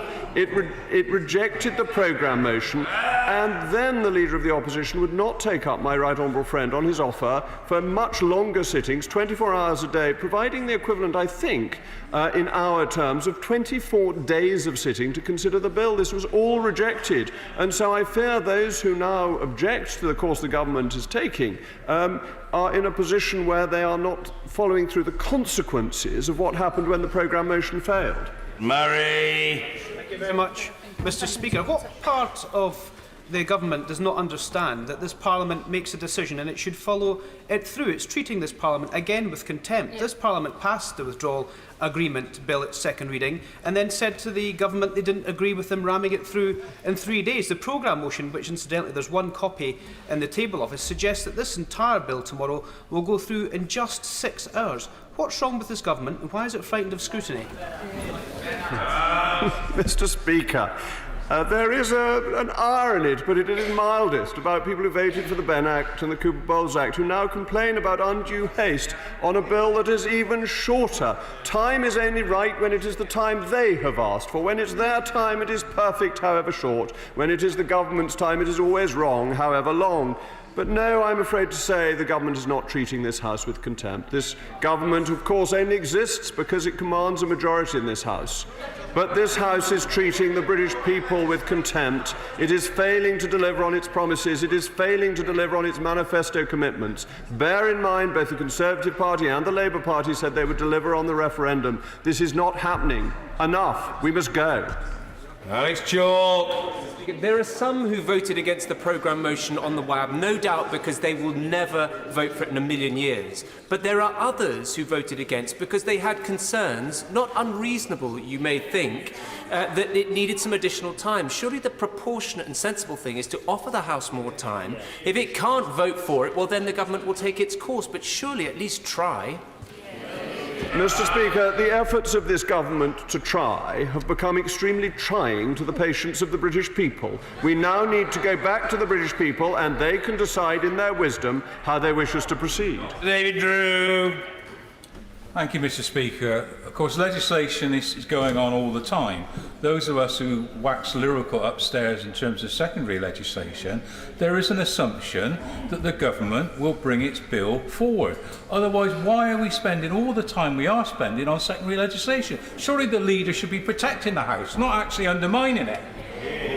Mr. Speaker, I can assure the honourable gentleman that we will be bringing forward a bill tomorrow and the House will have a chance to vote on it, and then we can have a general election and we can bring through lots more bills, exciting bills, new bills, shiny bills, delivering on what the British people then vote for. Trust the people. Carol Snell. Mr. Speaker, it can't have escaped the Leader of the House's quite significant intellect that the amount of time this government has used to avoid tabling a programme motion is actually longer than most of us who voted for second reading of the WAB were asking for in the first place in terms of scrutiny. So could I ask the Leader of the House, given that I understand his role constitutionally is to be this place's representations to Cabinet, what representations to Cabinet has he made about the House's desire to have another programme motion, and what discussions has he had, and if I can ask him quite bluntly, why is he now blocking Brexit? Oh, Mr. Speaker, that was a great witticism at the end. I think we're all splitting our sides on this side, but the point is that from this very dispatch box, standing here, the colossus in front of the House of Commons, the Prime Minister himself said that he would make as much time available as the Leader of the Opposition wanted, 24 hours a day. And did the honourable gentleman beg, beseech his leader to accept this offer? Did he knock on the door of the shadow cabinet and said, please, sir, we want some more? Or did the Labour Party just spurn this offer, ignore it, so that it could complain and stop Brexit because it is a Remain party, in spite of many of its members, including the honourable gentleman who nobly voted for the second reading, representing Leave seats? Sir David Lidington. Mr. Speaker, sir, is not the flaw in my right honourable friend's argument that the government, rather than gifting to the Leader of the Opposition only the choice as to whether or not he might agree to a particular revised programme motion, that the government should instead have given the House as a whole that opportunity? And is it not the government's refusal to give the House as a whole that opportunity that is causing the criticisms that my right honourable friend is hearing today? Will he not undertake to reflect further on this matter? Mr. Speaker, I have the greatest admiration for my right honourable friend, who was a very distinguished leader of this House and held so many high offices within the Conservative Party and has been a great servant both of the state and of his party. I'm afraid on this occasion I disagree with him because the opportunity was given, and the way this House works is that when allocations of time are given, it is usually discussions between the two main parties that are determinative, and this is a sensible way of running things because then you can have the certainty that is needed. MP Jones. I note that the Liberal Democrats are absent in this debate. Perhaps they're in the Rose Garden having a discussion. May I ask the Leader of the House why it is that we're going to spend 6 weeks talking about Brexit in a general election rather than spend 6 or 16 days discussing the WAB bill, which is his government's policy? Mr. Speaker, I'm surprised that the honourable gentleman's reluctant to face his voters. Surely the most important thing for all of us is to report back to our voters, show them what we have done, show them what we are proud of that this Parliament has achieved, or show them what we have failed to do and ask for a new mandate. Going back to the voters is the right thing to do. Melanie on. Thank you, Mr. Speaker. I feel like I cannot be alone in being completely and utterly confused, so perhaps the Leader of the House can just explain to me, did the government pass the second reading of the withdrawal agreement bill or not? Did the government succeed in winning their Queen's speech? I cannot understand why, after just 2 weeks of this government, they seem to be throwing in the towel rather than getting this really important legislation through, having the discussion, having the battles, and sorting it out here in Parliament where it ought to be. I'm very grateful to the Honourable Lady for her question and also for her courage in supporting the second reading of the withdrawal agreement bill. The problem is that the government's programme in relation to Brexit was stuck. We had the near theological discussion last week on where the bill was and matters concerning purgatory and limbo and the variations according to that and how it could be done. And the honourable gentleman, the member from Rhondda, is wagging his finger at me in a schoolmasterly fashion. No doubt if he seeks to catch Mr. Speaker's eye, he will be successful. But we had that discussion and we came to the conclusion that this bill was not likely to proceed in this House. And bear in mind, it is not just what has gone on in the 2 weeks since the Queen's speech. This has to be taken in the context of a House that has consistently said what it is opposed to and has never been willing to say what it is going to accept. As soon as it said it would accept something, it voted down the means of getting it through. And this continues the succession of governmental defeats and inabilities to proceed with its programme. It must, under those circumstances, be right to go back to the voters so that they can select a new Parliament. Matt Weston. Thank you, Mr. Speaker. Correct me if I'm wrong, but it was before my time, but with the Fixed Term Parliaments Act, it was introduced to bring stability at a time of crisis. Surely what we should be looking at is this opportunity at a time of real crisis in our country to use that time to explore the options, to take back control, as we were promised, And we as representatives of the public should be there to scrutinise. What we're asking for across this House, whether it be the Right Honourable gentleman for Ashford, I think it is, and Aylesbury, or Cheltenham and elsewhere, what we're asking for is more time. Will the Leader of the House grant us more time? Thank you, Mr. Speaker. We offered more time. Martin Whitfield. Very grateful, Mr. Speaker. It seems strange that this government is seeking the third general election since the last referendum, when the idea of a confirmatory vote seems so alien to them. But my question is this: should, on the off chance the government's programme motion fall tomorrow, will this two-line bill drift off into obscurity like the withdrawal bill? Mr. Speaker, let's have a question session on Thursday when I go through the business of the House, and then we can discuss whether we should have a debate on parliamentary procedures and standing orders as to where bills go when they don't get a programme. George. Thank you very much. The Leader of the House says that discussions have been had, but another programme motion has not been put to this House with a reasonable amount of time to scrutinise properly the bill. Anyone would think that the government was scared of that scrutiny and concerned that amendments such as one for a people's vote to actually put their agreement to the people and allow them to vote on it might be passed. What's the reason for that? Mr. Speaker, first of all, more time was offered. 24 hours a day, we would have gone through the night. This was offered to the Leader of the Opposition and it was not accepted. It has to be said, if anybody is scared, it is the opposition benches, terrified of meeting their own voters, terrified that the electorate will not thank them for their obstruction of Brexit, terrified that the stalemate that this House of Commons, this addled Parliament has got into, is created by their refusal to deliver on their manifesto promise to deliver on the result of the referendum. We on this side want to deliver on the referendum result, and we need another election so that the British people who we trust, unlike the socialists, can have their say. Gavin Newlands. Thank you. The Leader dodged this question earlier, so I'll ask it again. Is the bill amendable, yes or no? All bills are amendable. Stephen Doughty. Mr. Speaker, just having a very quick look at the programme motion, the Business of the House motion that's been put down, there does appear to be some sort of chicanery going on in it. Can the Leader of the House confirm whether or not amendments will be able to be made in the committee stage of this bill, yes or no?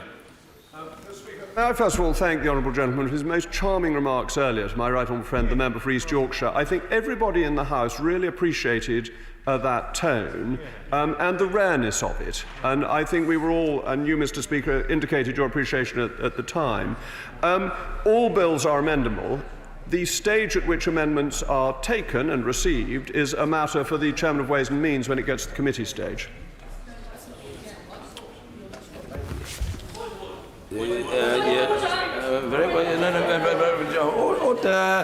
I'll take first of all the point of order, Ruth Smith. Thank you very much, Mr. Speaker. I just want to put on record the fact that Margaret Hodge, the honourable member for Barking, has been reselected this evening against an appalling attack by members of our party, and I'm delighted she remains a Labour candidate at the next general election. The Chair, but the honourable lady has registered that point about a senior, long-serving member, and it's on the record. I thank her for doing so. Point of order, Stephen Doughty. Mr. Speaker, further to the question I just raised with the Leader of the House, obviously the Leader of the House indicated that the bill has not been made available yet. It will only be published tomorrow, which obviously gives very little opportunity for members to look at that and to craft amendments in ways that they might be selectable or considerable at the stage at which that's able to be done. Mr. Speaker, could you confirm, firstly, will you and the Deputy Speakers consider manuscript amendments at the appropriate points? And secondly, Mr. Speaker, can I appeal to you and the Deputy Chairs that given that a number of amendments have already been discussed today in different sessions, including votes at 16, which is certainly an issue I would like to do, and I already have a growing number of members from across the parties who wish to support this, will have opportunities to put those amendments down and to have them considered in the proper way. The short answer to that is yes, that must be so. The Leader of the House indicated that the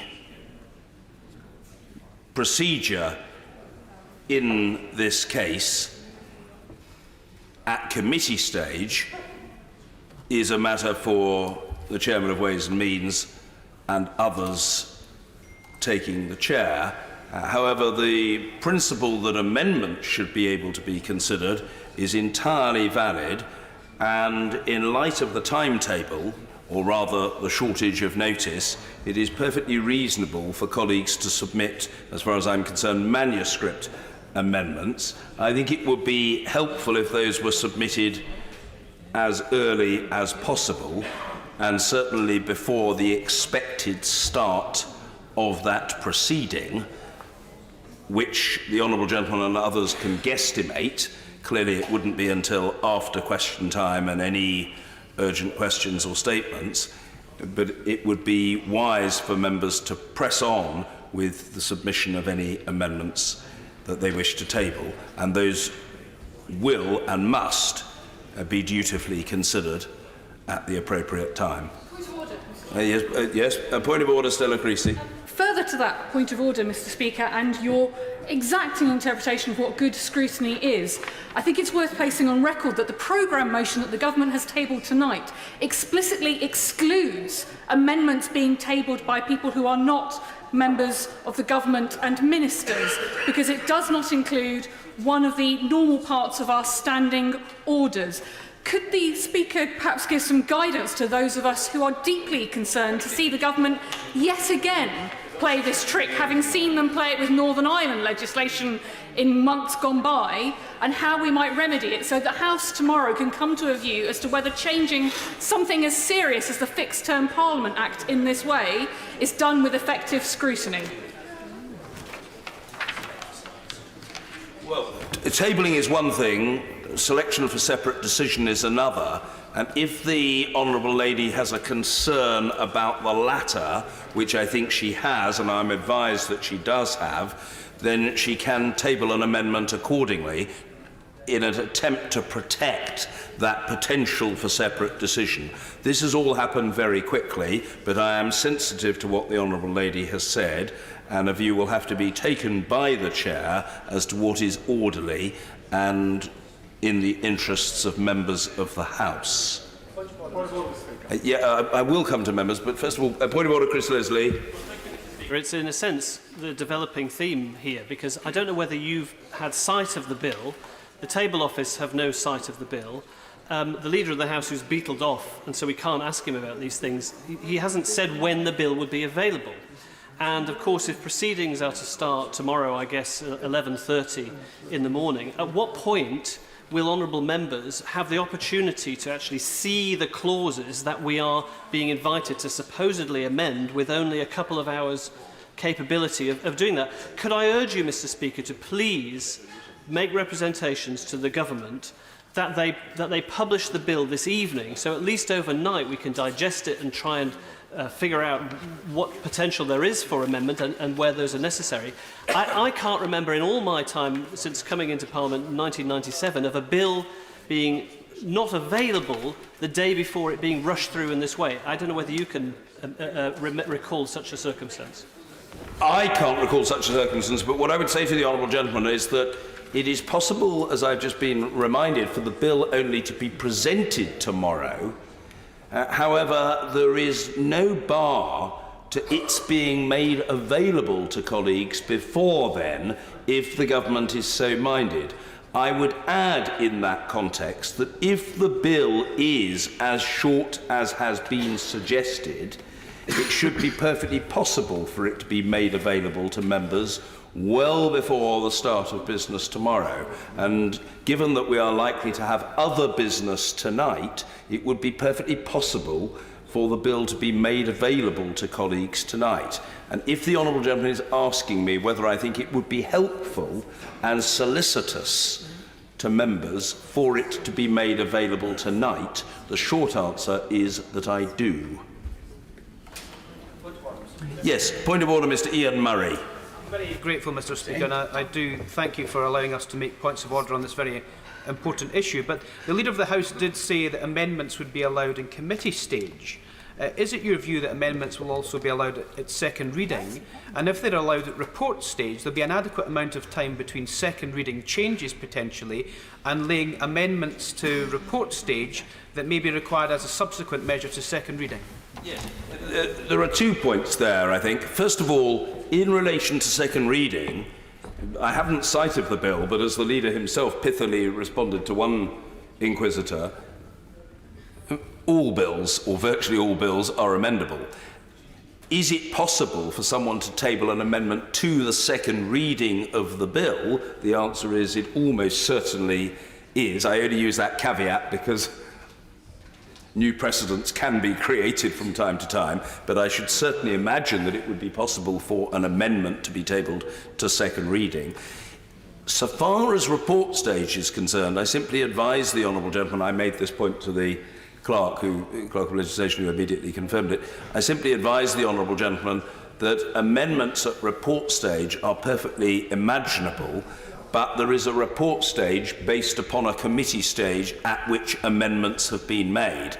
So amendments at report stage are imaginable in circumstances in which there is such a stage, and that is contingent upon the sequence of events at committee stage. I hope that's helpful to the honourable gentleman and clear to colleagues.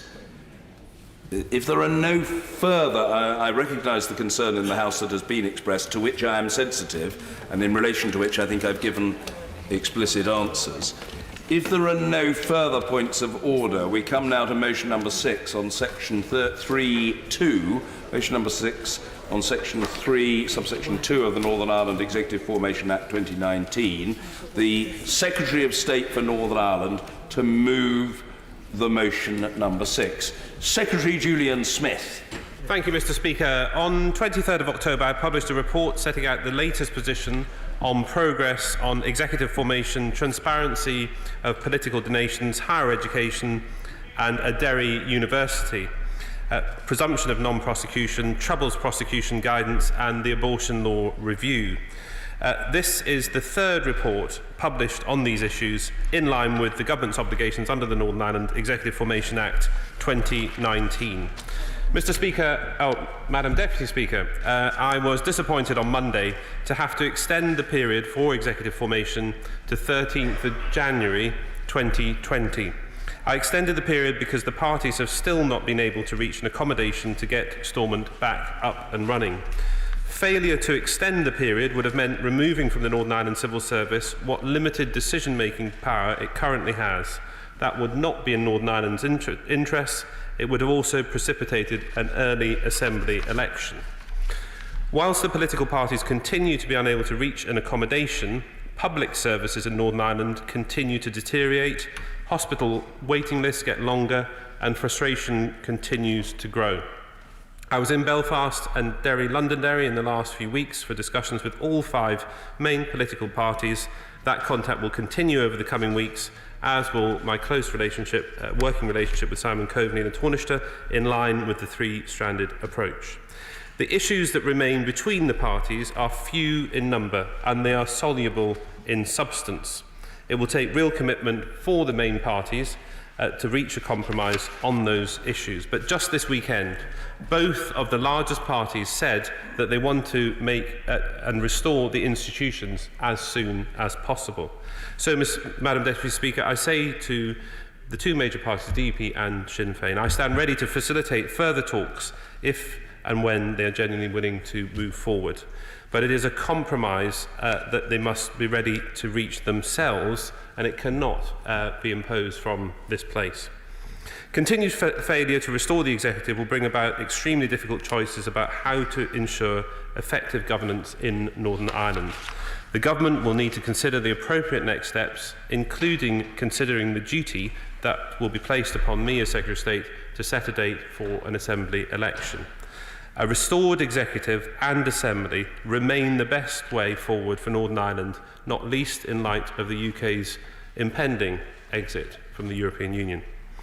Northern Ireland needs Stormont up and running, a restored executive and the political leadership that would bring.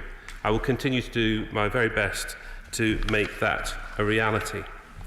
Turning to abortion, Madam Deputy Speaker, I recognise that this is a sensitive and often divisive issue, and that we will continue to hear representations from both sides of the debate as we move towards laying the regulations.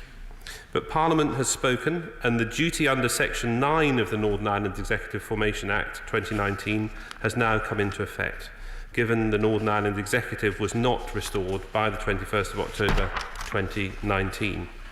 Immediate changes to the law have now resulted. Sections 58 and 59 of the Offences Against the Persons Act 1861 have been repealed, and there is a moratorium, meaning all prosecutions and investigations that were underway will now be stopped. We have had confirmation that on 23rd of October, the one live prosecution case that was ongoing in Northern Ireland has now been dropped, with the woman no longer facing any criminal charges.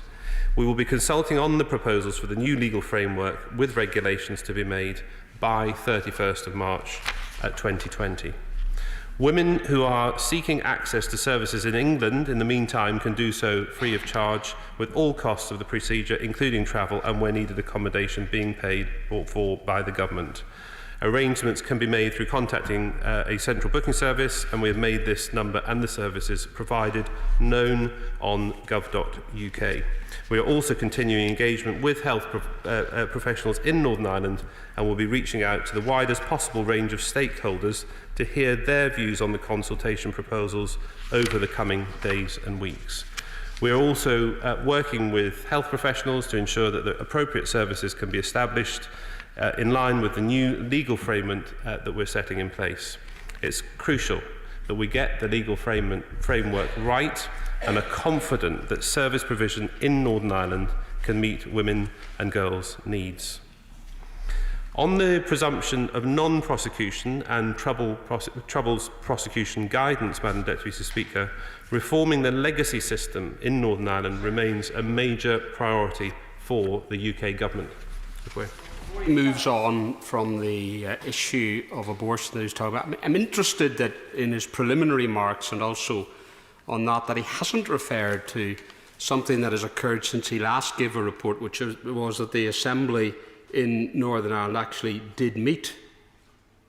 That there was a petition and members did turn up at the Assembly, including all of the members of our party and other parties as well, seeking to do the business of the Assembly and to get a Speaker elected, but that others were not prepared, including Sinn Féin, to take part and to take responsibility for these decisions. First of all, why has the Secretary of State not referred to this development particularly? And secondly, what does he think of the issue of parties that talk a lot about wanting to get devolution up and running, but when there is a properly constituted meeting of the Assembly, which is legally formed and they're ready to do business, they refuse to participate? Well, my right honourable friend is right that the Assembly was reconstituted last Monday, and I took some hope from the fact that actually people were speaking in the Assembly. I think that we need and we needed that Assembly to run for longer than a day, and I repeat what I said earlier. We need all parties to be present and to be standing ready to get the executive up and running. Last year, the Northern Ireland Office consulted extensively on the Stormont House Agreement. This consultation ran from May to October 2018 and revealed wide support for the broad institutional framework of the Stormont House Agreement and consensus among the main parties in Northern Ireland that the UK Government should push ahead with legislation. At the same time, the consultation process also revealed a number of areas of public concern about the detail of the proposals, including how the institutions would interact, how their independence could be preserved, and the overall timeframe and costs. I firmly believe that we must now move forward with broad consensus. It will be essential to demonstrate that any approach we take is fully capable of facilitating independent, effective investigations into troubles-related deaths and providing Northern Ireland with the best possible chance of moving forward beyond its troubled past. Thank you, Madam Deputy Speaker. I'm very grateful indeed to the Secretary of State for allowing me to intervene on him. The Secretary of State will be well aware, because of course he contributed to it, that in the foreword to the consultation on the Victims Payment Scheme, he, the Secretary of State, stated, and I quote, "As a society, we have a moral duty a moral duty to acknowledge and recognise the unacceptable suffering of those seriously injured in the Troubles. End of quote. Surely to goodness the Secretary of State accepts that we as a society have a moral duty to acknowledge and recognise the unacceptable suffering of those seriously injured in the appalling Omagh bombing, which took place 4 months after the signing of the Belfast Good Friday Agreement. Will the Secretary of State commit tonight and agree and accept that those seriously injured in the Omagh bombing will qualify under the Victims Payment Scheme? And please don't put them through all of the waiting for the consultation to complete. Just give a clear commitment tonight. I thank my right honourable friend for her intervention. The consultation is very clear that we have not set a time frame. We've talked about the Troubles period ending with the Good Friday Agreement, but I am not prejudging it, and I think Omagh is one atrocity, but there are many more subsequent to the Good Friday Agreement that we will have to consider as well. And I think I want to hear from all victims. I want to hear from people who may not have been in a tragedy such as Omagh, but may have had their victimhood from another, being in prison, being attacked, a whole range of issues. And I want to hear from all of those, and we will then reflect what is the best time frame, if any, for this payment. Minister Pengelly. Thank the Secretary of State for giving way on that point. The Secretary of State will be aware that there have been many detailed discussions in relation to the legacy proposals, including what dates would be used around all of those proposals. The Secretary of State will also be aware, and presumably also from your briefing in terms of before your time in this role as well, that there's always been a flexibility being shown by, as far as I can reflect, all the political parties to show a compassionate approach to this. So would you agree it's important to put that on record, that I do not think that this would be a controversial issue and we should show compassion on it? Secretary of State. I appreciate that intervention from my honourable friend, and that is exactly the approach that the government is going to take. We cannot be hard and fast. We have to be inclusive. We have to make sure that this payment scheme, which many of the members opposite have campaigned for on behalf of constituents across Northern Ireland, gets to all victims. And I know we've, in the consultation, talked about the period of the Troubles, but we also, in that consultation, I was very careful to ensure that we are not restricted to that, and we'll work with the opposition, with parties opposite, to make sure we get a definition of that period, if we do need to define a time period that is acceptable to all of us. The principles of Stormont House. I'm grateful to the Secretary of State. I wonder if, can the Secretary of State, whilst we're on the subject of compassion, can he clarify the position with respect to historical institutional abuse, that there is a rumour that the government doesn't plan to bring the bill into the House of Commons in the immediate future? This would be a very retrograde step. It may not be true. I would be grateful if the Secretary of State would comment on its progress. Secretary of State. The right honourable gentleman is posing questions that a few months ago I was qualified to answer in terms of business management, but I am now in the hands of the business managers. I would say that the debate in the other place today was extremely moving. The Labour Party, DUP, so we have been, everybody has been hugely supportive of this bill, and we need to accelerate it. We need to drive it forward, and I will continue to make strong representations to my successor and to the Leader of the House. On the... Yeah.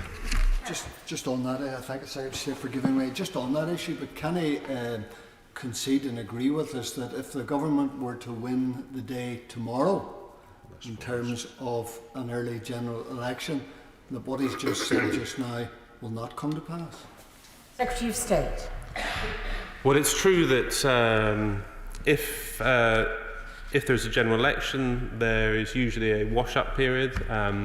In all scenarios, I'm going to be making the case that we need to get this HIA bill through. I'm concerned that there are many very vulnerable victims that have been waiting a long time. Many of them are over 70 of ill health. We need to get on with this, and I'll be working hard, and I'm sure if other members are able to assist me in making representations, I'd appreciate it. I'm very grateful to the Secretary of State, and I'm sure we'll be able to come to his assistance in that matter. But just on the issue of that issue, which is extremely important and a high priority for everyone in the House, but more generally speaking, is he making representations to the Prime Minister and others about the need to take powers in Northern Ireland more generally?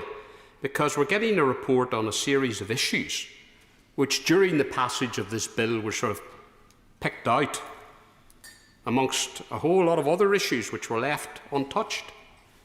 Health service, education, investment, jobs, housing, the environment. All of these issues continue to just sit in abeyance in the hands of civil servants. How long, as he hasn't so far mentioned the dreaded B word, so how long is he going to continue to wait before the government actually takes powers to deal with all of these issues in the run-up to Brexit? Secretary of State. My right honourable friend has raised the issue of Westminster's powers consistently and strongly represented these views. My real concern is I believe that the best way to deliver to Northern Ireland is through the Assembly, and it worries me the consequences that would flow, even if, as my opposite number has been very generous in offering to help if needed on this issue.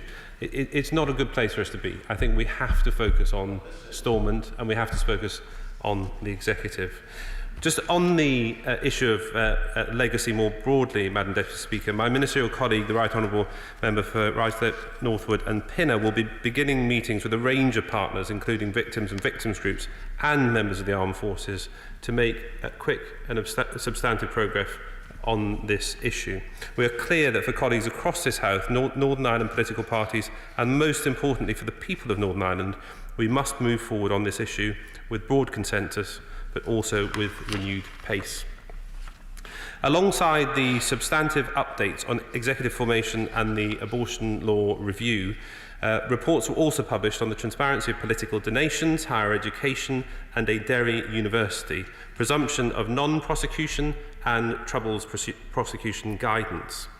The section of the report on the transparency of political donations states that the regime in place for political donations and loans is specific to Northern Ireland. We recognise that the issue of retrospection is a sensitive one. While the Northern Ireland Miscellaneous Provisions Act 2014 does allow for the publication of the historic record of donations and loans from 1st of January 2014, we must remain cognizant of the fact that retrospective transparency must be weighed against possible risk to donors. As we have previously made clear, the only Northern Ireland party to have written to the government in favour of retrospection is the Alliance Party. The government has said we will consult with the Northern Ireland parties in due course about any future change to donations legislation. For now, however, our focus remains on securing agreement to restore devolved government for the people of Northern Ireland. Thank you. Thank you, Madam Deputy Speaker. I'm exceedingly grateful to the Secretary of State for taking a second intervention. Since the Prime Minister seems absolutely hell-bent on having an early general election, could the Secretary of State just take a few moments and explain how helpful or not an early general election would be to his efforts, his genuine efforts, to see the institutions of the Assembly and the Executive functioning again in Northern Ireland? How helpful would an early general election be to those efforts? Secretary of State. Madam Deputy Speaker, I think it's best that I swerve that question, but I do think there are some extremely important issues in Northern Ireland that require immediate attention, and I want to focus with colleagues on them over the coming days and weeks. Higher education, Madam Deputy Speaker, is a devolved matter, and any requirement to increase student numbers will require a decision from a restored executive. Thank you. I'm most grateful to the Secretary of State. I did ask the Secretary of State a very straight question, and I really do expect a straight answer from a very honourable Honourable Secretary of State for Northern Ireland. He is not allowed to swerve the question. He has to answer the question directly. He is accountable to the people of Northern Ireland. He is our Secretary of State. We need to know how unhelpful an early general election would be to his efforts to restore the institutions in Northern Ireland. Secretary of State. Madam Deputy Speaker, I want to focus on the things that need to be worked through. Those things are immediate. Those things require time now, and they cannot be delayed. And therefore, my focus is on trying to work through a whole set of issues over the coming days and weeks. I'm very grateful. It's very clear that a general election this side of Christmas is going to lead to an extension of the timetable beyond the end of January for any chance of Stormont to be back up and running. At some, where in the Secretary of State's mind is it where stumps have to be drawn, where energies have been expended, where best endeavours have been deployed, but success has not been forthcoming? Because we cannot leave the good folk of Northern Ireland without political direction and new initiative on health and education and welfare, as the member for North Belfast has said. Where are we going to be on that? Secretary of State.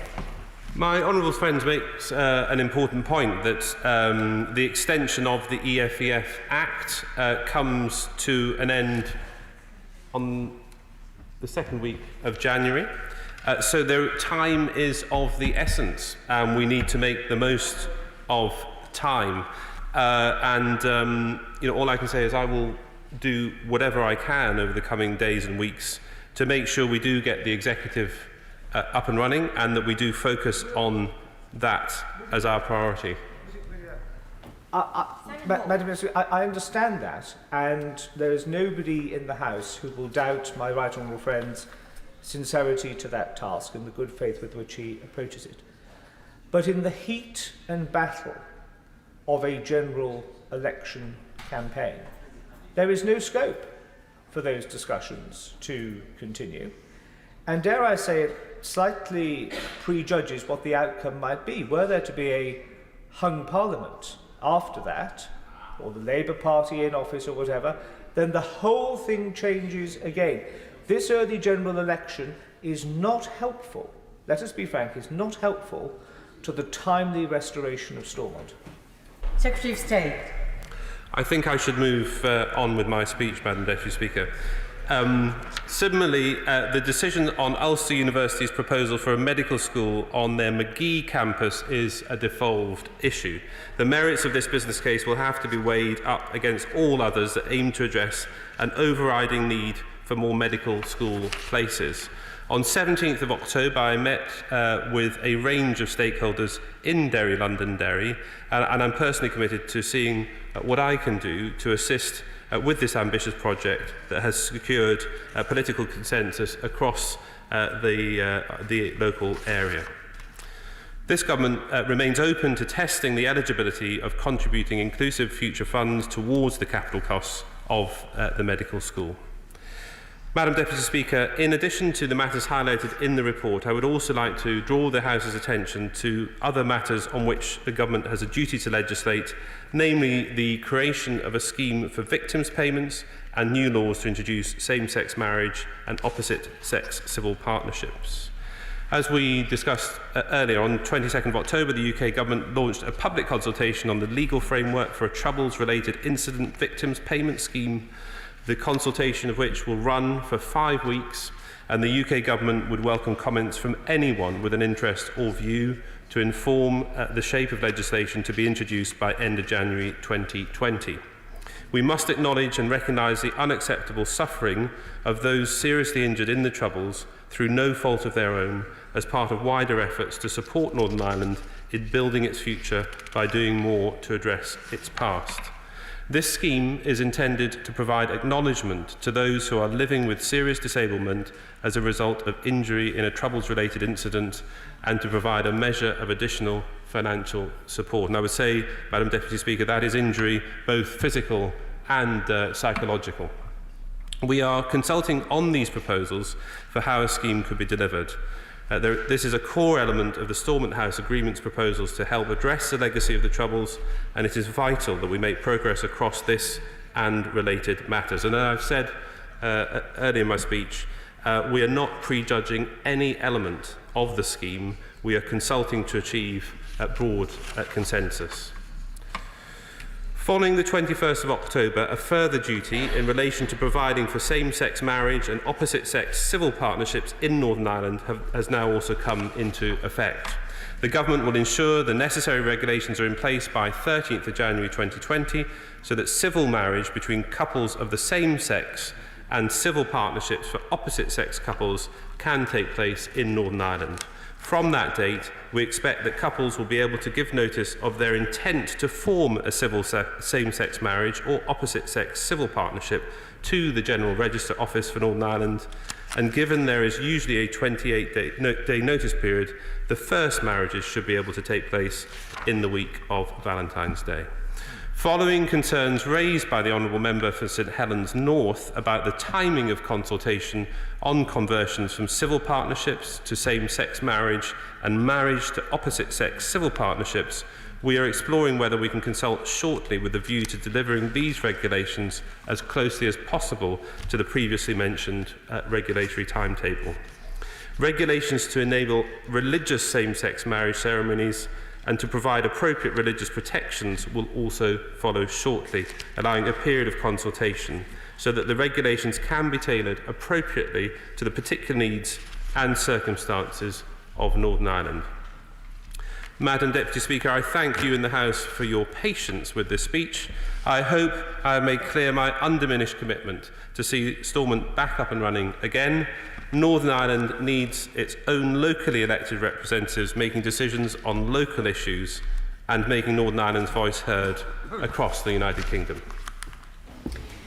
The question is, as on the order paper, Shadow Minister Karen Smith. Thank you, Madam Deputy Speaker. There is a large degree of agreement with much of what the Secretary of State has said, as he has already intimated. He has been busy over the summer period meeting with individual party leaders. It would be helpful to know, seems there hasn't been a plenary since last July, when he may expect all parties to be coming together as a plenary to make forward on executive formation, and that's something he may come back to us. Madam Deputy Speaker, I also have visited the campus at Derry, Londonderry, with regard to the medical places provision. It is a hugely important issue to develop medical training places locally to help with the situation in Northern Ireland. It would be helpful for the House to understand where the real hold-up is and start working on an assessment to progress that where there is a real clear need and political agreement on the ground to try and make that happen. I will, in the short time available, like to concentrate my comments this evening on the issue of abortion law reform. Now, in the report, there is a heading which says that it's about the provision of termination of pregnancy services after the interim period, which I expected to really outline something around how this new service would look after March. But actually, what it talks about and what we're hearing consistently from the government is about this medically based legal framework. Now, what I would like the Secretary of State to be able to explain is really what exactly is this medically based legal framework and why is it required? Because this is already a highly regulated area of health service practice. As well as the 1945 Criminal Justice Act, there are a number of areas where the regulations apply. For example, the issue of consent must be given by a woman, or else a termination would be criminal. All medical procedures rely on the principle of consent. Secondly, in England and Wales, where we have the CQC, in Northern Ireland, they have the Regulation and Quality Improvement Authority, which registers and inspects hospitals, GPs and independent providers. They have the power to suspend or cancel registrations, to prosecute, to set out special measures and undertake inspections of facilities. Thirdly, Madam Deputy Speaker, clinicians themselves are governed by their own professional standards. They have to make sure that they have fitness to practice, they have a duty of care, there are clear complaints and litigation processes, and both the GMC and the Nursing and Midwifery Council Services standards must be adhered to. Finally, NICE themselves are responsible for developing clinically appropriate treatment regimes for all areas of medical care and controls on the sale and supply of medicine. Now, Madam Deputy Speaker, I am not a lawyer, but before entering this place, I spent most of the last 25 years of my professional career in the NHS, planning, commissioning and monitoring healthcare services. Now, I accept that there are issues to be clarified in this new regime, particularly around conscientious objection and ensuring women, including those women who work as doctors and nurses themselves who seek an abortion service, are offered services perhaps away from home due to anonymity purposes. When one lives particularly in rural areas, that may well be an issue. So I do accept that, but I think the Secretary of State really needs to be clear on what exactly the legal gaps are that he considers exist, and consider how, in the absence of the executive, women in Northern Ireland can be assured that a high-quality medical service is being planned, how it will be delivered and how it will be monitored. Now, new healthcare services are introduced all the time across the UK. Indeed, in my professional experience, doctors are always complaining that managers particularly stop them developing new services. The basic process for planning and introducing a new service is fairly straightforward. It has patients and public at its core. There needs to be an assessment of need within the given population. There needs to be a projection of the numbers requiring a service, the case mix, the requirement for tiers of specialism. We need to understand what the referral process is. The planners need to look at workforce requirements and facilities requirements. Now, in England, we learnt the lesson a long time ago that women should not be seen within a general obstetrics and gynecology service, and the service for terminations is largely carried out to specialist providers. We need to understand if the Department of Health in Northern Ireland is undertaking that needs assessment, what are the estimations of numbers, what's the expected workforce and facilities requirements, how and where are the women to access the service, and what is the development of a referral process for women requiring either a medical or a surgical intervention. Now, additionally, Madam Deputy Speaker, health is one of the 6 original core areas of North-South cooperation on the island of Ireland as part of Strand 2 of the Good Friday Belfast Agreement.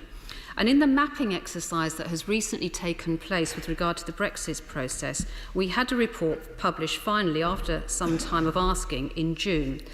Now, from that document, we learn that the exercise recognises the size, population and geography of the island of Ireland means that the economies of scale for certain specialised services only exist at an all-island level, or for certain regions on the basis of North-South cooperation.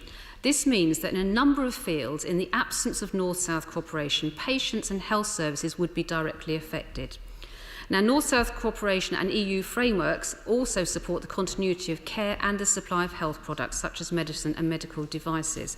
So I do ask the Secretary of State, has the government or the health officials in Northern Ireland started talks with their Irish counterparts and counterparts in Britain as to how women access highly specialised services? Because this is a really important area. Now, in the last 2 years, as part of the British Irish Parliamentary Assembly Committee D, chaired by the Noble Lord Dubs, I have been part of taking evidence across the jurisdictions of Britain and Ireland around abortion services, taking evidence in Liverpool, London, Belfast and Dublin. And I commend the report that we have just produced to the House. We looked at a number of issues that are cross-jurisdictional, particularly around the impact of changes to the law in Ireland, the cost of travel and particularly the impact on women with low economic resources, the treatment of fetal remains, a particularly traumatic and unpredictable process that women have to go through currently. There is a lack of specialised skills across all jurisdictions, particularly for women beyond 18 weeks. And there is a real issue around the online availability of abortion pills. These are issues that are testing health services across Britain and Ireland, and we can learn lessons from each other. And we do need to have cooperation. There is a need for designated centres across Britain and Ireland, and we do need assurance that the government are progressing and giving clear guidance to officials in the Northern Ireland office and the Department of Health of the work required to deliver this service. So in conclusion, it is not clear to us what the additional legal requirements are, what they're needed for, or what's the purpose. So can the Secretary of State ensure, either tonight on the record or commit to bringing forward in the next report, clearly what the legal gaps the government thinks needs to be filled? Secondly, can you confirm that the Northern Ireland Office and Department of Health are now planning the introduction of this new service along the lines I've outlined, namely the undertaking of a needs assessment, an estimation of demand and case mix, and the provision of staff, facilities and a clear referral process for women to meet their health needs? Thirdly, can he outline what discussions his officials will be having with their counterparts across Britain and in Ireland about access and referral pathways to specialised services? Can he also commit to bringing back to this House in this report or by a ministerial statement a clear account as to how the devolved Department of Health is developing this service that does allow some public scrutiny for the women of Northern Ireland? Gavin Newlands. Thank you very much, Madam Deputy Speaker. My honourable friend, the member for Cumbernauld, Kilsyth and Kirkintilloch East, who I have to say I'm very grateful to for stepping into the breach to cover me the last time this was discussed, called for compromise from all parties across Northern Ireland and an end to the vacuum at the heart of Northern Ireland politics. Well, 2 weeks on and still no closer to that vacuum being replaced. With the fresh air that a restoration of the Assembly would provide, not just to the people of Northern Ireland, but to all the people of these Isles who have missed the views of a democratic elected body in the Brexit debate that should have had its voice heard. And I mean no disrespect to honourable members from the DUP here tonight, but they represent only one strand of opinion on Northern Ireland's position in Europe. There are other views crossing communities in Northern Ireland. Indeed there are. A new poll published in the Sunday Times this weekend found that 72% of people in Northern Ireland would now vote to remain in the European Union, significantly up from the 56% who originally voted to remain. And I have to say, Madam Deputy Speaker, those are figures which I see on the doorstep in Scotland too. As in Scotland, it is clear that as this Brexit debacle has gone on, people have reinforced their view that the benefits of the European Union far outweigh the fantasy Brexit offered by the Tory party. I hope that the restoration of the Assembly will once again give a voice to all of the disparate shades of opinion that have thus far been without that voice, and even at this late stage give a platform for the complexity of opinion on Brexit to be given a voice through Stormont. With the honourable gentleman in line. Of course. Just what he says about people having a voice, of course, there are 7 members of Parliament elected who don't take their seats. I mean, it isn't that anyone's stopping them, it isn't that anyone's refusing them. So in his remarks, perhaps he could just reflect that point. That nobody is preventing anyone having their say. They choose not to come. Thank you, Madam Speaker. And I hear what the right honourable member is saying, but it has to be said that, of course, they are elected on that basis. Yes, it's not for us to second guess the voters in Northern Ireland on that basis, regardless of our views on abstentionism itself. But moving on, I do urge the Secretary of State, not at all, I do urge the Secretary of State to think very carefully before implementing direct drilling, and I welcome what he said earlier on that subject. To introduce even an element of direct drill would mean fast-tracking legislation through Parliament, which cannot be a sensible path to take when talking about institutions that took years of hard negotiation and compromise to set up. I hope that the Secretary of State is in constant contact with his counterparts in the Irish Government to ensure that both governments, as joint signatories to the international treaties that underpin devolution in Northern Ireland, are focused on restoration. While Stormont has no voice when it comes to Brexit, Brexit is unfortunately helping to ensure that Stormont continues to have no voice. And it is without question endangering the stability that devolution is meant to underpin and be underpinned by. When the Assistant Chief Constable of the PSNI is warning that a no-deal Brexit could open up opportunities for terrorist groups, and the Chief Constable himself states that loyal paramilitary groups may seek to react to the instability caused by a Brexit deal that is seen to threaten the Union, moreover that his officers will not police any of the border crossings after Brexit, that is exactly what people have been warning of since the referendum campaign itself. They were ignored and dismissed at that time, and yet here we are. And I truly worry that with the current power vacuum, that those who seek to further the so-called cause and wreck lives and progress see Brexit as their jackpot. That cannot be allowed to happen. Rather than playing reckless games in Downing Street, the Prime Minister should wake up to the reality of the damage that his Brexit extremism is causing. It's vital that the fragile peace in Northern Ireland is secured and maintained. It should never have been risked by this Tory government in the first place. And in conclusion, Madam Deputy Speaker, a glance through today's Belfast Telegraph shows just some of the issues which are being squeezed out. Bedroom tax mitigation to expire next March, the impact of substance abuse on individuals and their families, victims of historical abuse, people trafficking, all huge, substantial issues for any society to face, but with no debate, no solutions, no legislative action possible on any of these challenges. That cannot be right, and it cannot be fair on the people of Northern Ireland. Jim Shannon. Thank you, Madam Deputy Speaker. First of all, can I thank the Secretary of State for bringing forward the Northern Ireland Executive legislation and information for us tonight that we want to speak on it. I want to speak, Madam Deputy Speaker, on the abortion, and it would be no surprise to people here that I was doing so. In the last 2 weeks, the point has been made on a number of occasions that from the 22nd of October that there has been no legislation in Northern Ireland requiring that abortions must take place either in NHS hospitals or in private clinics. I think the Shadow Minister referred to that in some of the comments that she made as well. As the expert legal opinion by the former Labour MP and leading lawyer in the field of NHS and health legislation, David Locke QC, has pointed out the Health and Personal Social Services Quality Improvement and Regulation, Northern Ireland Order 2003, only regulates certain types of premises.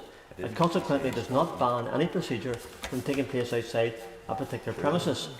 David Locke QC points out that this means that if a doctor or indeed someone without any formal qualification wanted to become an independent provider of abortions outside of a clinic, they would not be subject to any form of statutory prohibition or regulation at all. In short, this means that backstreet abortions were made legal in Northern Ireland on the 22nd of October, with all the attendant health risks to women. I believe, Madam Deputy, this is extraordinary, indeed it is unbelievable, because the law has never before been changed in any part of the United Kingdom with the effect of actually making backstreet abortions legal. Even in Madam Deputy Speaker, I'm very grateful to my honourable friend. He'll recall that I made a number of these points a fortnight ago, and during the passage of the report 2 weeks ago, the Minister undertook on the Secretary of State's behalf to write to us and outline exactly what laws were in place to preclude some of the dangers that we highlighted, to respond to us in detail and to do so before the change in the law which occurred last Monday. Regrettably, that hasn't happened. Would my honourable friend agree that having that information with clarity would be most useful in this debate? I thank my honourable friend and colleague for Belfast East for bringing that forward. He's absolutely right. The request was put forward and the Minister indicated that he would be coming back, but unfortunately that hasn't happened yet, and it would have been immensely helpful for this debate tonight and where we are. In 67, backstreet abortions were always illegal. Rather than acknowledging the point, however, the Northern Ireland Office has sought rather disingenuously to point out to the NI Northern Ireland Office guidance as if offered a comparable protection to pregnant women as the law. The guidance, however, has no legal weight unless it is referring directly to statute. And for most part, it is merely saying that what the NHS, which is under government control, will do, and making suggestions about what everyone else should do. The suggestion that there's an appropriate substitute for the law is plainly not the case, and it's completely inappropriate when one has regard to the important matter at hand, women's safety. While the Northern Ireland Office can encourage people to act in a particular way through guidance, it cannot require people to act. If encouragement was sufficient... I thank the young gentleman for giving way, because he has raised this issue before. Let me try and be helpful to the Secretary of State on this issue, because it is actually in the guidance that the Secretary of State has issued about this very point. It's simply not the case that there aren't any regulations. In particular, abortion pills are a prescription-only medicine, the sale and supply of which is unlawful without a prescription, and this isn't affected by any of the changes that came place into law last week. So his suggestion that somehow there is no regulation about access to abortion medication is misplaced. I understand he has that concern, but actually if he reads the regulations and he looks at the existing medical relations about abortofacients, he'll find that there is regulation in place. And I hope the Secretary of State, who probably hasn't got round to writing the letter to him, finds that a helpful intervention. I'm very capable, Madam Deputy Speaker, of reading the information. And the information as I have forward would be very much contrary to what the Honourable Lady has referred to. I thank my honourable friend for giving way, but for the purposes of clarification, there was actually reference made to the case recently in the courts that was dropped, which I understand actually included the procurement of abortion pills. Right. That case was dropped because of the change of the law around decriminalisation. So therefore it is wrong to say, does my honourable friend agree with me, it is wrong to say that access to these pills is not affected by the change. It clearly is impacted by the changes. Thank the honourable friend for Belfast South for the intervention, and thanks for the clarification in relation to that. The Minister referred to it early on in his introduction. He referred to the abortion pills as well. If encouragement was sufficient, then we may as well do away with legislation and simply replace it with guidance. But we don't do that because that would not be responsible, especially when dealing with important matters like the safety of women. The truth is that the Northern Ireland office has failed the women of Northern Ireland. Quite apart from the wider concerns about respecting devolution and the fact that the Assembly voted against any change in the law as recently as February 2016, and that was the Assembly's last decision in relation to that, the Northern Ireland office did not need to support an amendment in another place removing abortion law regarding pregnancies up until the point just prior to when the baby is capable of being born alive, 5 months before making provision for a new law to take its place. This, I believe, was grossly irresponsible and I also believe completely unnecessary. Clearly there must be no question of rushing the new legislation. It is right to take 5 months to consult and develop it. And I welcome the fact that the Ministers referred to that, and consultation with the church groups as well is really, really critical, and I appreciate that. In the intervening period, however, rather than pretending that guidance provides the same protection as the law, Government should now urgently reintroduce sections 58 and 59 until when the new law is ready to take over. The law in relation to abortion and the opinion of people in Northern Ireland is clear. The majority of people of all sections, of all gender, of all ages are against this liberalisation and change in Northern Ireland. And I believe this House doesn't respect that and doesn't take that into consideration. I want to quickly, Madam Deputy Speaker, speak about the HIA, Historical Abuse and Survivor Group. And this morning I met some of the people from one of those groups, the HIA Survivor Group, Rosetta Trust and Survivors North West. We had them some of them at the Northern Ireland Affairs Committee to make some representations. They're very keen to make those comments, and I met them this morning in my office. And what has been put forward, and I make the comment on one issue alone within the HIA stuff, has to do with the length of time in an institution. And what has been agreed, which would be contrary to the opinion of the Rosetta Trust and Survivors North West, there should not be a fixed payment for each year an individual spent in an institution. Redress awards are to be assessed on an individual basis, taking account of the incidence, the duration and severity of abuse. Just want to say that I met those people this morning. Some of those people were in an institution in my constituency, Madam Deputy Speaker, Raban House, where there was abuse, physical and sexual, took place. They're very traumatised by what has happened to them. They welcome the fact that there will be a one-off payment of £10,000, and that's good news. But what they have concern over, and it seems that the redress award system doesn't take it into consideration, and they feel that there should be a payment for every one of those years retrospectively. It doesn't seem to be in this process. Secretary of State, and I'm asking perhaps if you could look at that again. And the reason why I make the comment, those people who came to see me today are greatly traumatised by what has happened. They have severe traumatisation, severe memories, nightmares of the abuse that took place against them physically and sexually. And what they feel is appropriate and should happen that it's not about the money, it's about the recognition of the years of abuse. And that should be retrospective and should be there for every year. And I make this comment, if those people took their case as they probably could and had the opportunity, Secretary of State, to have legal redress, then the cost for each individual person would be between £35,000 and £40,000. The point I'm making, if it was retrospectively made, it would probably be a cheaper option, but it would address the issues of the victims. So on that one, and I conclude with that, Madam Deputy Speaker, because there's others that want to speak on it, but I just want to say that it's really important that these two issues, the clear impression and the opinion of people across Northern Ireland that abortion changes and the liberalisation going on are wrong and should not be imposed upon Northern Ireland, but also when it comes to the survivor group and the survivors North West group, that they come HIA should be retrospective. There should be a payment for every year that they were abused. Madam Deputy Speaker, thank you. Stella Creasy. Thank you, Madam Deputy Speaker. I rise, as the Secretary of State might expect, to ask him another series of questions about the changes in the law regarding abortion in Northern Ireland, which he knows that I feel very strongly about, because this Act compelled the Secretary of State to act from start to finish. A week ago, 50% of what this Act asked the Secretary of State to do came into law, which was to repeal sections 58 and 59 of the Offences Against the Person Act.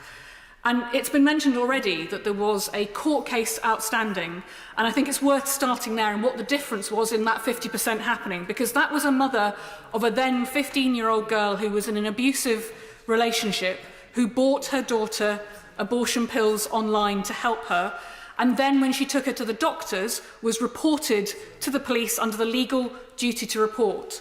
It is removing that legal duty to report. It is not that people who continue to supply abortion pills who are not medically qualified would evade prosecution. But it's worth reading into the record the words of that mother, who the next day went into court and had the case against her that had been hanging over her for so long abandoned. She said, "For the first time in 6 years, I can go back to being the mother I was without the weight of this hanging over me every day. I am so thankful that the change in the law will allow other women and girls to deal with matters like this privately in their own family circle. I can finally move on with my life."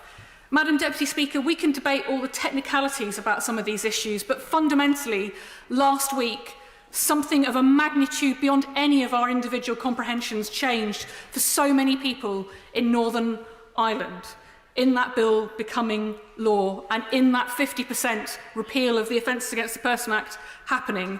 And yes, I think we should welcome that in this place, because this mother shows not least the very human impact of having had that piece of legislation from the 1800s hanging over the lives of those women in Northern Ireland. But what I'm here this evening to ask the Secretary of State about is his duty to finish the other 50% of this legislation and what happens now. Because I share the concern that we need to clarify the regulations that are there.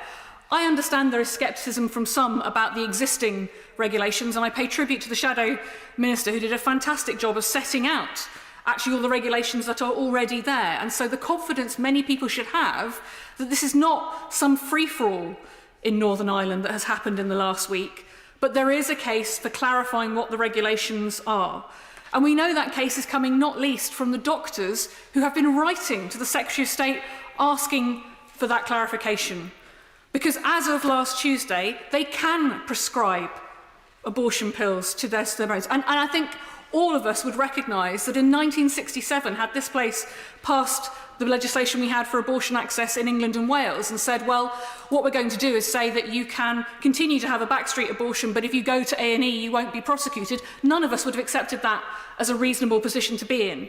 Yet at this point in time, because it is not clear how doctors in Northern Ireland can prescribe abortion pills to women in Northern Ireland who wish to use them, what we are risking of saying to women is, look, continue buying them online and not being clear about where is a safe provider, but at least now you won't be prosecuted, as this mother had to deal with for many years. So I would really welcome from the Secretary of State clarification about what he is doing to make sure not only that the doctors who are writing to him, asking him where did they get the prescriptions from, how do they make sure they can give safe advice? Because, to be honest, asking women to travel is not a solution. And in the last week, the only message we've been able to give to women in Northern Ireland who now wish to access their right to a safe, legal and local abortion is that they have to travel. If they have family commitments, if they are in abusive relationships, if they do not have the relevant travel documentation, that is not a solution for them. Yes, I will happily give way. I thank the honourable member for giving way. I think it's very important to outline, because you did reference that the only advice to some would be to order these pills online. The medical advice is absolutely clear that it can be dangerous to do so, to take these types of pills without medical supervision. The case that the honourable member refers to was a case of abortion pills being procured by a mother for a child where there were complications resulting in her having to present. So yes, I absolutely agree with the honourable member. There needs to be guidance in relation to this, but we also must be responsible and say very, very clearly we should not recommend that route of buying these types of pills online, because people don't know what they're going to get. I'm glad I completely agree with the member. What I'm saying, therefore, is that the Secretary of State now has a responsibility to the women and girls in Northern Ireland who wish to be able to access their right to make sure that there is clarity about where they can get abortion pills prescribed by a medical professional. These changes were never about removing the medical component of abortion, but simply about recognising that it should be a medical rather than a criminal matter. On that point too, the Secretary of State will know from the letters that I've been writing to his department, I am concerned that there isn't clarity for women and girls in Northern Ireland about their rights and how to access these rights in the last week, that there needs to be more public information about how to access an abortion, as alongside that work to make sure that they can access a safe abortion. And he will know the long-standing concerns many of us have about this concept of public consultation, and in particular how he squares having a public consultation on, as he has said, whilst he talks about both sides of the debate, he himself has been clear that this is not up for debate as to whether or not abortion is available in Northern Ireland, but how it happens. Many of us consider that to be a purely medical question. Indeed, this legislation required the Secretary of State to do so in line with the CEDAW principles. Now, a week ago, the Secretary of State's junior minister, apologies, I'm not quite sure which role he is, said that the consultation would be published the following day. We're now a week on. We haven't got any of the details of this consultation. What the government believes it should consult on, that would mean that any consultation would be in line with the CEDAW principles and would not undermine what this House decided, which is that women in Northern Ireland should be able to access an abortion equally. When he talks about consulting the widest range of stakeholders, he will understand the concern that many of us have about bringing non-medical professionals into the provision of medical services. And indeed, as the member from the DUP has highlighted, the importance of having proper medical engagement. Let's be honest about this. There is no way in which a member of a church community would have the same medical standing as, say, the doctors, the Royal Colleges, when it comes to the specifics of how you provide a medical procedure. And so it is absolutely imperative that we have the details of what he thinks he's going to consult on and how he squares that with the CEDAW requirements, so that we can be confident that he is not opening a hornet's nest when it comes to actually providing the other 50% of this legislation. And then just finally on this, I think it's very important that we put to bed any suggestion that anything has changed in terms of the time limits through what happened last week. The 1945 Act, as the Shadow Minister has already mentioned, is still in place, which is very clear about viability. That's not changing the viability. When people talk about abortions at 5 months, that's not what is being talked about in Northern Ireland at all. If anything, modern medicine changes the very concept of what viability is to perhaps something that people would consider to be even lower. But there is an issue when it comes to fatal fetal abnormalities, and there is an issue when it comes to the Bourne judgment, and it was something, again, that the CEDAW judgment called our attention to, about how that is interpreted in Northern Ireland, and the concern that the way in which the concept of the preservation of the life of the mother and the way in which the concept of long-term damage was being interpreted, that it is vital, again, that the government addresses so that we can be sure that women in Northern Ireland are not being treated differently when it comes to preservation of life than women in England and Wales. We know already that the NICE clinical guidelines apply. Can the Minister confirm that that's what they will use to deal with these sorts of issues? Because whilst we know the vast majority of abortions happen before 10 weeks, there are some very sad cases that do involve late-term abortions, often for very, very good medical and health reasons. And it is vital in separating out these two issues and making sure that people in Northern Ireland have confidence about what this legislation has done and the regulations that the government brings in, that those issues are being addressed. We know that whether people can access a safe legal abortion has no impact on the rate of abortion. But we do know that making people safe starts with making sure they're not criminalised for wanting to make what is a basic human right choice to have control over their own body. I urge the Secretary of State in what he says in response to address these specific issues, because the danger for all of us is that in this interim period there will be many women in Northern Ireland who need our help and support. I've been contacted by women not clear about how they access these services, who've seen that their human rights are finally being upheld, but need the Secretary of State to finish the job, and him alone to finish the job, because the legislation was clear that ultimately it rested with him to protect their human rights, that we asked this House asked him to do in July, and now came into fruition last Monday. Gavin Robinson. Thank you very much indeed, Madam Deputy Speaker. And can I say just at the outset, I was really encouraged to see that the Right Honourable Member for Tunbridge Wells has taken such an interest in Northern Ireland matters, but then I realised that both he and the member for Strangford have an adjournment debate this evening, and that's perhaps why he is here. Madam Deputy Speaker, I don't want to rehearse old arguments from a fortnight ago. The recurring nature of these reports means that there are important issues for Northern Ireland that get aired quite often in this House, and there's no need for me to go through my speech of 2 weeks ago. But I do want to re-emphasise that point to the Secretary of State, that having sought and received an assurance that we would get a written confirmation of the questions asked, I do think it is discourteous that we haven't had substantive replies to those questions, or indeed that they were available for us to share more publicly with those who take an interest in the legislative change around termination and who want to be satisfied around the legislative framework in Northern Ireland. Given that the law changed last Monday, the very least we should have expected was a response between the debate and then. So I say that to the Secretary of State. I leave it with him. I don't expect him to have full and wholesome answers this evening, though he may surprise me. If he does, they would be most welcome.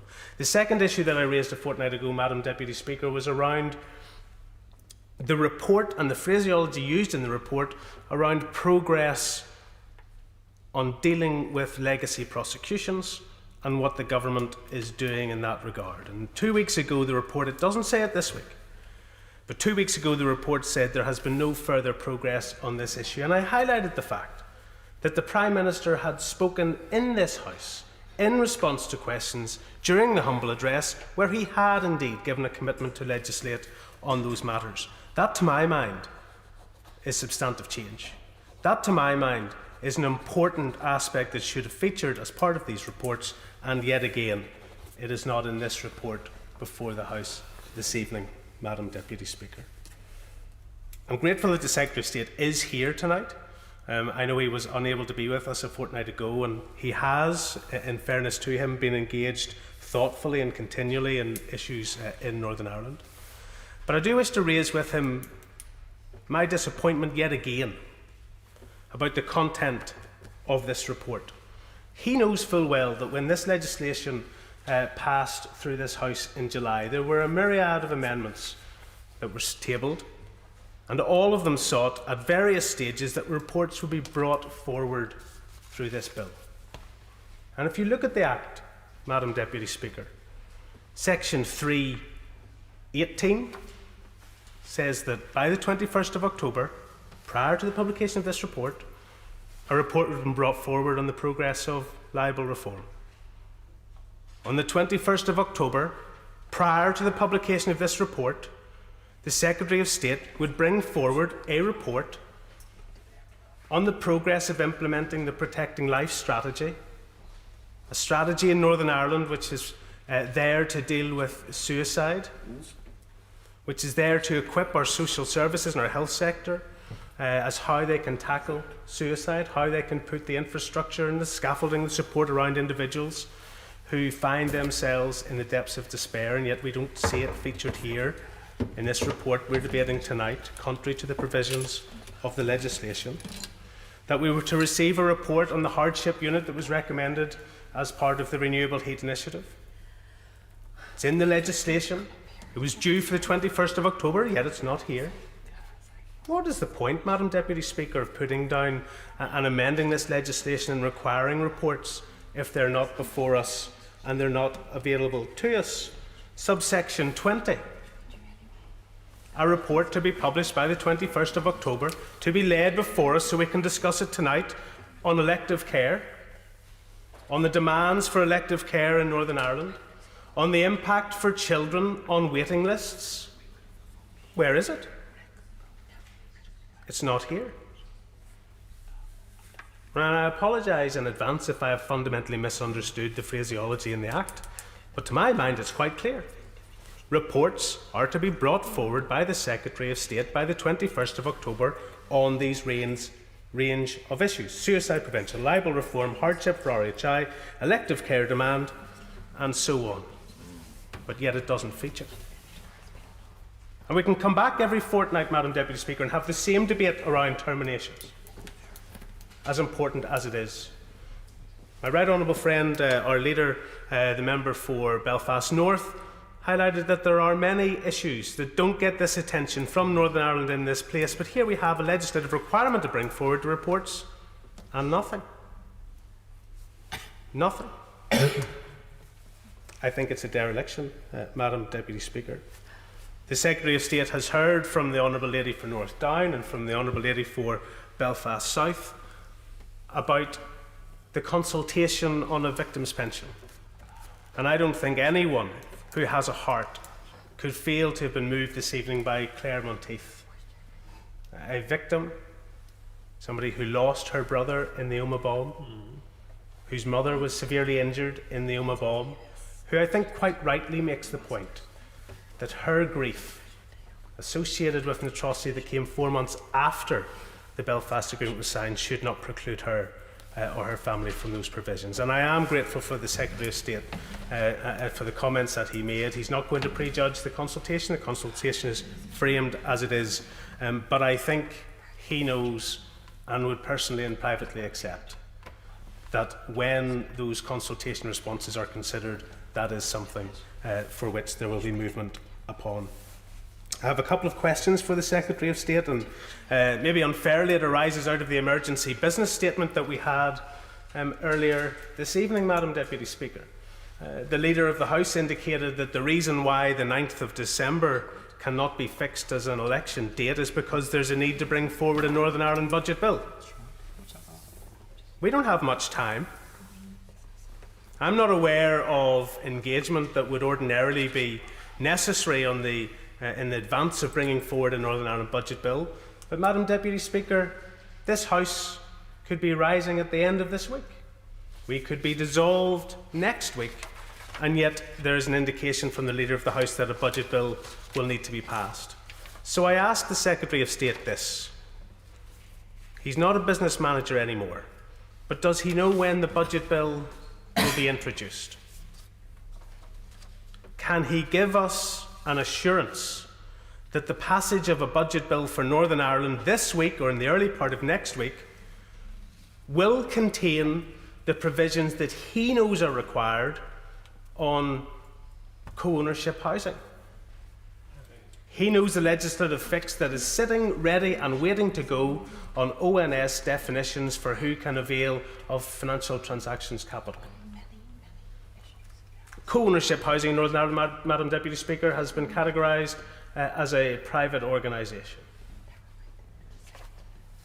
In every other part of the United Kingdom, there has been a legislative fix with ONS guidelines to say that they can still avail of FTC.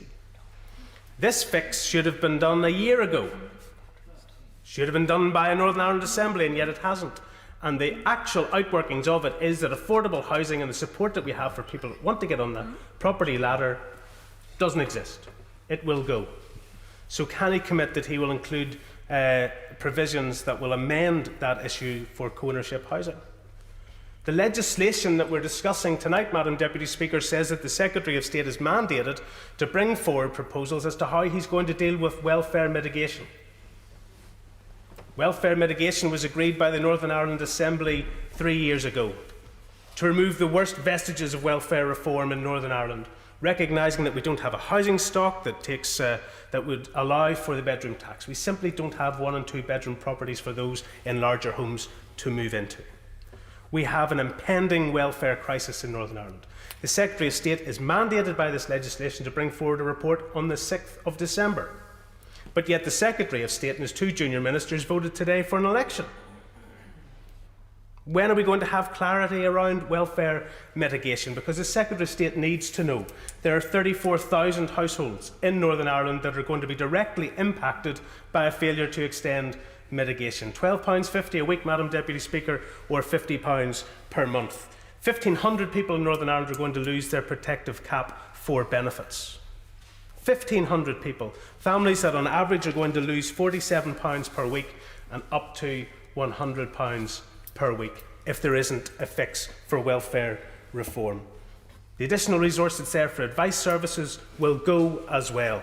And given that the Secretary of State was keen to vote for an election, given that he knows he's under a duty to bring forward a clear plan as to how we're going to extend mitigation on welfare in Northern Ireland, will he include that? The extension of welfare mitigation in Northern Ireland, will he include that as part of his budget bill? And finally, Madam Deputy Speaker, because there's one more speaker and we want to give the Secretary of State plenty of time to respond. He mentioned last Monday that he extended the provisions under the EF Act. But he knows he can't do that singularly. He knows he's under a legislative requirement to seek a positive affirmative resolution for that within 28 days. Well, if this House dissolves and he hasn't sought that positive or affirmative resolution from this House to extend the provisions of this Act, they will fall, Madam Deputy Speaker, and fall during an election campaign. So will the Secretary of State indicate when he intends to seek the positive affirmative resolution of this House that he can extend those powers? And will he do so as part of this Northern Ireland budget bill? Thank you, Madam Deputy Speaker. Pen Gelly. Thank you, Madam Deputy Speaker.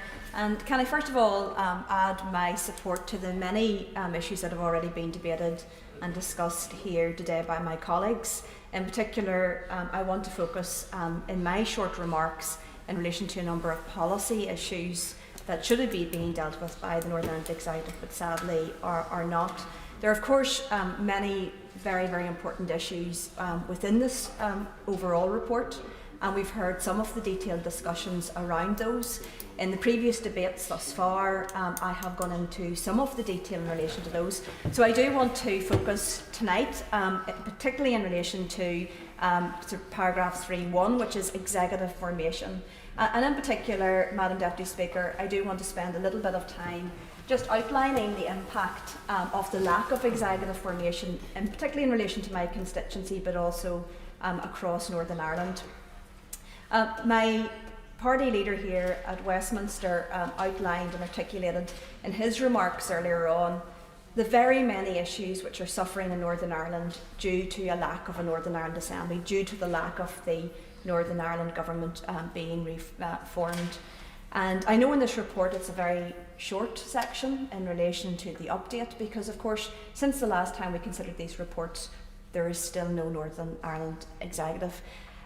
I got elected to represent the wonderful constituency of Belfast South just in the 2017 election, and it's been an incredible privilege to represent that wonderful constituency, and in very many ways South Belfast is a thriving constituency. We have some of the best schools in Northern Ireland. We've got some of the highest employment rates, not just in Northern Ireland but actually across the United Kingdom. We've got some of the lowest unemployment rates. At last count, we had over 19,000 registered businesses in South Belfast. And we've got an incredibly diverse constituency with very many wonderful institutions, including the Lyric, many arts institutions, the Ulster Museum, Queen's University, Stranmillis College, to name just a few. So relative to many other constituencies, my constituency is doing very well, and I'm incredibly proud to represent it. But of course, like all constituencies, Madam Deputy Speaker, we still have challenges. The constituents that I represent still have very real needs across a whole range of public services, from health to education, infrastructure, worrying about bills, worrying about their businesses. And I want to touch a little bit, very, very briefly, on some of those issues, because these are the types of everyday issues that are not being articulated in Northern Ireland because of a lack of a Northern Ireland Assembly, nor in this place because of the nature of the debates and the fact that those debates on those issues tend not to include or extend to devolved issues. But these are the issues that are really impacting on a day-to-day basis. I know that, we know that, because we listen to our constituents and we know the serious concerns that they have. We know the serious impact, detrimental impact that is having on their lives. And I know that the Secretary of State and his team have been out and about also talking to constituents right across Northern Ireland. I want to firstly touch on the issue of education. Education in Northern Ireland is under a huge amount of pressure. The Northern Ireland Affairs Committee took some evidence from a number of schools and head teachers.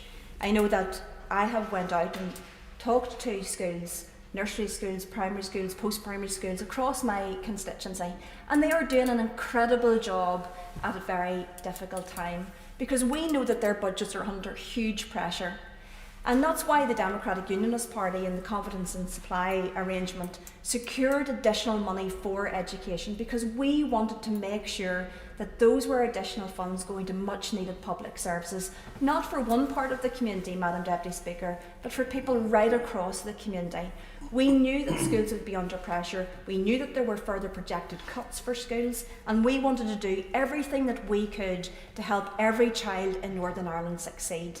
It is my party, Madam Deputy Speaker, who stood on that platform, no matter where that child comes from, what the background, what your financial circumstances. The Democratic Unionist Party wants every child in Northern Ireland to succeed, because we recognise that succeeding at education is the gateway into a much better life, both for you and for your family and for your grandchildren.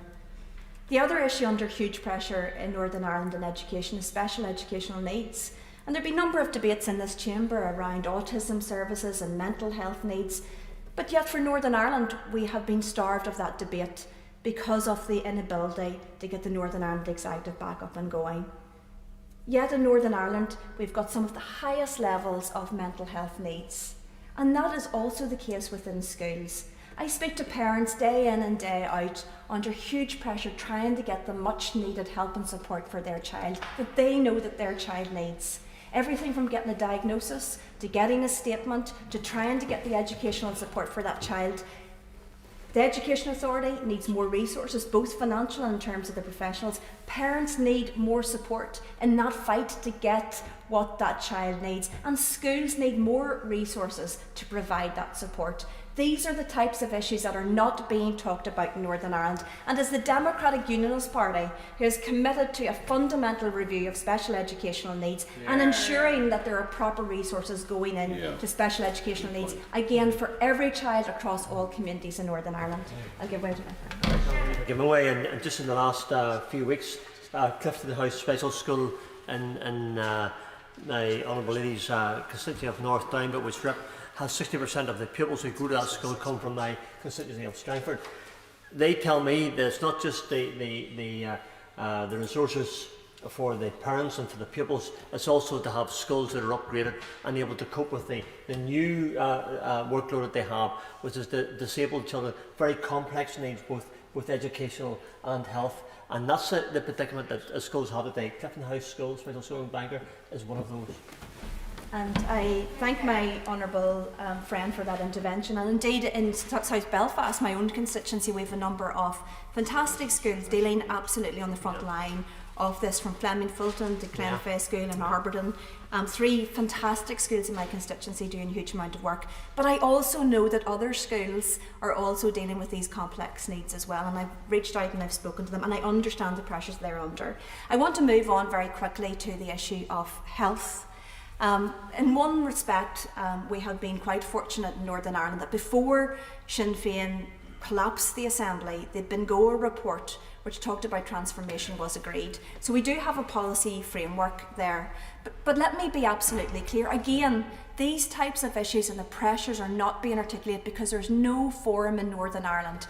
Health-related matters do not fall to councils. There's no Northern Ireland executive, and it's a fully devolved matter, so it is rarely spoken about in detail in this forum.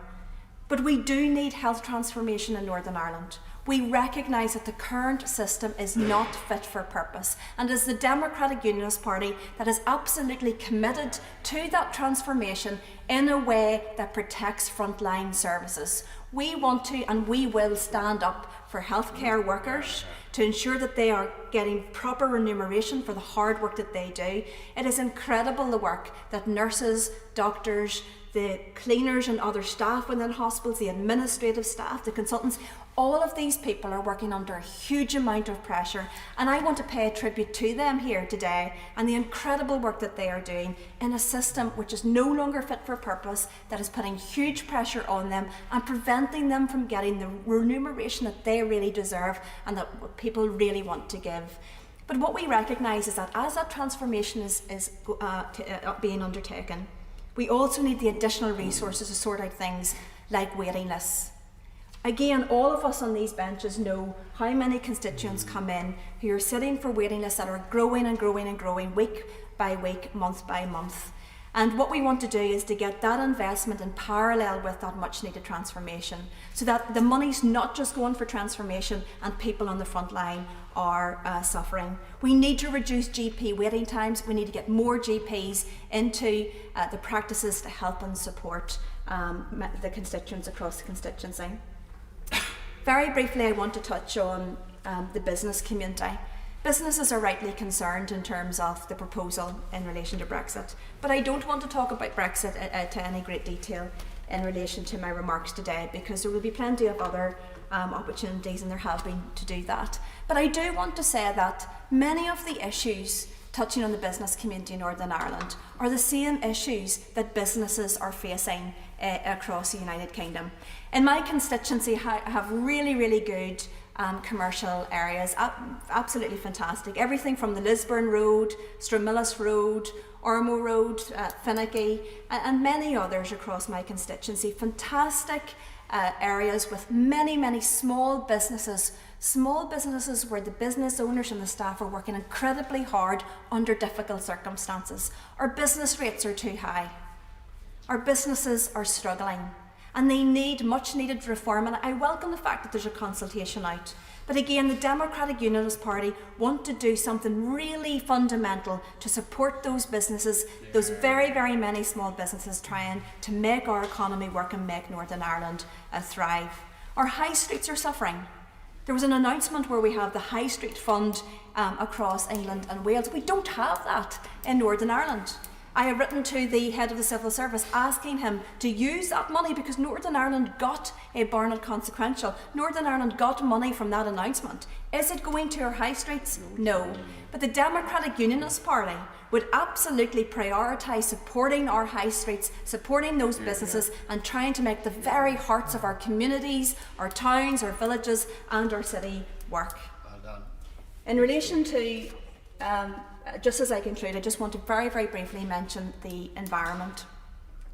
And I'm not going to go into a huge amount of detail about that, but again, many people in Northern Ireland are really interested in this issue. I'm not sure if the Secretary of State is aware, but Northern Ireland has one of the lowest woodland cover of any region in the United Kingdom. We are on average of 6 or 7% woodland cover. The average across the United Kingdom is 13%. The average across the European Union is 38%. So Northern Ireland has the lowest by far percentage woodland cover across the British Isles and the Republic of Ireland and the European Union. I'm going to conclude with a plea to say that this is something that I